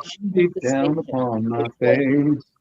Yeah, something to rest my ears. You know every single note. It's already embedded into your It brain. is. It never goes away.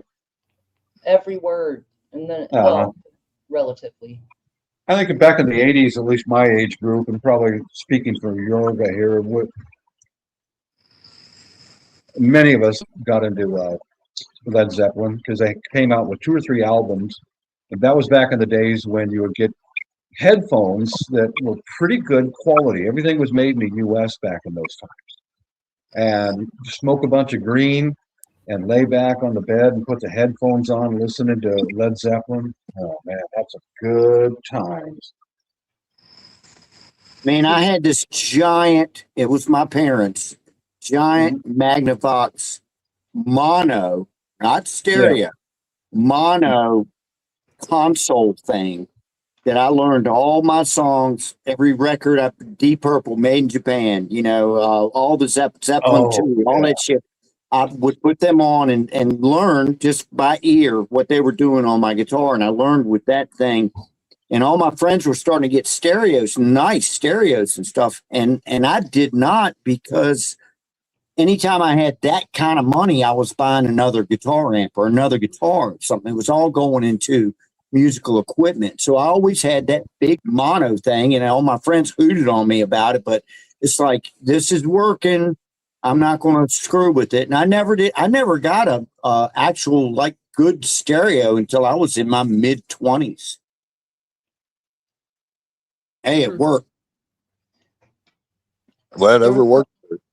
Hey man, I grew up with a bunch of siblings. I didn't have any room in the house that was mine. So I actually, like, I remember like in the 5th grade or something, that we had this big old wooden desk that in the middle of it, nobody used it.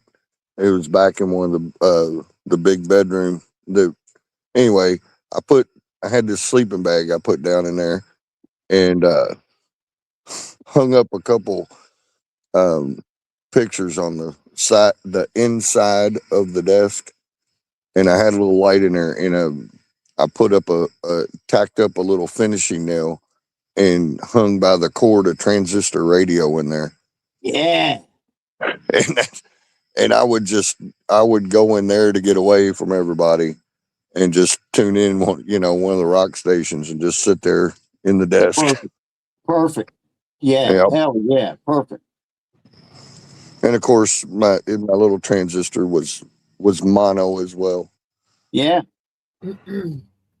I had one I used to hang in the top of my bunk bed. I was on the bottom bunk, and I had a little transistor radio. I thought that was so cool. And then I figured out how to hook up another speaker to it. Then I was really cooking with gas, man. I had this just a bare speaker, wired up there into my bunk bed. Oh, yeah. That's awesome. It's funny though, be it ever so humble. There's no listen to my old man. Elton John, EJ, The Yellow Brick Road.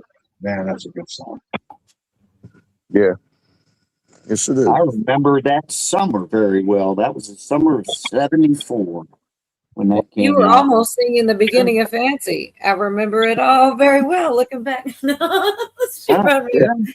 The first really close to the beginning lines of Fancy with Reba Mac. Never mind.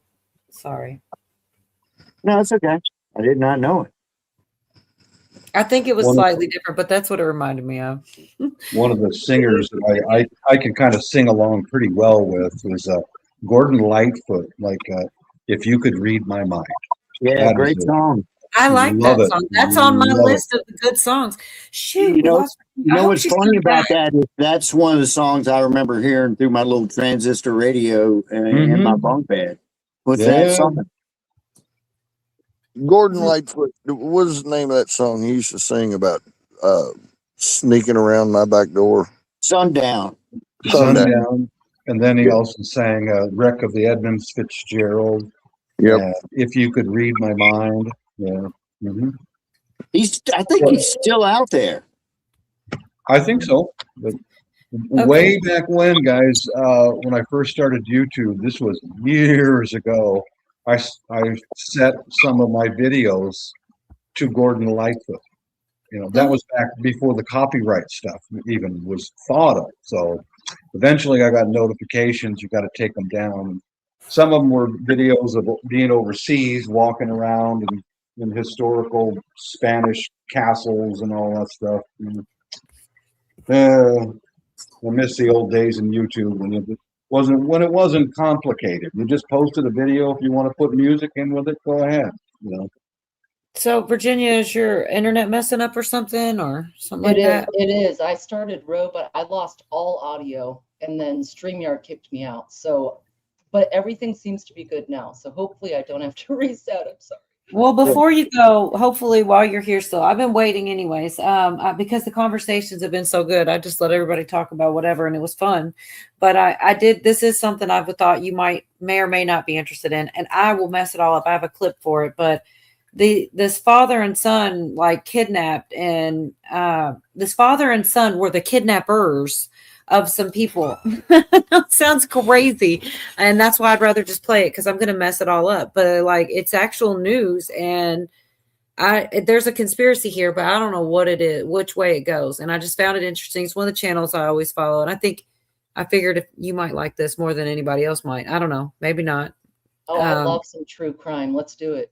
It's random. It's like there's no answer yet, right? So men, a father and a son, kidnapped these two foresters in Mount Shasta. As of right now, as of this recording, it's still not known as to why these men kidnapped these federal workers. There's been no motives given, and authorities are only releasing photos of the son, not the father, who actually made the phone call to FBI, but the 911 call has been released. Thanks for joining us tonight. I'm Robbie Reynolds, and this is new tonight. We are hearing the voice of one of the men who is accused of holding two Forest Service employees hostage on Thursday. We're about to play that man's conversation with law enforcement that played out over the law enforcement scanner while he allegedly held those employees against their will. This happened at Gumboot Lake in Siskiyou County. It's in the Shasta Trinity National Forest. Let's go ahead now and listen to that call. Ready, Cook. This is Charles Perry speaking. Over. I have two biologists in my custody right now. I've tried to make contact with the FBI through the law enforcement agent that is in the ranger station here in Shasta. I'm requesting FBI investigators speak to so that I can release these hostages. Over. Perry, do we have a good phone number I can pass along so that they can make contact with you directly? Negative. Over. I copy. How would you like for them to make contact with you? In person. Ready, copy. In person. Ready. We will be listening for the radio. We have it on and can hear it from where we're sitting. Over. Russell, FBI Sacramento. Trying to reach whoever's at the campsite. Can you hear me? Over. You're at the campsite? Is that what you said? Over. Yes. Is someone out there at the campsite that can hear me? This is Russell, the FBI. All right, Agent Russell. Well, what you need to do is you need to try to get yourself in an area where I can hear your voice. There's a red Bronco, red Ram rather, an old model Ram with a camper on it, a Bronco camper. I can hear you. If you drop from there, you'll be safe. Over. Just to confirm, if you want to point. You're best to send somebody up, unarmed, talk to me from that camper. I can hear you, and then we can go from there and try to make further contact. Over. Tell me what's your name? Who am I talking with? Who are you talking with? Come on, guy. Now, despite those difficulties there, the hostages were safely released. 49-year-old Joseph Charles Henriksen and his adult son Phoenix were arrested on federal kidnapping charges. Their motive is under investigation. So we'll stop there for the time being. Just says a lot. I don't either. That's the thing. There's definitely a conspiracy, but I don't know what it is. There's a couple more. There's only a tiny bit more information, and then there's none. So that's the part, you know. Just the fact that they were quote unquote kidnapped. Usually, you would ask for like a ransom or, you know, have a reason. Everything's being hush hush. I'm going to play that clip where they talk about how there's no demands and no reason. It was 12-hour negotiations. What were they negotiating? And biologists again, and it kind of, to me, and I think the guy that did the video kind of ties back into the missing scientists and shit again, you know? I know it's random, but. Right. And well, the Mount Shasta area is covered in conspiracy, whether it's bases or aliens or portals, or like the Mount Shasta area has a lot of lore to it. So that is kind of interesting. I don't quite get what's happening yet, but I don't think anybody can possibly know. We're in like the wait for more information stage, but this is what we got, right? It's all like suspicious as AF so far. You know, it really is. Hey, before I forget, we still got her here. Virginia, I saw a movie last night. I thought about you. There's something that you would probably really dig. It's called The Back Rooms. Have you heard about that? I've heard about that myself, but I don't understand it because I feel like You won't understand it. And it leaves you with more questions than answers. However, it was so good that I literally want to watch it again. A friend of mine turned me on to it. He said, yeah, I've watched it like 4 times. I'm like, yeah, I'm getting ready to watch it the second time. But it's something that I think Virginia would get into because I think it's about different dimensions and shit. yeah, it kind of is. It's based on it's about a dude place that and made- time. No, because people were covering this like crazy on YouTube, and I caught a little bit of it. And they talk about abandoned malls and places like this, and these where people aren't. I don't know, like a space and time and a nostalgia that's gone away. Is that not part of it? Like I don't know. I thought it was kind of like Well, a concept. all I know is it started on YouTube, and I didn't watch any of those. And this is the actual movie made by the guy who did the YouTube video, so it fits into that same universe. And it just, I guess it explains more, but you still are like, I mean, it's almost got a Stranger Things kind of feel to it. Yeah, yeah. But it's Virginia would dig it. But I swear, you watch it and then you're like, wait a minute, I not only do I want to go back and see it again, but I kind of have to. Because there's some oh yeah moments. And then I actually looked at some things on YouTube videos about it that pointed out things that I missed in it as well. So it's like, I mean, it's a lot to unpack, you know? Yeah.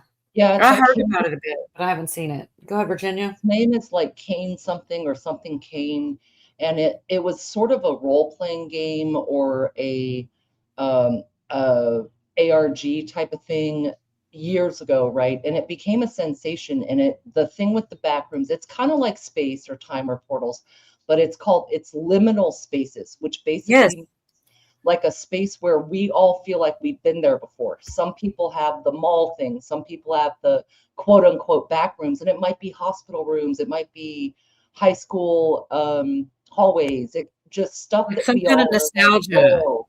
Yes. A world that's gone now. It doesn't exist anymore, right? Because of the way things are now. This time frame doesn't. Is it something like that? I don't know. I seriously, I don't know, man. It's like, and there's people like government agencies that are trying to figure this shit out. I'll tell you that. I don't want to spoil it, but you know, it is like a thing, and they're trying to, you know, like what the hell. But like I said, it leaves you with more questions than answers. But it was done really well. And it actually kind of freaked me out, man, to be honest with you. It's like a real, parts of it are like a real bad dream. I feel like the part that would stress me out. She'd probably like it. Probably stress me out, and I don't want to watch it 4 more times to try to figure it out. No, I don't think it would stress you out. I think you probably you stay so interested as to what's going to happen next. You know, so. Mm-hmm. Well, I want to go ahead and close this little thing out here. If you guys are interested, this is just. I mean, I feel like this is pretty much. I said it, so sometimes I just need to play the clip instead of saying it. Oh shoot! I don't know what I just pushed, but it wasn't share screen. Image file. I pushed image file. I've never really done that. I don't know what would have happened. Share some picture or something. Okay. So this is just like, I don't know. There isn't an answer. That's kind of it's still interesting because we have to wait, I guess. But oh my gosh, Kate Spade. Nobody in here wants to buy Kate Spade Margot bag. Wait, I want to see that. Coming over. You're in for. I just feel like they could do better for commercials. You know, Kate Spade. I feel like they should be doing like if they really wanted to catch somebody around here, maybe they could do like some preps or no, they didn't read the room. Kate Spade. I'm not buying none. So the man who identified himself as Charles Perry on that phone call turned out to be 49-year-old Joseph Charles Hendrickson. Normally, when somebody were to take people and hold them against their will and that person were to call authorities, they would normally demand something when they're telling the authorities that they have hostages. This man clearly wanted the attention and to speak to the FBI for a reason. What was the reason? Again, that was never given. And also, oddly enough, the FBI came out and said that there were negotiations going on for at least over 12 hours. More specifically, the FBI and the men were negotiating for 15 hours. What were they negotiating? One would think that the reason as to why they're holding these biologists hostage, the details would be in the negotiation. We'll release the hostages if you do this. What's the this? The identities of the hostages were never revealed. News and media keep saying that they were foresters, but in actuality, they were biologists, scientists.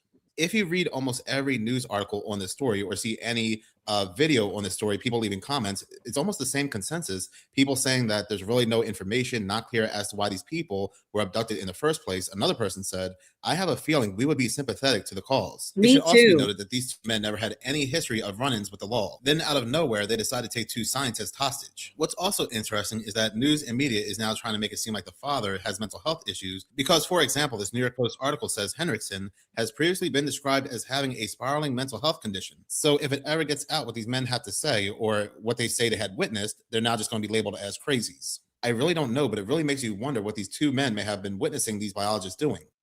Yeah, what did they see them doing? Why did they do it? Why they have no criminal record before this? It's really creepy ass shit. Like, I did kind of wait for Virginia. I figured she'd be interested in the story.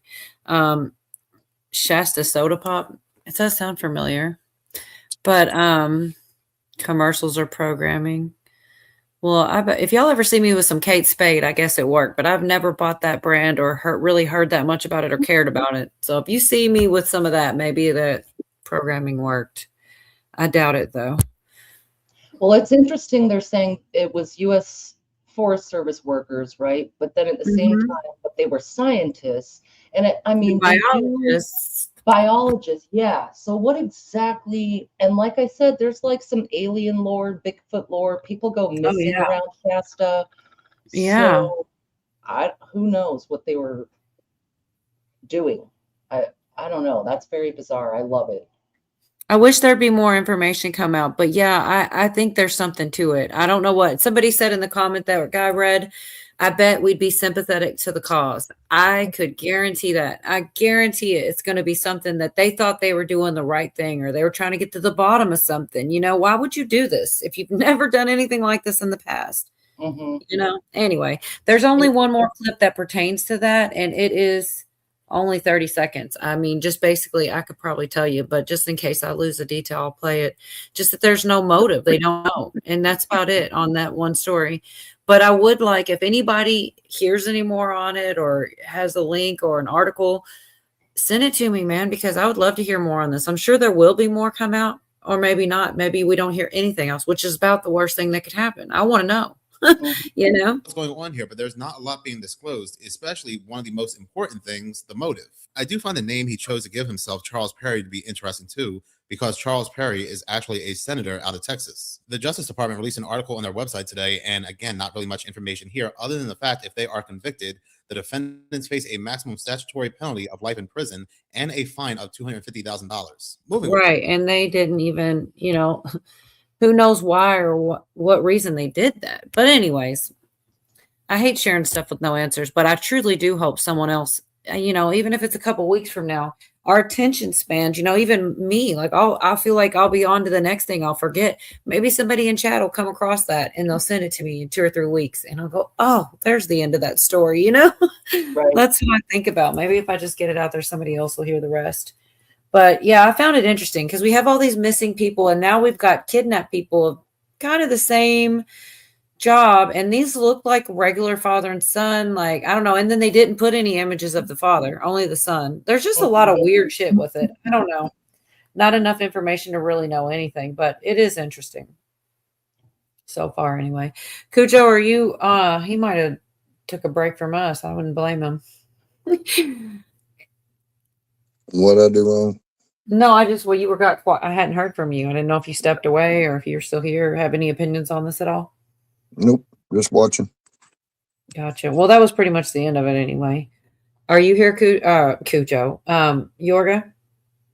Yorgo is here. You have any thoughts on that? Not much. I don't get it. Yeah, it's either he's completely crazy, or if he's not, then there's something to it, or it's a publicity stunt for some sort of crazy movie or something. I don't know.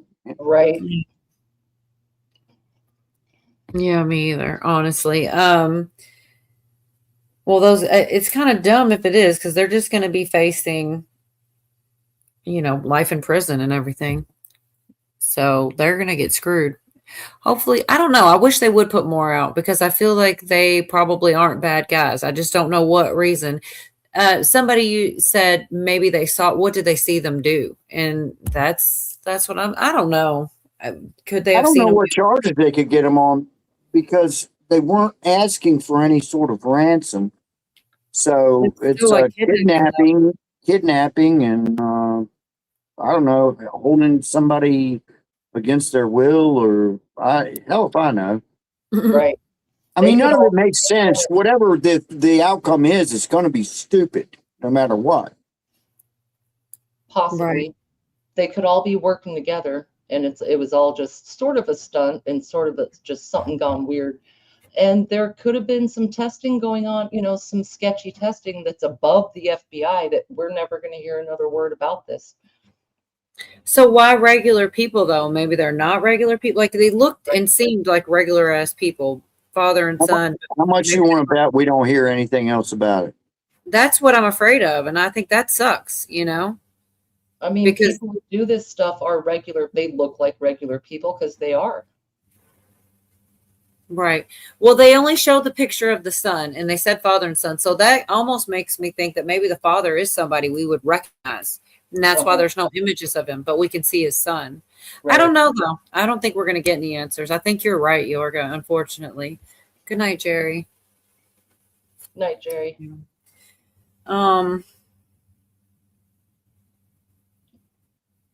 This same channel has a short thing on a robot teaching assistant. Do you guys want to see that? Yeah. I mean, I know it's random as hell. It's the same video. He covers a lot of random ass shit, and I absolutely love this channel, actually. Sometimes it is a little too far for me, but it's usually, I mean, this is true. This is I make emotional connections by learning your preferences. Oh, hell yeah. remembering Bring her past home. conversations with our Oh, yeah. customers, and responding in ways that feel Man, it's personal kind of creepy, Bob. kind of like a very attentive friend with passion. I do not actually feel emotions the way humans do, but I am designed to recognize them, mirror Oh, them, and yeah, behave as if I recognize care. them. So the connection feels real and supportive for She you. is kind of Here to talk slutty. robots, vision systems, and how not to be lonely with AI. I'm Melody, the So world's is she. first ever greeter robot, debuting my dazzling AI charm and modular style at the 2025 Hi, hon. Bitcoin conference Oh. and Venetian Expo. How about a Slut nice mode You're officially on. my best friend. Oh. Don't tell the other robots. They get jealous and start blinking more. Oh, my mind is wandering. Wait, I want to see this. Well, I like those brunettes, with a Traveling with your little gun bit of is a dark roll of skin, the you know. dice, I like because that the stuff. truth is, one small Oh, mistake, Bob, whether you know it or This first humanoid robot teacher will be named Sally, Oh, and I at can't first go it'll there. start helping students with summer classes. It'll sit inside the classroom, but also outside the classroom as well. It'll offer 24/7 homework support. The school district will pay for these one time, as opposed to paying teachers around this amount annually. And they say if this works out, they will potentially release a fleet of these robot teachers this fall to other school districts. This robot company said that these robots will definitely not replace human teachers in the classroom. And I do think as time progresses and these things get better and better, and they start learning from actual teachers in the classroom and start actually doing better than the actual teachers, a lot of parents will be okay with robot teachers because of all the news stories that are No. circulating about how teachers are assaulting their students. I mean, that is Yeah, the way I to was get just- people to yes, agree, I is was saying just- that I was stat. just gonna But bring if that they up. put I was those hot just gonna say robots that. in class, and then the students are going to be molesting the teacher. Yeah. Do they have No, any what- Asian models or Latina models, I wonder? Yeah. I don't know. She looks Just saying. stoned. Well, I think it's funny that some of those teachers they were making were fat and dumb looking, just like a lot of them. Really? The ones I had looked like a shaved gorilla with a dress and a hot bath. I mean, yeah, why did they have to make them look like sex robots? I don't know. I mean, I didn't think that, and I should have known better. I should have thought about my panel before because that thought did not, until y'all start giggling, I didn't even think of that. Like, I just thought it was creepy. You know, they said New York School District paid $58,000 for robot teaching assistants. That's insane. $58,000. They might as well get their money's worth, I guess. I ain't complaining. No. That fucking teachers union. I'd just assume if you're going to indoctrinate the children, I'd rather it be a robot and not have to deal with the teachers union.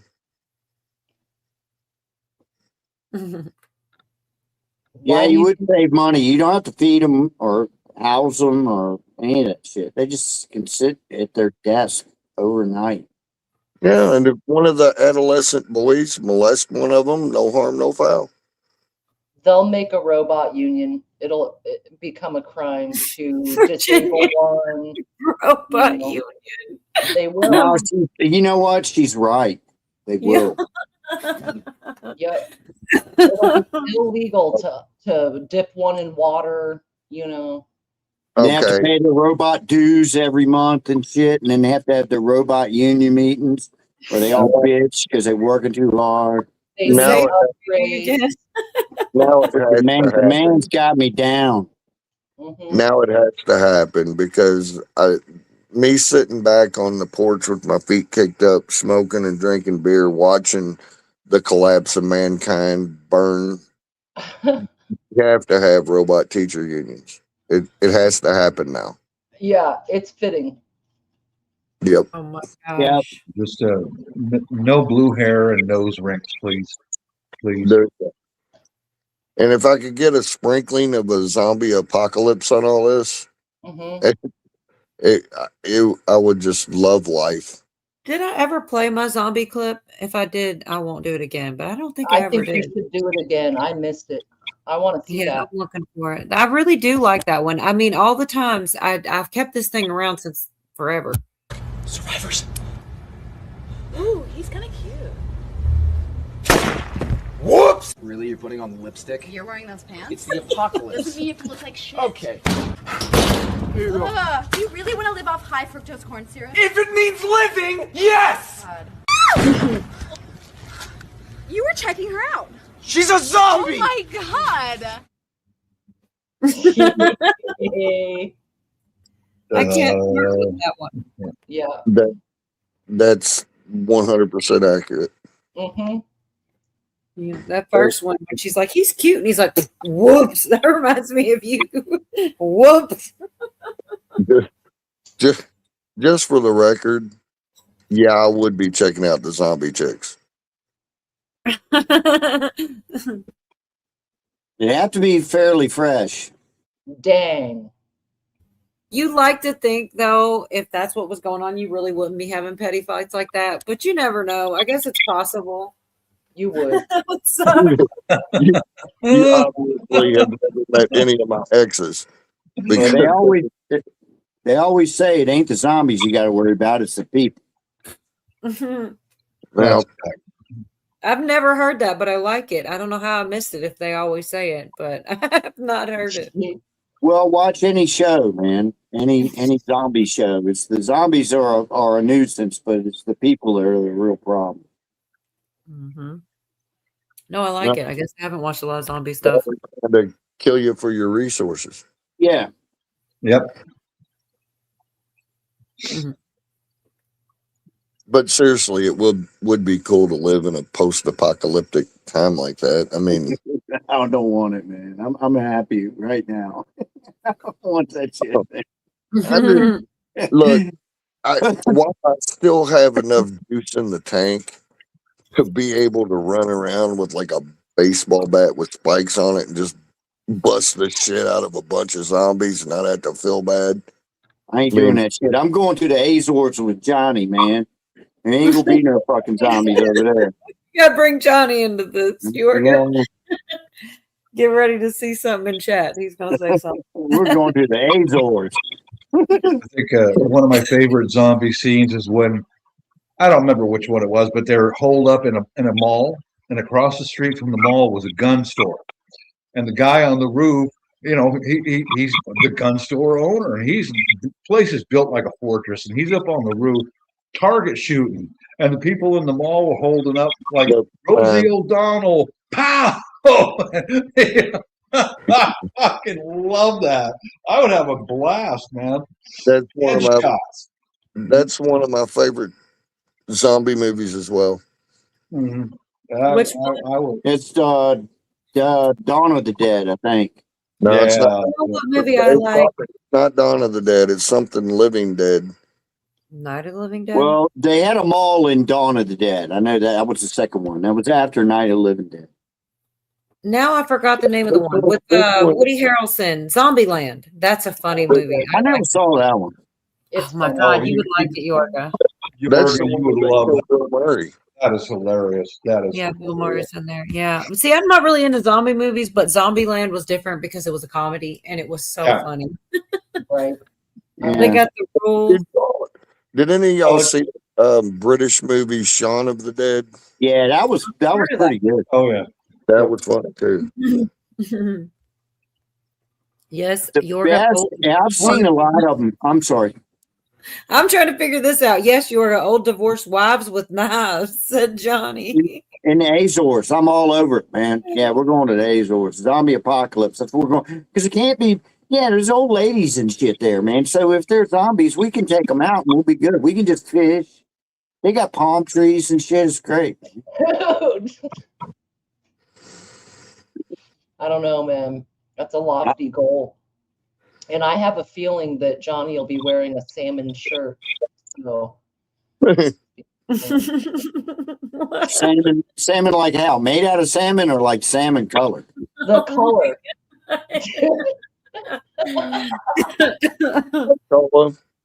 You won't have to worry about anything during the zombie apocalypse Right. because zombies eat brains. Oh, that's messed up, Cujo. Hey, she's my niece. Okay, I'm gonna rib her every time I get an opportunity. So are you You don't saying have it's to. genetic or, I mean, I don't understand. Yeah, that's a good Wow. Yes, it is. It comes from your side of the family. I'm sorry. I don't care. It's probably true. People cannot be trusted. I'm okay doing the apocalypse alone. Damn, Camel, don't be so disillusioned. There's still good people out here. Just because you ain't met none. No, I'm just kidding. I'm just kidding. I've seen quite a few zombie movies. Night of the Living Dead is hard to beat, the original. But there's one, it's a Korean film called Train to Busan. It was one of the, Excellent probably film. the best zombie movie I've ever seen. It's really good. Excellent film. I've not seen that one. Train to Yeah. Busan. I'm telling you, it is Busan, uh-huh. fantastic. And I mean, it's and I'm tired of zombies, man. I'm tired of zombies and superheroes, man. I'm done with that shit, you know. But that one movie really stands out. It's really, really good. Another Sure. excellent zombie movie from Korea was #Alive. Really? Yeah. There was a young man. He was a knucklehead. He was a video game addict, and he didn't do anything to prepare. He had no food, no water, no skills because he was a video game junkie. The young lady across the courtyard, she was a mountain climber. She was physically fit. She had a little bit of food stored away and shit like that. Because I'm a prepper, you know, and I dig that. So it was a story about how the two of them got together and survived. Good movie. Good #Alive. Excellent. I'll look it up. So that Korean one that y'all were talking about, Train to somewhere. What was the I'll write it in chats. Train to Busan. Yeah, And, because I mean, really, you'll get sucked right into it, and the characters, you care about all the characters and everything, you know. And it's but really well done. Okay, cool. I mean, I'm trying not to spoil it for you guys, but the #Alive. Okay, they're finally got rescued. Okay, those two got rescued. And here's this little jerk off Korean guy. As soon as he starts getting a signal, oh boy, video games, and he's got this little freaking Korean honey sitting next to it, and he doesn't, and he loses interest in her completely. What a jerk off, man! I know people like that. Absolute jerk off. Yeah, I'm not like that.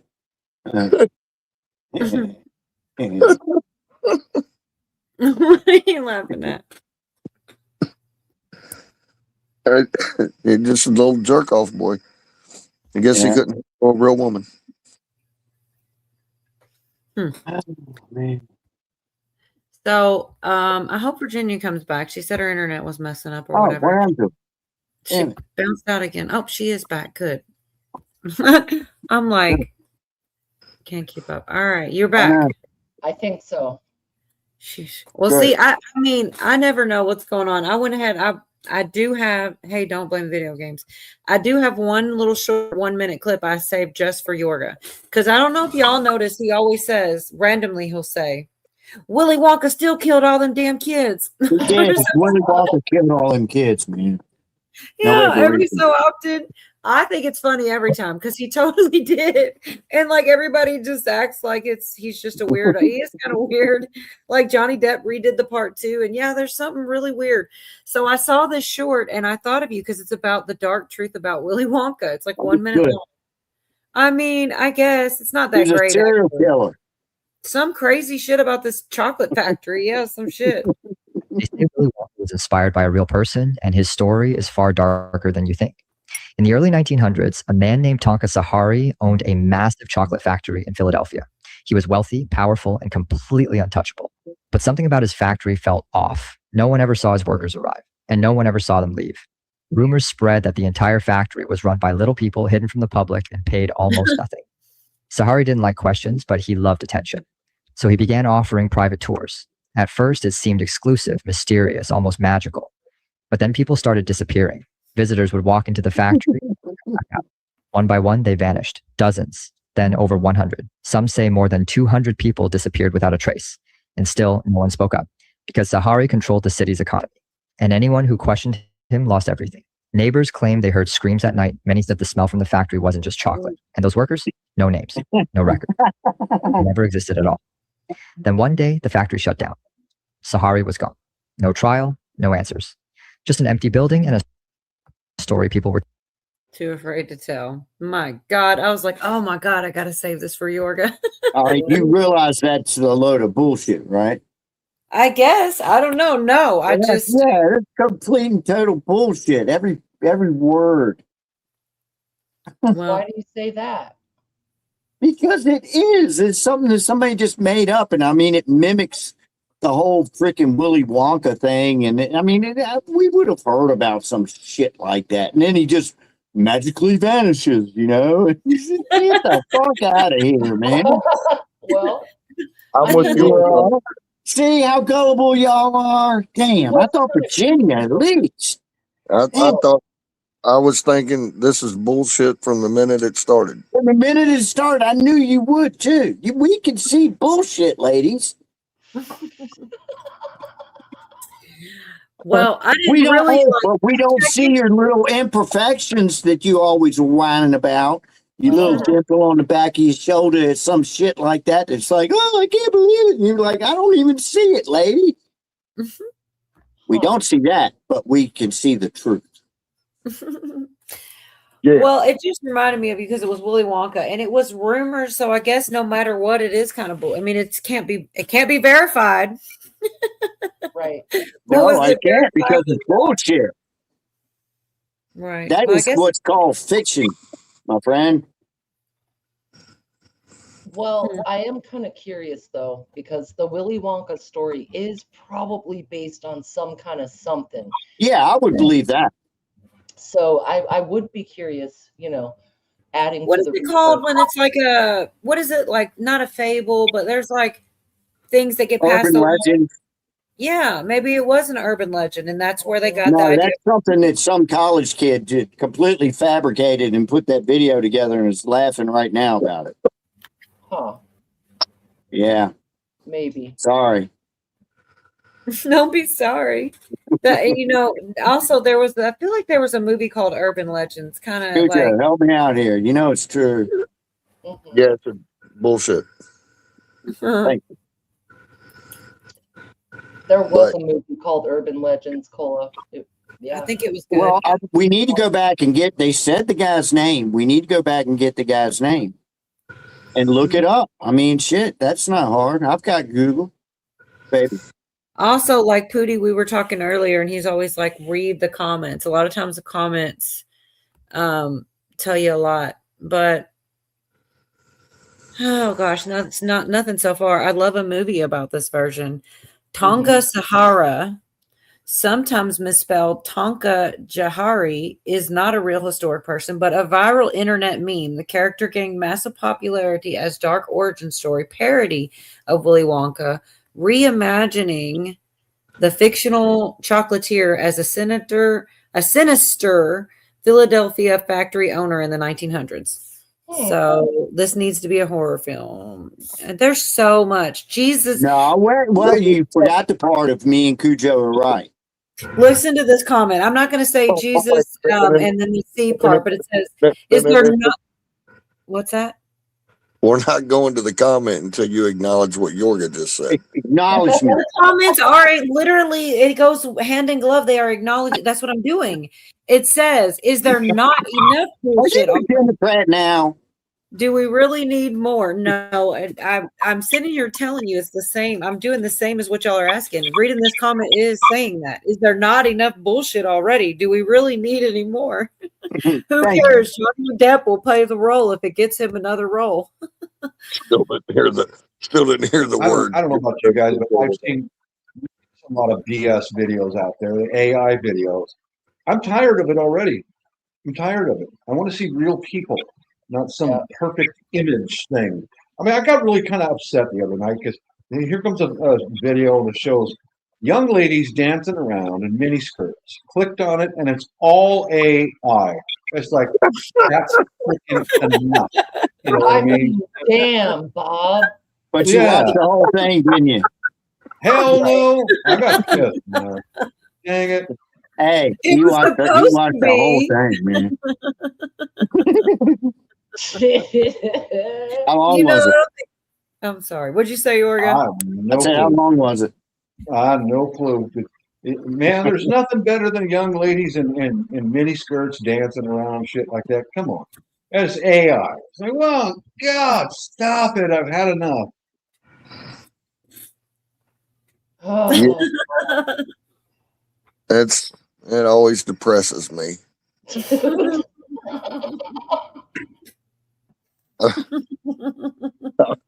you guys, holy shit, your priorities. If you really just go look up yoga videos, like be normal. Yeah, what do they call it? Namaste yoga? Namaste? Namaste. Yeah, namaste. Mm-hmm. I want to go back to the robot teachers. See? So those are okay. That's good. That's good AR. Those robot teachers. That's good AR. Yeah, that's good stuff. I want to show her the golden rule. Oh, man. Sounded super R. Kelly-ish.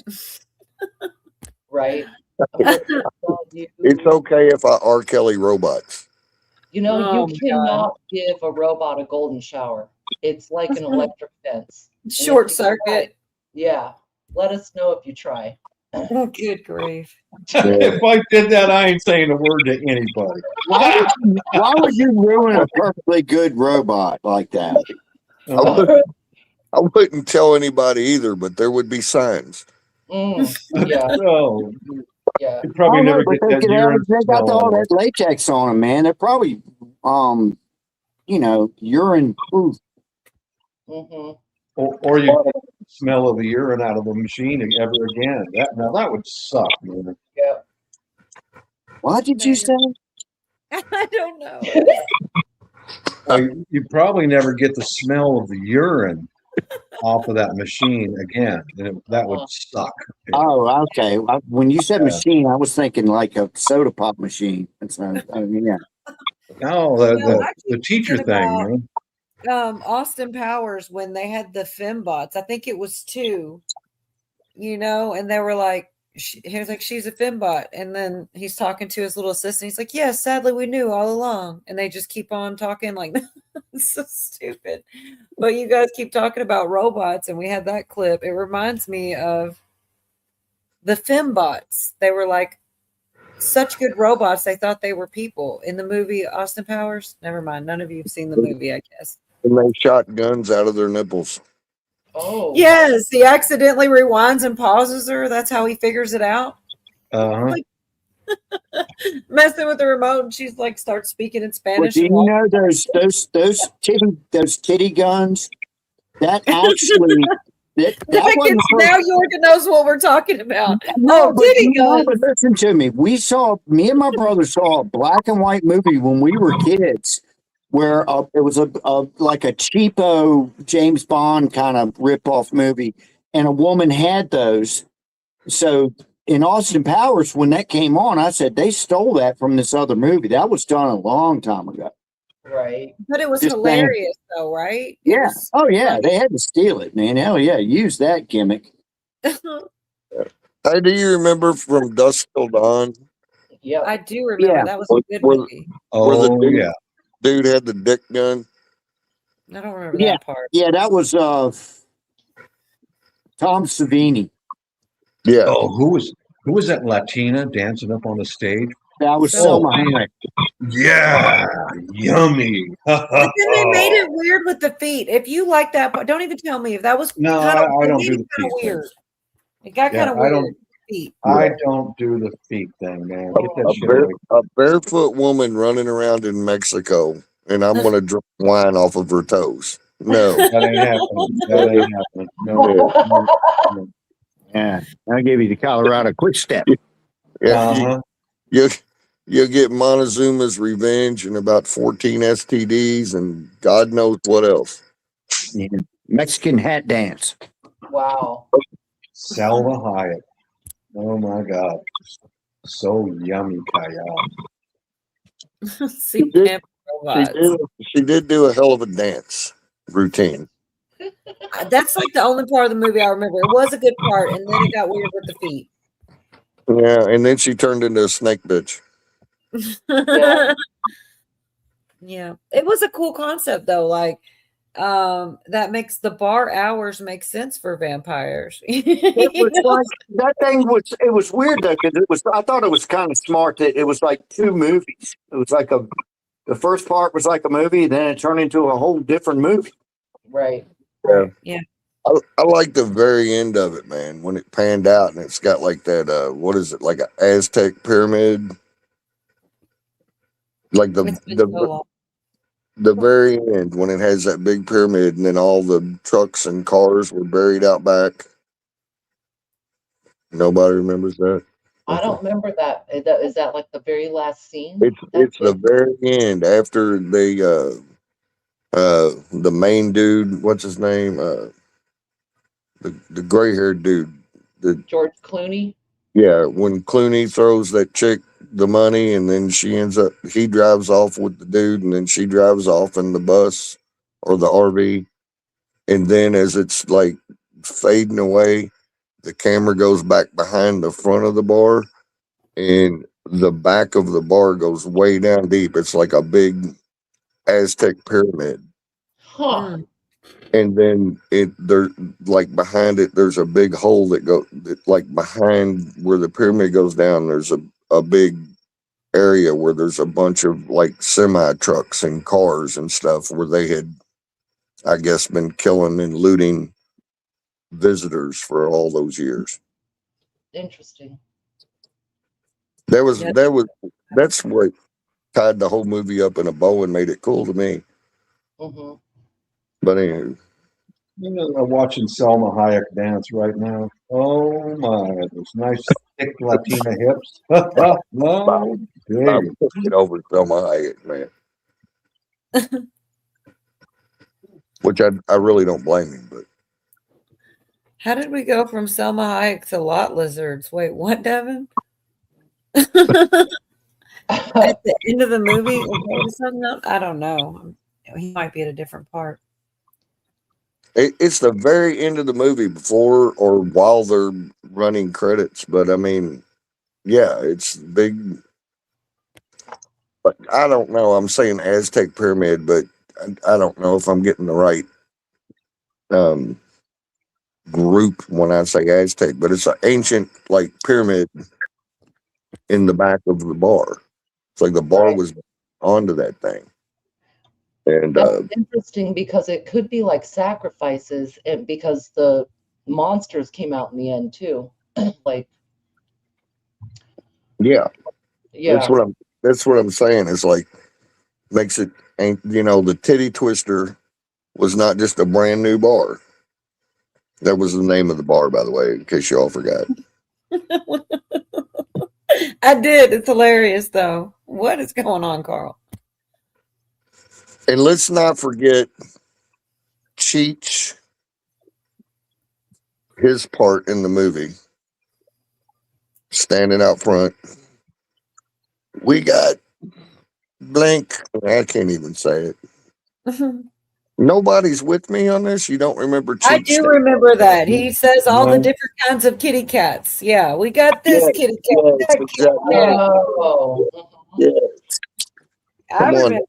That was classic shit. He played like 3 parts in the movie. I forgot about it till you said it, but I do remember it. Yeah, he says it all. I can't say any of it either because I guess it's vulgar, but yeah, he does. If anybody ever saw the movie, they should remember. But it was funny. Yeah. I don't think I have officially gotten old because I don't think they make good music and I don't think they make good movies either. Like the movies suck anymore. You know, like they used to be. I remember a lot of good movies about 20 or so years ago. And some almost everything is a flipping remake. Right. I tell you what, I saw 2 good movies in one day. I can't believe it, but I saw another one that's recent called Obsession. That's really good. I actually heard a lot of conservative talking heads actually gave that a good review. So that's on my list of one I might see. Yeah, that one and The Backrooms. What was the other one besides The Backrooms? Obsession. I haven't heard of that. My son told me about it. It was really, really good. He's like, he was doing that. You have to see this movie. So I looked for it. I had some time watching it. It's pretty fucked up. It's a good movie. I found recently a very good cannibal-based movie. The subculture of human cannibals living among us. It's called Bones and All. Good movie. Oh, it just, well, I have a twisted brain. I mean, come on. You know, cannibals, dude. Not vampires, cannibals. Bones and all. Well, you got to get your calcium. Sounds crunchy. They're stupid. Yeah, the flavor is in the marrow. Oh my God. That's where the good stuff is. Yeah. It showed, oh my God. Oh, no, never mind. Were there any naked women in the movie? God, let's see. I can't remember. I don't. But the way. Oh man, the opening scene when this young lady was on a bus getting out of town. She was approached by this old Sully guy, dressed real weird. Come on, Missy. Smells like you haven't ate for a while. Like, creep. That sounded like that old dude in Poltergeist 3 or 2. Right. Same The kind Hat-Man of guy? The old man in the black suit and the hat that goes Yes. to the door to the girl. Yes. Yes. Mm-hmm. That Yeah. shit creeped me out in Poltergeist. I had nightmares about that for a long time. Oh yeah. He's one of the creepiest fuckers I've ever seen in a movie. There's well, when you talk about that sort of thing, if you watch the back rooms, I'm not going to spoil it, but there's a character in that is horrifying. It's like that. Mm-hmm. Yeah. Cool. Well, So Johnny says Super Trooper 3 is coming out in August. I'm gonna have to see that one. I know y'all are talking about Obsession and it's probably like scary, but I would rather laugh. What if they actually make another good comedy finally? Right. I like the first. Isn't that the one where he tells him he tries to say meow as much as he can? So it's like a cop too. Yeah. Oh my God. Stupid funny. I hope they do another one of those and I hope it's actually funny. Fun fact. I Mhm. saw that for the first time a few weeks ago. No, you're beyond. What is that the one where he's like, he tells him to pull over? I've already pulled over. I can't pull over anymore. Or something. Is that the one? Yeah, it's stupid funny.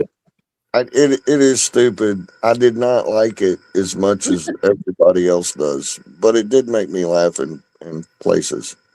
I didn't even know they had made a second one, much less they're coming out with a third one. I'm sure I saw the second one. I don't remember off the top of my head, but I'm sure I did. Isn't Reno 911 a ripoff of that movie? Or the other way around. Because Reno Okay. 911 was on TV forever. I'm not sure which one came out first, but I loved Reno 911. Oh, I did too. That show was hilarious, man. Yes. Every person, there was something wrong with them. You know, there wasn't one. At least on Green Acres, you got one normal person, Mr. Douglas. You know, everybody else is nuts. But on Reno 911, everybody had something. Right. No, it's not a movie trivia channel. We're just on the wind down talking about all the things, but no, it's not a movie trivia channel. Probably sounds like it.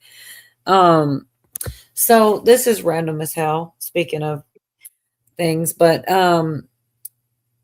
Diddy's twins, the little girls had this little thing out talking about how their dad taught them to like work hard, and I just think it's real super tone deaf, and I think it's funny that they don't have PR, I guess. I mean, it's pretty bad, I think, but I was going to play a real quick clip of that just so you guys could see it, because I very probably didn't.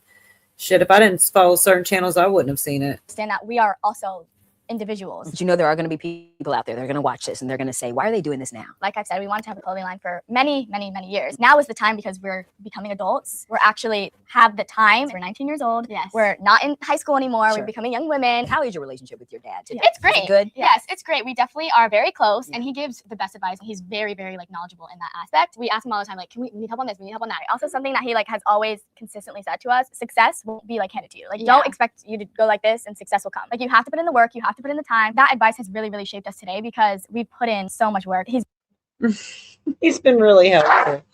Sorry, I knew you probably wouldn't watch that on your own time, and I wanted to throw it in because it's just kind of hilarious that no one said, you know, let's not talk about their dad. It's just terrible timing. Oh. I mean, it's their doorway. Welcome. Go ahead, Virginia.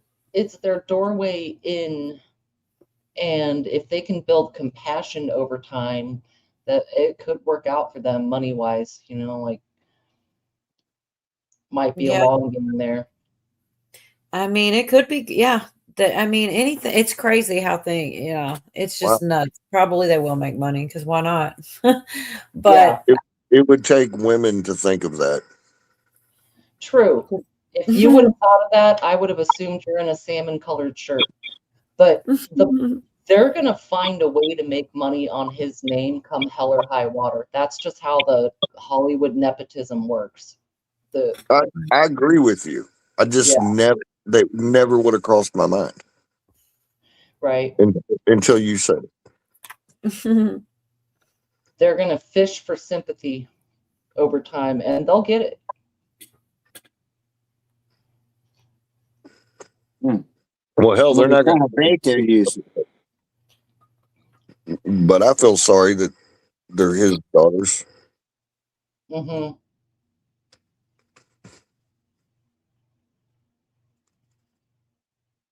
Stuffing things. I thought you had more to say. Carl is sniffing baconators. Are you all right, Carl? I don't know exactly what's going on myself. I'm still trying to figure it out. I don't know either. Arnold No, Ziffel. you're talking about Arnold. I said there was one. I said there was one normal person on Green Acres. That was Mr. Douglas, and then somebody came in. Who came in? Kim Haggerty said Arnold the pig was also smart. Jorgen. I went, yeah, he was. You're right. There was two smart people on there. And then he says, Camo said Arnold Ziffel the Baconator. Because he was a pig. Oh, and he said it's redacted. Whatever. Now he redacted it. All right. I'm afraid for the Baconator. Thanks, Carl. I just said you took 5 minutes to explain what you were trying to say. Yeah.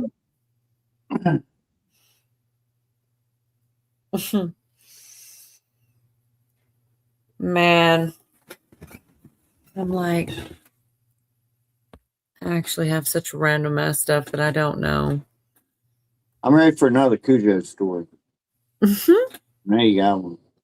Oh my God. He's got as many as you've got. It's just a matter of if we have time for them all.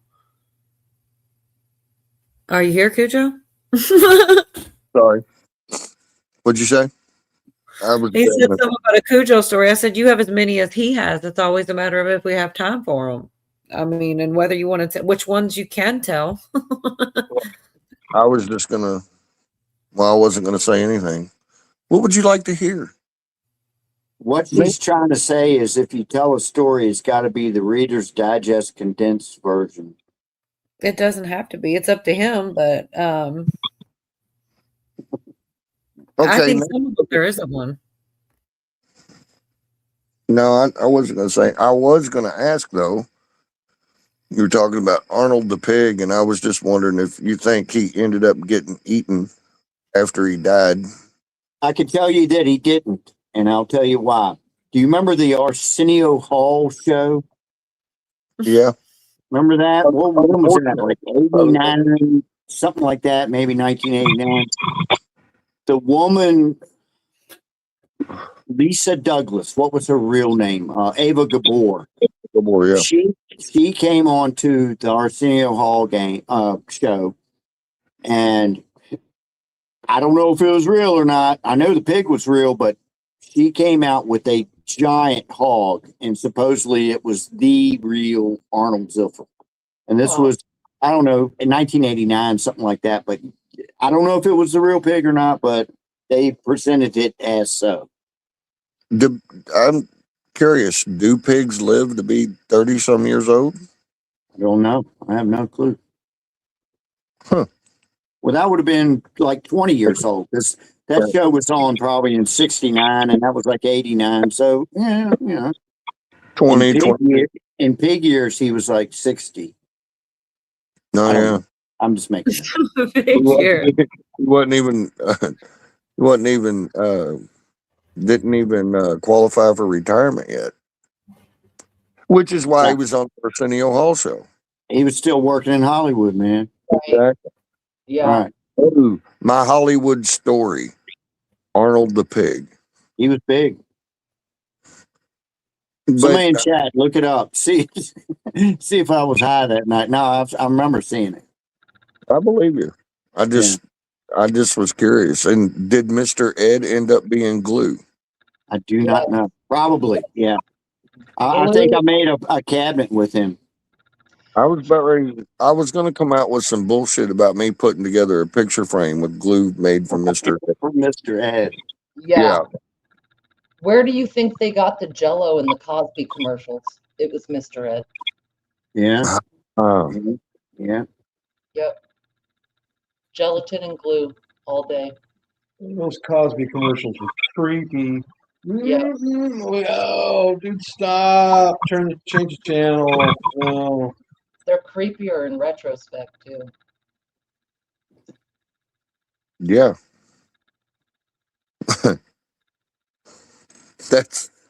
It's pretty fucking sick. Bruce said, did Arnold the pig attend Diddy parties? What the hell? On an Oh, envelope. that would give the whole meaning of trying to catch a greased pig. That would just. Oh, the grease of Yeah. the baby oil. Gross. Oh, yeah. He porked him. Mm. It's stupid. Oh no. Hooray for Valley Vale. I can't believe you said that. He porked him. Squeal like a ewe. Yeah. Squeal like Matt Beatty. Oh my God, you guys. It'll make you squeal like a Norm Beatty. Oh my God. Like a you. Stupid. But it's hilarious. Man. I got an air compressor for $20 today. Really? Nice. Yeah, from my dead neighbor. Wow. That's you gotta do better. I got a question, Georgia. Why did you give him $20? That's a good question. I'm not trying to be. He's got a lot of stuff, and he's got a lot of stuff, and I don't want to be drooling on it or anything. But people have asked me, if you see anything you want, and the only thing I really saw, and he's got some nice shit, but I saw a small Craftsman compressor because my compressor went to shit anyway. And my other neighbor talked to his sister, and he bought it for $20, and I bought it from him for $20. So kick-ass compressor for $20 anyway. Nice. Yeah. Awesome. Score. Yeah, it was a score. Yeah. Well, 1 horsepower, 3 gallons. So that's all I need. It's not one of them great big ones. It's a smaller one. Yeah. Yeah. I had visions of you. Never mind. I'm gonna shut up. No, tell me. Wow. Tell me. What's more? What was I wearing? Georgia walking up to the casket, sliding in the corner. Hey, dog, I'm taking that compressor. Yeah. Oh my God. Yeah, I'm trying to be cool about that shit, man, because there's a lot of shit over there I'd like to have, man. But I'm just kind of like, if somebody asks me, then we'll see. I'm going to tell you something that pissed me off while we're talking about dead people. Oh my God. No, for real. Okay. I was given, I used to play darts all the time competitively, right? Right. On those old Scorpion boards and electronic darts. And so the one that I used to play on in this bar, the bar closed and this new family bought the bar. And they got brand new fancy dartboards with video games, with video on the top and all that. And they had the old dartboards in the back because somebody had rented it to the bar before them and they were trying to get it back to them. Anyway, blah, blah, blah. They never took them. And I got to know this family really good. I was bouncing out of the bar for them and stuff. So, and the son of the owner used to call me Dad. And so one day I'm up at the bar. He's like, "Hey, Dad." And yeah, he goes, "You want a dartboard?" I said, I went outside and backed my truck up. And he put one of them Scorpion boards. It's the one I used to play on all the time. Right. So it's sentimental. Yeah, it meant something to me. So I took it in the house and put it in my damn living room and was throwing on it for a while. Well, when I left there, I didn't have room for it. So I put it in a storage unit. During COVID, I had a buddy that owned a shop, and he turned this shop into, he put a big screen TV in there and blaring music, and had a couple other video games in there, and he was doing that during COVID. So, we were all hanging out there like a bar. And I had them take me to the storage unit and got my dartboard out, and I put it in his shop. So we were all playing on it and everything, blah, blah, blah. But he ended up leaving the shop, and he took it with him to his house and had it in his garage. And it was understood it's my dartboard. I was just letting him keep it over there because I had moved all my shit out of the storage unit at that point. Still didn't have a place to put the dartboard. Now, he died. And at the funeral, I didn't want to bring it up. No. You know what I mean? Yeah, no, I know what you mean. I've seen people do that, and it ain't cool. Exactly. And it is not the time. He's a good friend of mine. But apparently his daughter's a little bitch because I waited about 3 weeks and I talked to another buddy of mine who was closer to his family and him than I was. And I said something about it. He's like, oh yeah, they got rid of that. They sold it for like $20. I was, you got to be fucking kidding me. So yeah, I've got my ass is chapped over that because I can buy one of those dartboards for about $200, but it won't be the one I used to win money on. Right. Yeah. And Kim said, do you like the English dart competitions, Cujo? They take it very seriously. I don't, am I being asked, do I watch them? Do you like the English dart competitions? I don't. I mean, I've played if they're talking about the regular metal tip English darts, I've played that. I've played in a few tournaments, but I don't like watch it or get into it like that. Not as a spectator.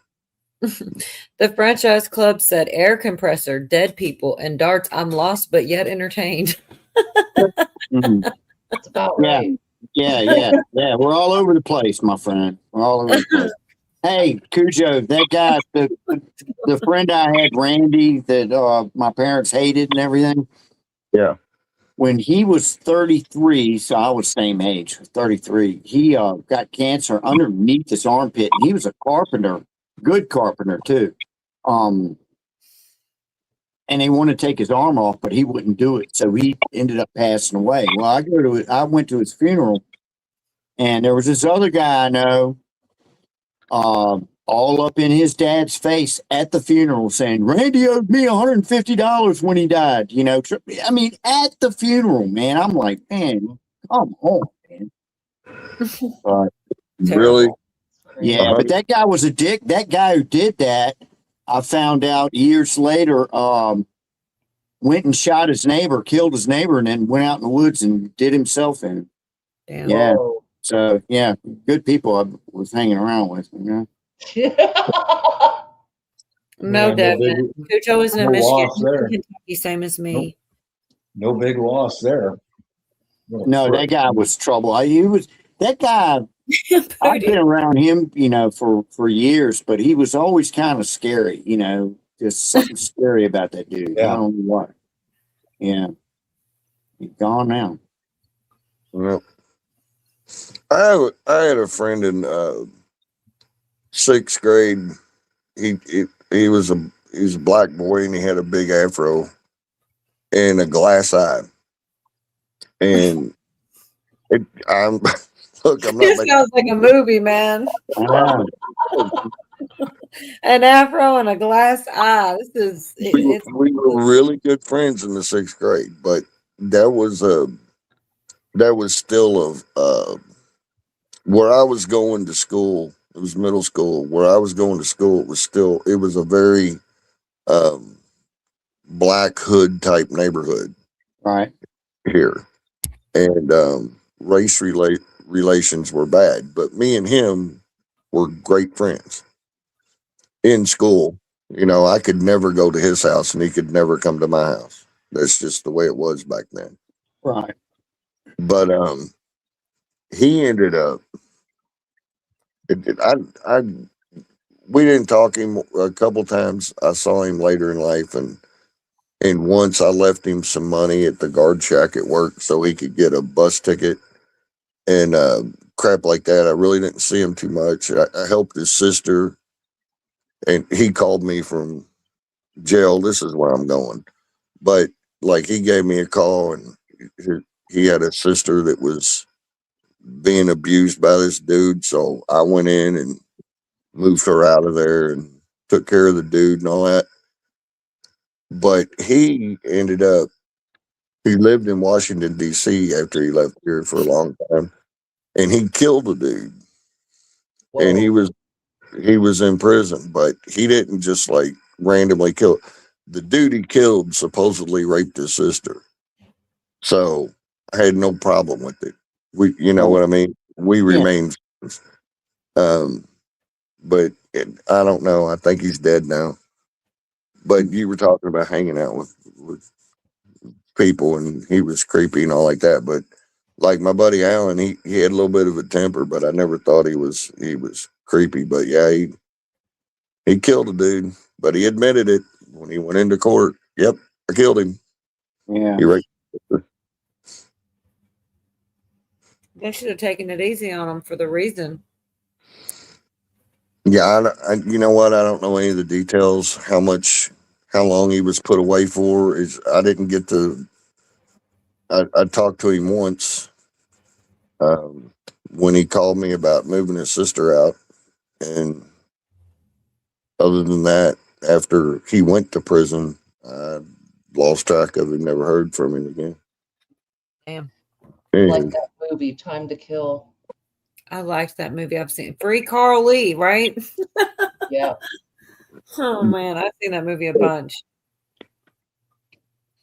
Do you remember it, Cujo? Time to Kill? Mm-hmm. Well, if you would have told me before this conversation that movie, I would have said no by the title. But since we're talking about the subject we're talking about, yes, I remember it. Me too. Guess the glass eye guy had a blind spot. Yeah, for sure. Okay. I love a dad joke. That was kind of funny. Is that good? That was funny. He's my friend, went to prison. He's dead now. I'm still laughing at that joke. Oh, man. The darkness of my humor has no boundaries.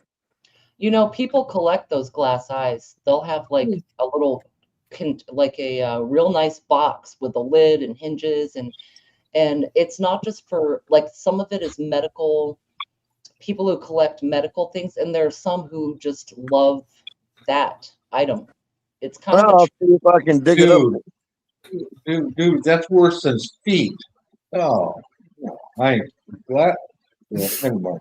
Feet? I actually had one of those. My brother worked at some kind of optical place, and he brought one home, and I ended up with it. But you would think it's like an actual ball, but it's not. It's just like the part you can see of someone's eye. It's like a cup shaped kind of thing.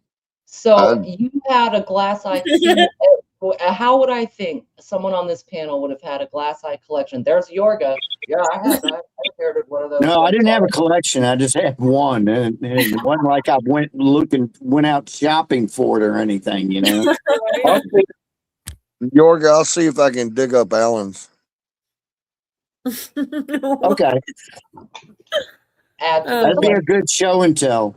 I know one other guy with a glass eye. We call him One-Eyed Phil, but I haven't seen him in a minute. He hasn't seen you either. I was waiting for that. Oh my God, Virginia, you're fired. You're fired. Yeah, haven't seen you either. You're fired. You're done. I got run out of a girl's bedroom that I snuck into through the window by her father with a wooden leg, and he made wooden legs for a living.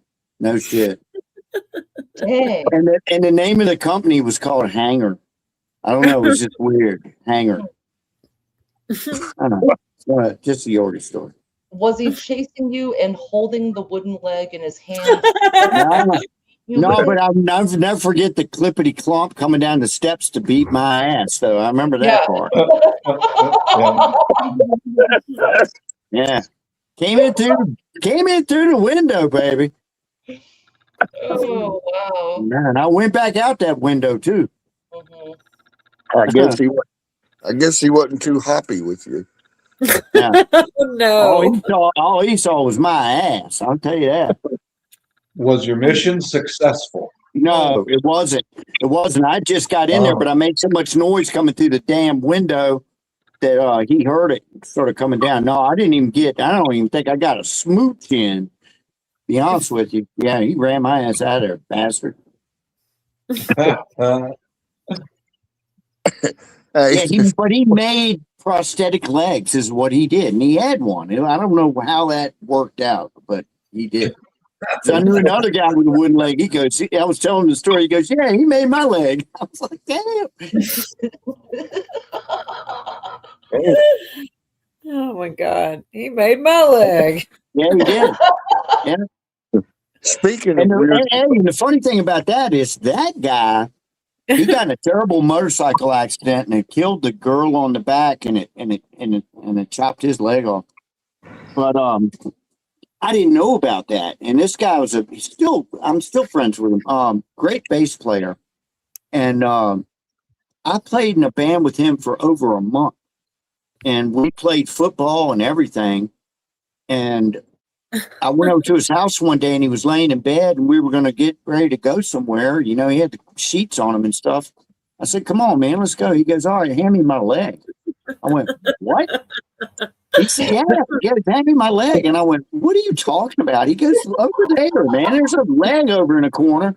And I went and got his leg and I didn't know he didn't have it. I was like, I didn't know he didn't have a leg. He goes, yeah, man, but it was from he still had his knee joint. So that's why we could play football and all this shit. I always noticed he had this weird crease in his knee under his jeans, but I never said or thought anything about it. You know what that reminds me of?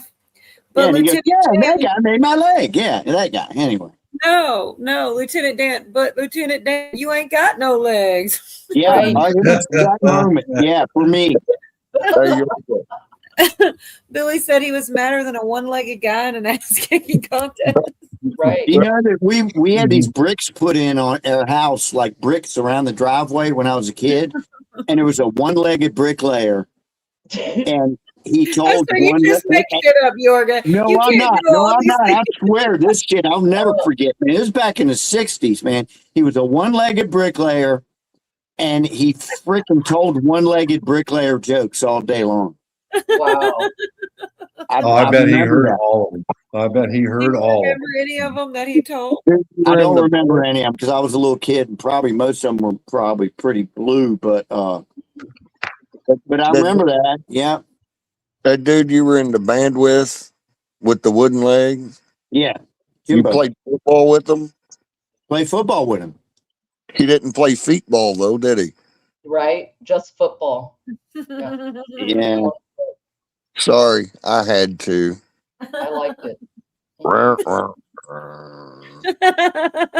Yeah, he's one of the few that are still around, still kicking. Yeah, he's a good dude. Still kicking. He's still Georgia came from the broken toy. He's still kicking and falling down and kicking and falling down.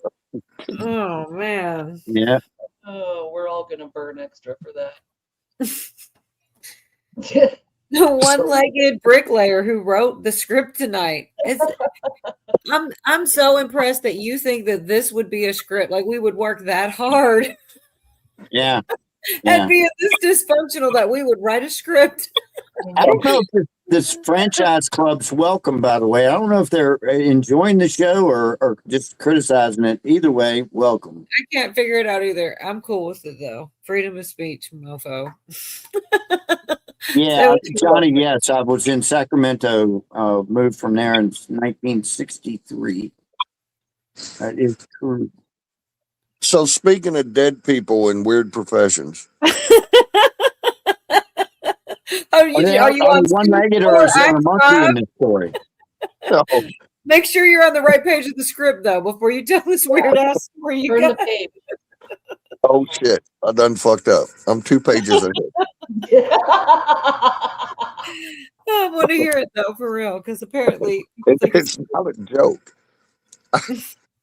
So near the end of my job at the company I worked for, retired from, there was this real cute little lady, real athletic looking chick, but she was short. She worked on one of the load belt areas, and I would go by there and talk to her every day, and she just loved me to death.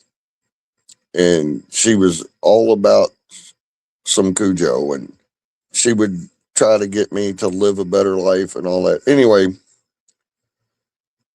we would go, she would meet me at the bar after work sometimes, and we'd get to drinking, and she was talking to me, and like, she's real cute, little petite and real athletic. And then I found out, like, I was at the time 49, and I found out she was 60.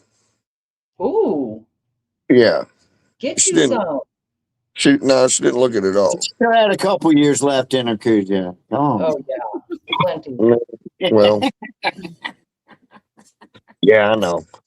I Wow, You know, she ain't got a dance yet, baby. Your story got me a donation. Thank you so much, Franchise Club. So there you go, Yorga. You said I can't tell if they're entertained or they're trolling us. I know. Thank you for that. That's cool.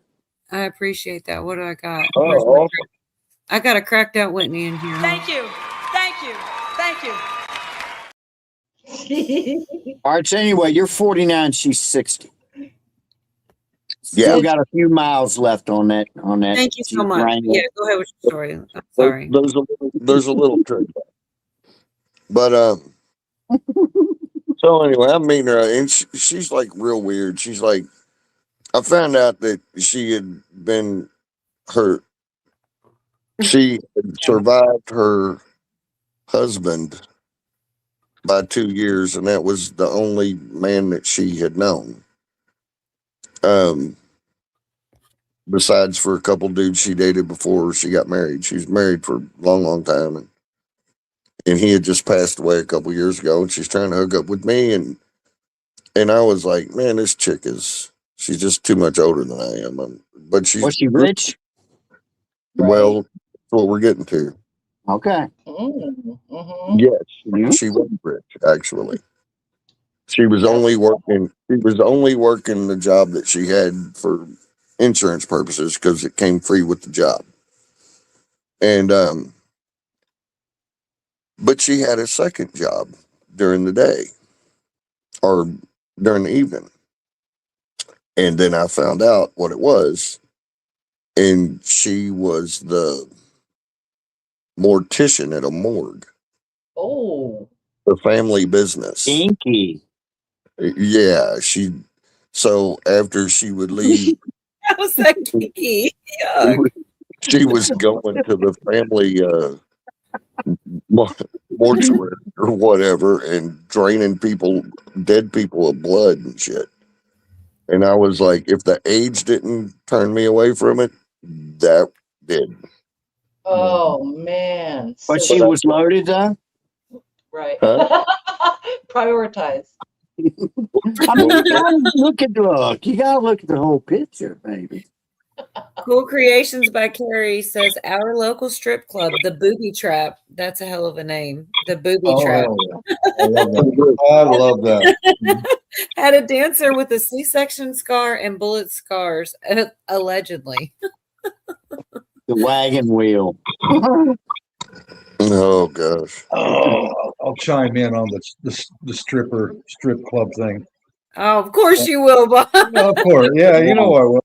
Yeah, that was my first time to the Philippines, and the strippers over there are stunning, slender, petite, dark brown skin, very beautiful ladies, really physically fit. You know, man, I'm really feasting my eyes, man. And they dance in bikinis. It's illegal to go nude, but anyway, stayed a few weeks there. Came back home and went to a topless club in Lakewood, Tacoma. Oh my God. Here comes Trailer Tammy. Yes, stretch marks and just That was her name, God, Trailer Tammy. God. But you get what I'm talking about. A real low life, and I'm like, $8 for a glass of Coca-Cola, and here comes her sister, trailer trash Barbie. And geez, a C-section scar would have been C-section and the fupa, slight mustache and a tooth missing. Yeah, like that meth sores on her face and all that shit. I'm like, God damn, man! I want to go back overseas. Nothing like Like Carrie said, he was warning us about a tornado and said, if you are near the booby trap, take cover.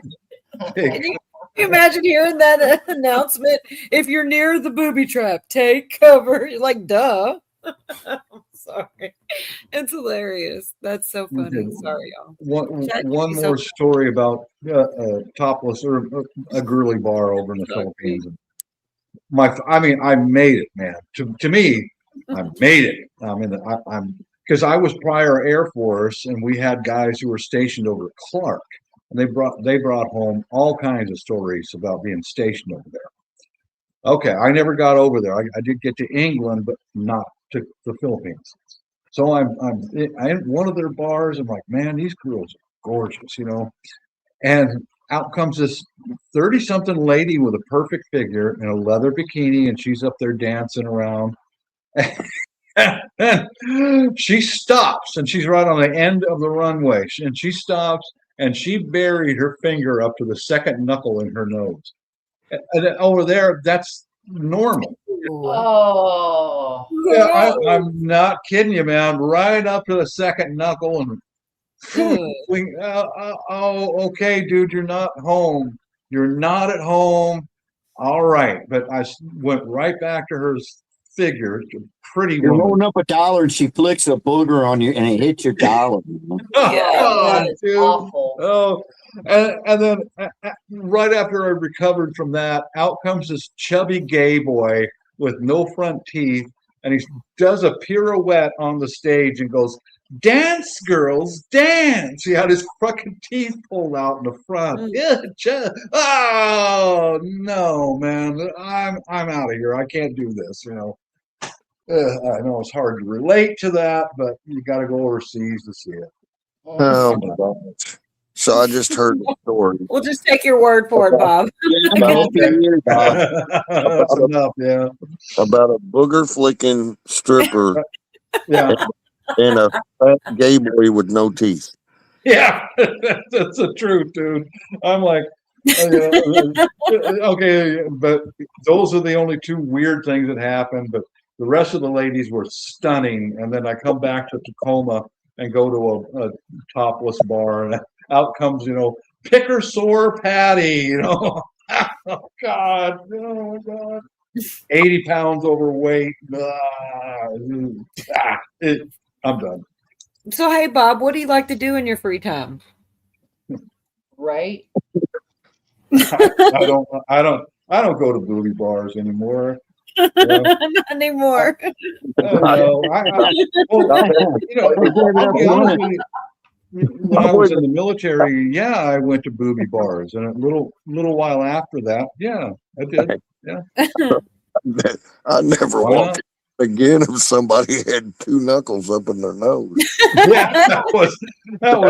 I mean, dude, she had a figure, was a perfect 10. I mean, just beautiful. Man, I was at, I think I told Cole about this a few years ago. I was at Midas waiting on them to do an inspection or some shit for my car, and there was a little bench. I'm waiting. There's a little bench out front, and I went out there. I might have been smoking cigarettes then. I was probably smoking a cigarette, and this real pretty, I guess she was, I don't know where she was from. I don't know if she was Asian or something else. I don't know. But anyway, she was real attractive. Sat down next to me, smiled, and I smiled at her, and we didn't really talk about anything. But then she just started leaning up and spitting. Like somebody, I don't think she was chewing tobacco because it just looked like spit, but it's like you would if you were chewing tobacco and just smiling and just, you know, and there's this big pile of spit between her feet, you know? It's just like, I don't know. I don't understand it, man. I don't know what the hell was up with that, man. I don't know. She was good looking though, man. It was weird. She was celebrating her first blowjob. Oh. I mean, that what it was. I've been to China a couple of times, and the Chinese don't have any problem with spitting anywhere. That's gross, dude. Is that what? Well, maybe she's Chinese, Bob. Yeah. Same with some of the Vietnam people. So I should have started doing it too to make her feel more welcome, right? You start go spit for spit. Test it out. I don't know. I didn't do it though. Now, to me, spitting's grosser than a finger in the nose. That for me, is. right? Me too. I'm not a fan. I'm pretty equally grossed out by both. Yeah, I'm I think I lean the other way. I think I could look past you spitting on the concrete before 3 knuckles Yeah, in your nose. I think so too. Yeah, if I had to pick, I'd take the Look chip with at our the spit. team. Rather see you spit. Y'all are team. Rather have the finger in the nose. Gross. I know. Look at us finding things out about each other. No, I don't go to booby bars anymore. It's just, you know, yeah. I mean, for us guys, you go there. The women are pretty. You can't. You're walking around with a boner. I mean, this is just a truth, and you can't touch them. So it's like, no, I'm wasting my time. I'm wasting my money. Sharon said, "Can we talk about the news now?" Franchise Club said, "You had me at Glass Eye Collection." And Jeff says, "You crackers are still here." You got the link, Jeff, if you're bored. I don't go to nudie bars anymore by myself. I don't believe either one of you. I don't believe any of the 3 of you. I don't have the money. No. Well, now I believe you. No, I'm just kidding. Do you want to know? Do you want to know? I don't go to any bars anyway, but you want to know why I stopped going to those places? I mean, yes, you're the only one that hasn't spoke on it, Yorga. I used to, because I'm like Mr. Super Dickhead Loner. I used to like to just go somewhere and have a beer and be left alone, and I could go into one of those places and not go up to the front where you give them dollars and everything, but actually just go to the bar and sit down. I don't know anybody. Everybody leaves me alone. I could have a couple of beers, and then, you know, because I'm thinking about stuff, you know, whatever's going on in my life, and then be left alone to go. You can't do that now. When you go into one of those places now, within 2 minutes, there's some hose bag right next to you, trying to smooze you up, trying to get you to buy her drinks, trying to get you to go in the back. Trying to get you to go in the back for a lap dance and this, that, and the other. And it's just like, can you? And if you tell her to leave, politely tell her to I just want to be left alone. She'll leave, and within 2 minutes, another one is there. Another one shows up. Yeah. So I can't do my thing where I just want to be left alone and have a beer in one of these places. It's impossible. So I don't go. Yorga, thank you, because when I was had a legal separation from my wife, and we were gonna be divorced. I mean, I knew that so I went through a 6-month period where I couldn't fuck around with any chicks or be single because I was still legally married. Yeah, I gotta be real careful, period. Yeah. Yeah. I hear you. So I used to go to this nudie club down the road from me, and it was they had 2 different sides to it. One was total nude, and one was like a bar side where they only went topless. But I used to go there all the time after work, and That's You the chose to side with the alcohol. It had nothing to do with the women. exactly. But it's exactly as you said though, because I was always getting into fights and stuff back in those days. And I always women were always fucking up my life. So I would go there and sit and chill. I could drink beer. None of the guys are trying to fight you because you're not jockeying for any of the other chicks or anything. Thank you. So I would Yeah. just sit there and drink in peace. And yeah, a couple girls would come up and they asked me to buy them a drink. Well, I'd buy them a drink and told them to go sit somewhere else. Yeah, I would buy him a drink. I'd do that. Yeah, but other than that, I want to be by myself for a little while. I love it. Yeah. And that's The franchise club said a one-legged stripper walks into a bar. The one-eyed bartender asked, "Why is your finger so far up your nose?" The one-legged stripper spits on the bartender and says, "You want to see my glass eye?" That's about the right summary. Yes, Franklin. Wow, this person really fits in. But overseas, you know, you can sign one of the girls out. It's called her bar fine. And I thought that was called like white slavery or some shit, huh? well, it's part of the it's the way it is in Asia. You know, you pay her bar fine and she can come with you. But it's not.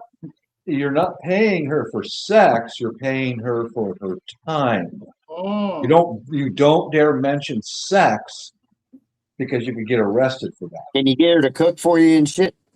Yeah. I don't no, I don't know. But, I don't know. You just always have sex. Rob, you know way too much about this dude. Make me some pie. No, I'm telling you the truth. You know, He's like, "Here's the code word. This is the word." Just kidding. Well, yeah, but okay. I went to Cebu City by myself for a few days, waiting for everyone else to arrive. And my first time in Cebu. It's a major city, but I'm pretty street smart. So I wanted to go see the original Spanish fortress where Spain arrived in 1521. It's still there. And the cross that Ferdinand Magellan held the first Catholic Mass in 1521. It's still there. Okay. Historic shit. Love it. So, okay, I got a feel by the taxi drivers in that city. They're just goddamn crocodiles, man. They're swindlers. So, all right. I looked up on YouTube, found the name of some of the streets, and I started doing some research. Okay, this is where the red light area is at, right? Went straight there. I did. During the day, in the early evening, because I wanted to hire. They have a lunch gig, right? Don't they? I don't know, dude. I went there in the early evening. There's a nice looking young lady, and I asked her, "Are you working?" She said, "Yes, I am." So I said, "Come with me. Let's go eat." And took her over. We got some pizza, and I said, "I have a business proposition. If you could get me from my hotel to Fort San Pedro and back without getting hassled by the taxi drivers, I will pay you your rate for sex and provide all your meals." Oh, but I checked her ID and all that shit first and make sure she anyway. Check her for worms. This is like the plot to Pretty Woman. I'm just kidding. Right. She's a good-looking young lady, okay? And next morning, 10 a.m., the front desk called me. "Someone's here asking for you." Let's go. Went down there.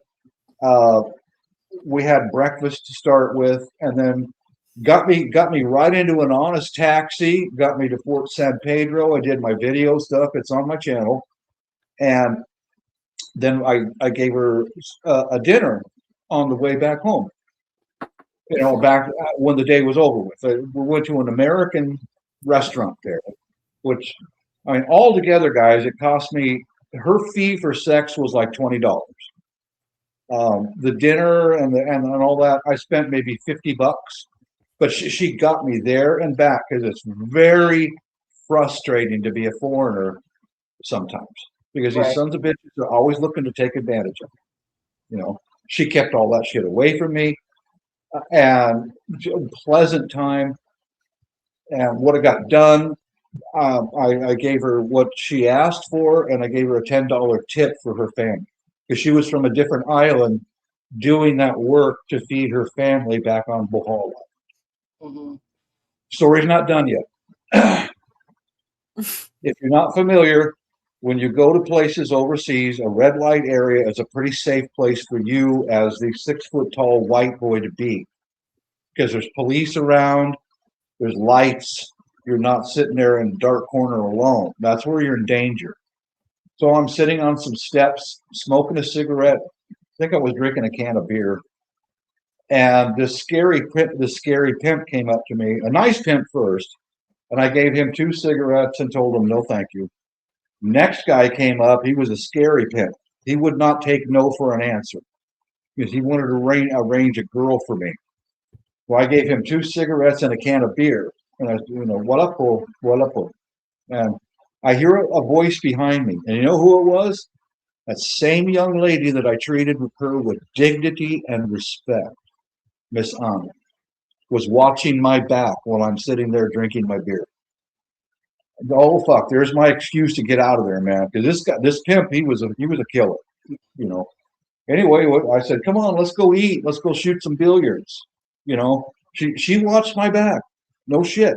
She was back there watching because she knew that pimp, and she knew he was a scary motherfucker. He might have stabbed me if she hadn't have said something. Benefits to being a good and decent man. Mm-hmm. There we go. There's my booby bar story, hooker story. Okay. Right. Well, you paid her rate. You paid for her time. She got you around town. She could speak the language. Yes. Yep. Yeah. It was perfect arrangement. She was a perfect lady. Didn't ask for anything extra. No games. No bullshit. And made sure she ate. She ate well. So hey, what the hell? She didn't pick her nose. No, this one did not pick her nose. Good thing for her, she did not pick her Yeah, nose. they have to dock her $5 on that one. They would have, yeah, but a $5 tip instead of a $10 tip, she'd have got cut in half. Picking her nose. No, it was a good arrangement. Good memories. Good memories with.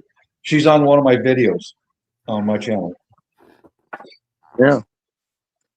Hey, Yorga, what do you think about the name for a band, Nose Picking Hookers? Nose picking hookers. That's funny. That's okay. Booger sounds more raunchy. Booger picking hooker. Booger picking hooker. I'll find me a booger picking hooker. Because you're hooking the booger. So yeah, I see where you're going with that. Yeah. Yeah. The booger hookers. How about the booger hookers? That's pretty catchy. Oh, you could have a name of a band and then you have like 3 chicks that sing behind you and they could be the booger hookers. Yeah, why not? Gladys Knight and the booger hookers. Damn, And your first album cover, man, is the band in the front with like 4 scantily clad women with their fingers up their noses. Oh man, not the scantily clad. Scantily.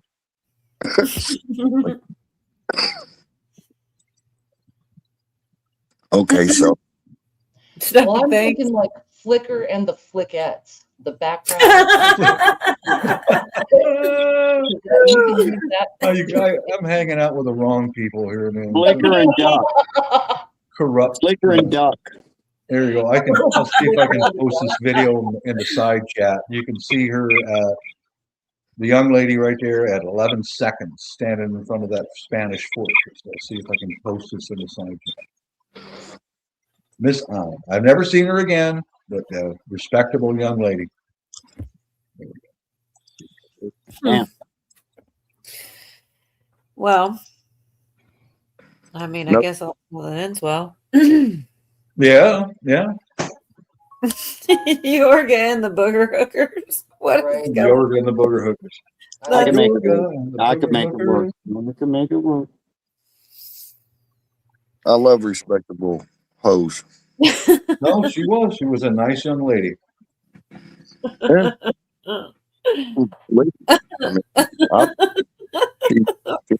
She was a delicate flower, Cujo. She's at 11 seconds in that video I posted in the second chat, right in front of the fort. It's not rockets. Oh my God, y'all. I mean, I actually did have some more clips, but I honestly feel like maybe we should pull it to a backstage, see if anybody else wants to hang out a bit. We could go probably another hour, but I got one. How you like this one, Cujo? well, if we're devolving Nick- anyway, let's go ahead and do it. Hold on. Stop. Cujo. How about this band name? Nick Nostril and the Nine Nasty Norwegian Nose Pickers. Oh my God. I gotta find a different group of people. Oh my God. Who else are going to listen to your nose picking hooker stories? Yeah, the Philippines got a lot of U.S. military in it right now. A lot. But they're all confined to base. They can't go in town anymore. They're confined to base. Air Force bases and Navy bases, Marines and all that. There's a whole bunch of them over there right now. Who's confined to the bases? The U.S. military is stationed over in the Philippines now. Oh, I thought you were saying the hookers were confined to the military base. Oh no, they hang out outside. I'm sure they do. Oh yeah, they're right outside. Hey, Bob. Are you part of the reason why the U.S. military is now confined to their bases? No.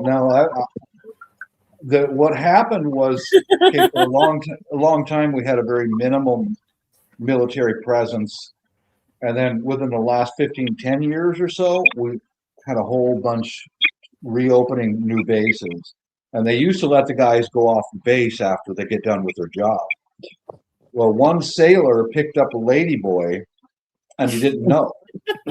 So they went to get naked. He found out that's a ladyboy, and the sailor beat him to death, or her to death. Whoa. And that's when the U.S. military went, nope, no more. You're confined to base. That's it. You know. Once a sailor met this lady boy, and he beat his freaking brains out in the street. Dun-dun-dun-dun. It happened. Yeah, he wound up in a Filipino prison for a long fucking time. You know. That's what you get for beating a Filipino lady. Yeah. We I get just read there. The booger bunch. The booger bunch. The youngest one had clap. That's why I stay with my wife. I'm not going around the corner or going over the fence, man. Stay with my wife. Thank you very much. That's why the youngest one had clap. That's all. Franchise Club said, thanks again for the we'll be back. Have a great night, y'all. That's fucked up, isn't it? Hold on, let me see what I got. Thank you. Well, Play the one everyone loves to hate. But you know what? When you're happy, you know?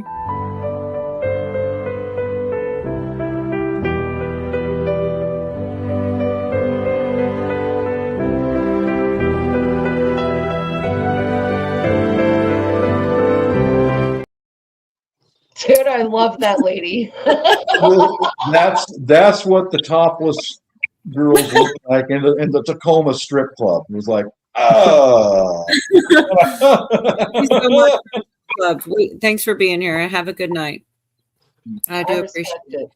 Wish you clipped That's a what? real woman. What? I'm not sure what you guys do back there. I'm sure you have to be smart. Are you talking? What's he talking about? Backstage? I swear to God, people think, I don't know what people think, but backstage is literally like this and less devolved. Like people just hang out. There's not anything. And I open it up. We've got 5 seats taken right now. It would open up 5 seats and it would be full. And that's it. And we just talk. Like, I don't know what people think goes on. Like, we just have cult meetings. I'm gonna go because it's secret. We have a secret handshake and all that good shit. Yeah. Demon Slayer. So That's where we review the script and see where people got. Yeah. There we go. Yeah. The script, right? The script. We had some plot holes tonight, people. Fix that shit. Is Yorga back there? Yorga, it usually hangs in for a little while. He's usually one of the first ones to leave, though. Sometimes he doesn't make it to the backstage. Echo sometimes comes back, and like I said, and what's crazy is there'll be 100 people sitting in chat, and we'll close it down, and we'll have 8 or 9. We'll have an extra spot. People just, I don't know if they're afraid or what they think goes on, but really, it's the same thing except a little less. Just like a little more guard down, but it's not like, I don't know. It's just kind of funny to me. I've seen all kinds of strange comments. I think some people never have gone to any backstages, and they should. That's not what I said, LOL. What did you say? Is Yorgi back there? It's a Yorgi orgy. Oh, well. Yorgi. Oh. I corrected it by putting an A where the second Y is instead of taking the first Y out. I made it Yorga. I was like, surely that's not what he's saying. No orgies, no gross. We're not having an orgy. Damn it! I brought the butter and everything. Ooh. What a butter! It's raining. Good. It's raining. I can't believe it's not orgy butter. Olay. Oh my God. Parquet. Yeah, you got it. Parquet, Olay. Parquet. Does it cost money? Are you serious? I swear Devin trolls. I think he doesn't think I know, but he be trolling. No, it doesn't cost money. You click a link. It doesn't it costs money. $22.50. No, $12 an hour. It's about $20. Yeah, it's about $20. $20 is $20. Yeah, that'll work. I just more good times. Okay, what did I miss? Oh yeah. Have a great night. Anyways, yeah, I hate to shut it down because people are still hanging out, but I wish people would actually hit the link and come back and hang out. Like it is a lot of fun. Yeah. But I get it, that is the first way. I first went to a backstage before I ever went on a live stream. I mean, that's kind of like, I think that's what people probably know. They're like, no, that's how they get you. I'm not going to that backstage. That's how they get you. It's kind of true. Are we backstage? No, but we're about to be. Did y'all have any final thoughts for YouTube? Anybody? Well, yeah. I haven't been able to look at the chat for a while, but I saw where Franchise Club had mentioned my name a few times. Wanted to give a shout out to him if he's still. Yeah, that was pretty awesome. There's not a link yet, Devin. Hold your horses. We'll put one out. It's there every time. You could have been back so many live streams that you didn't come to the backstage of. It's just kind of funny, but that's why I said he trolls. Cola, link in chat. Yes. Billy, are you in chat? I don't see you, but go ahead and put that out there if you can hear me. There is a little bit of a delay. So your last words were, your final thoughts were priesthood prayer. What was that, Bob? Yeah. And Virginia. Oh my God. Oh, how about the man's prayer? I'm a man, but I can change if I have to, I guess.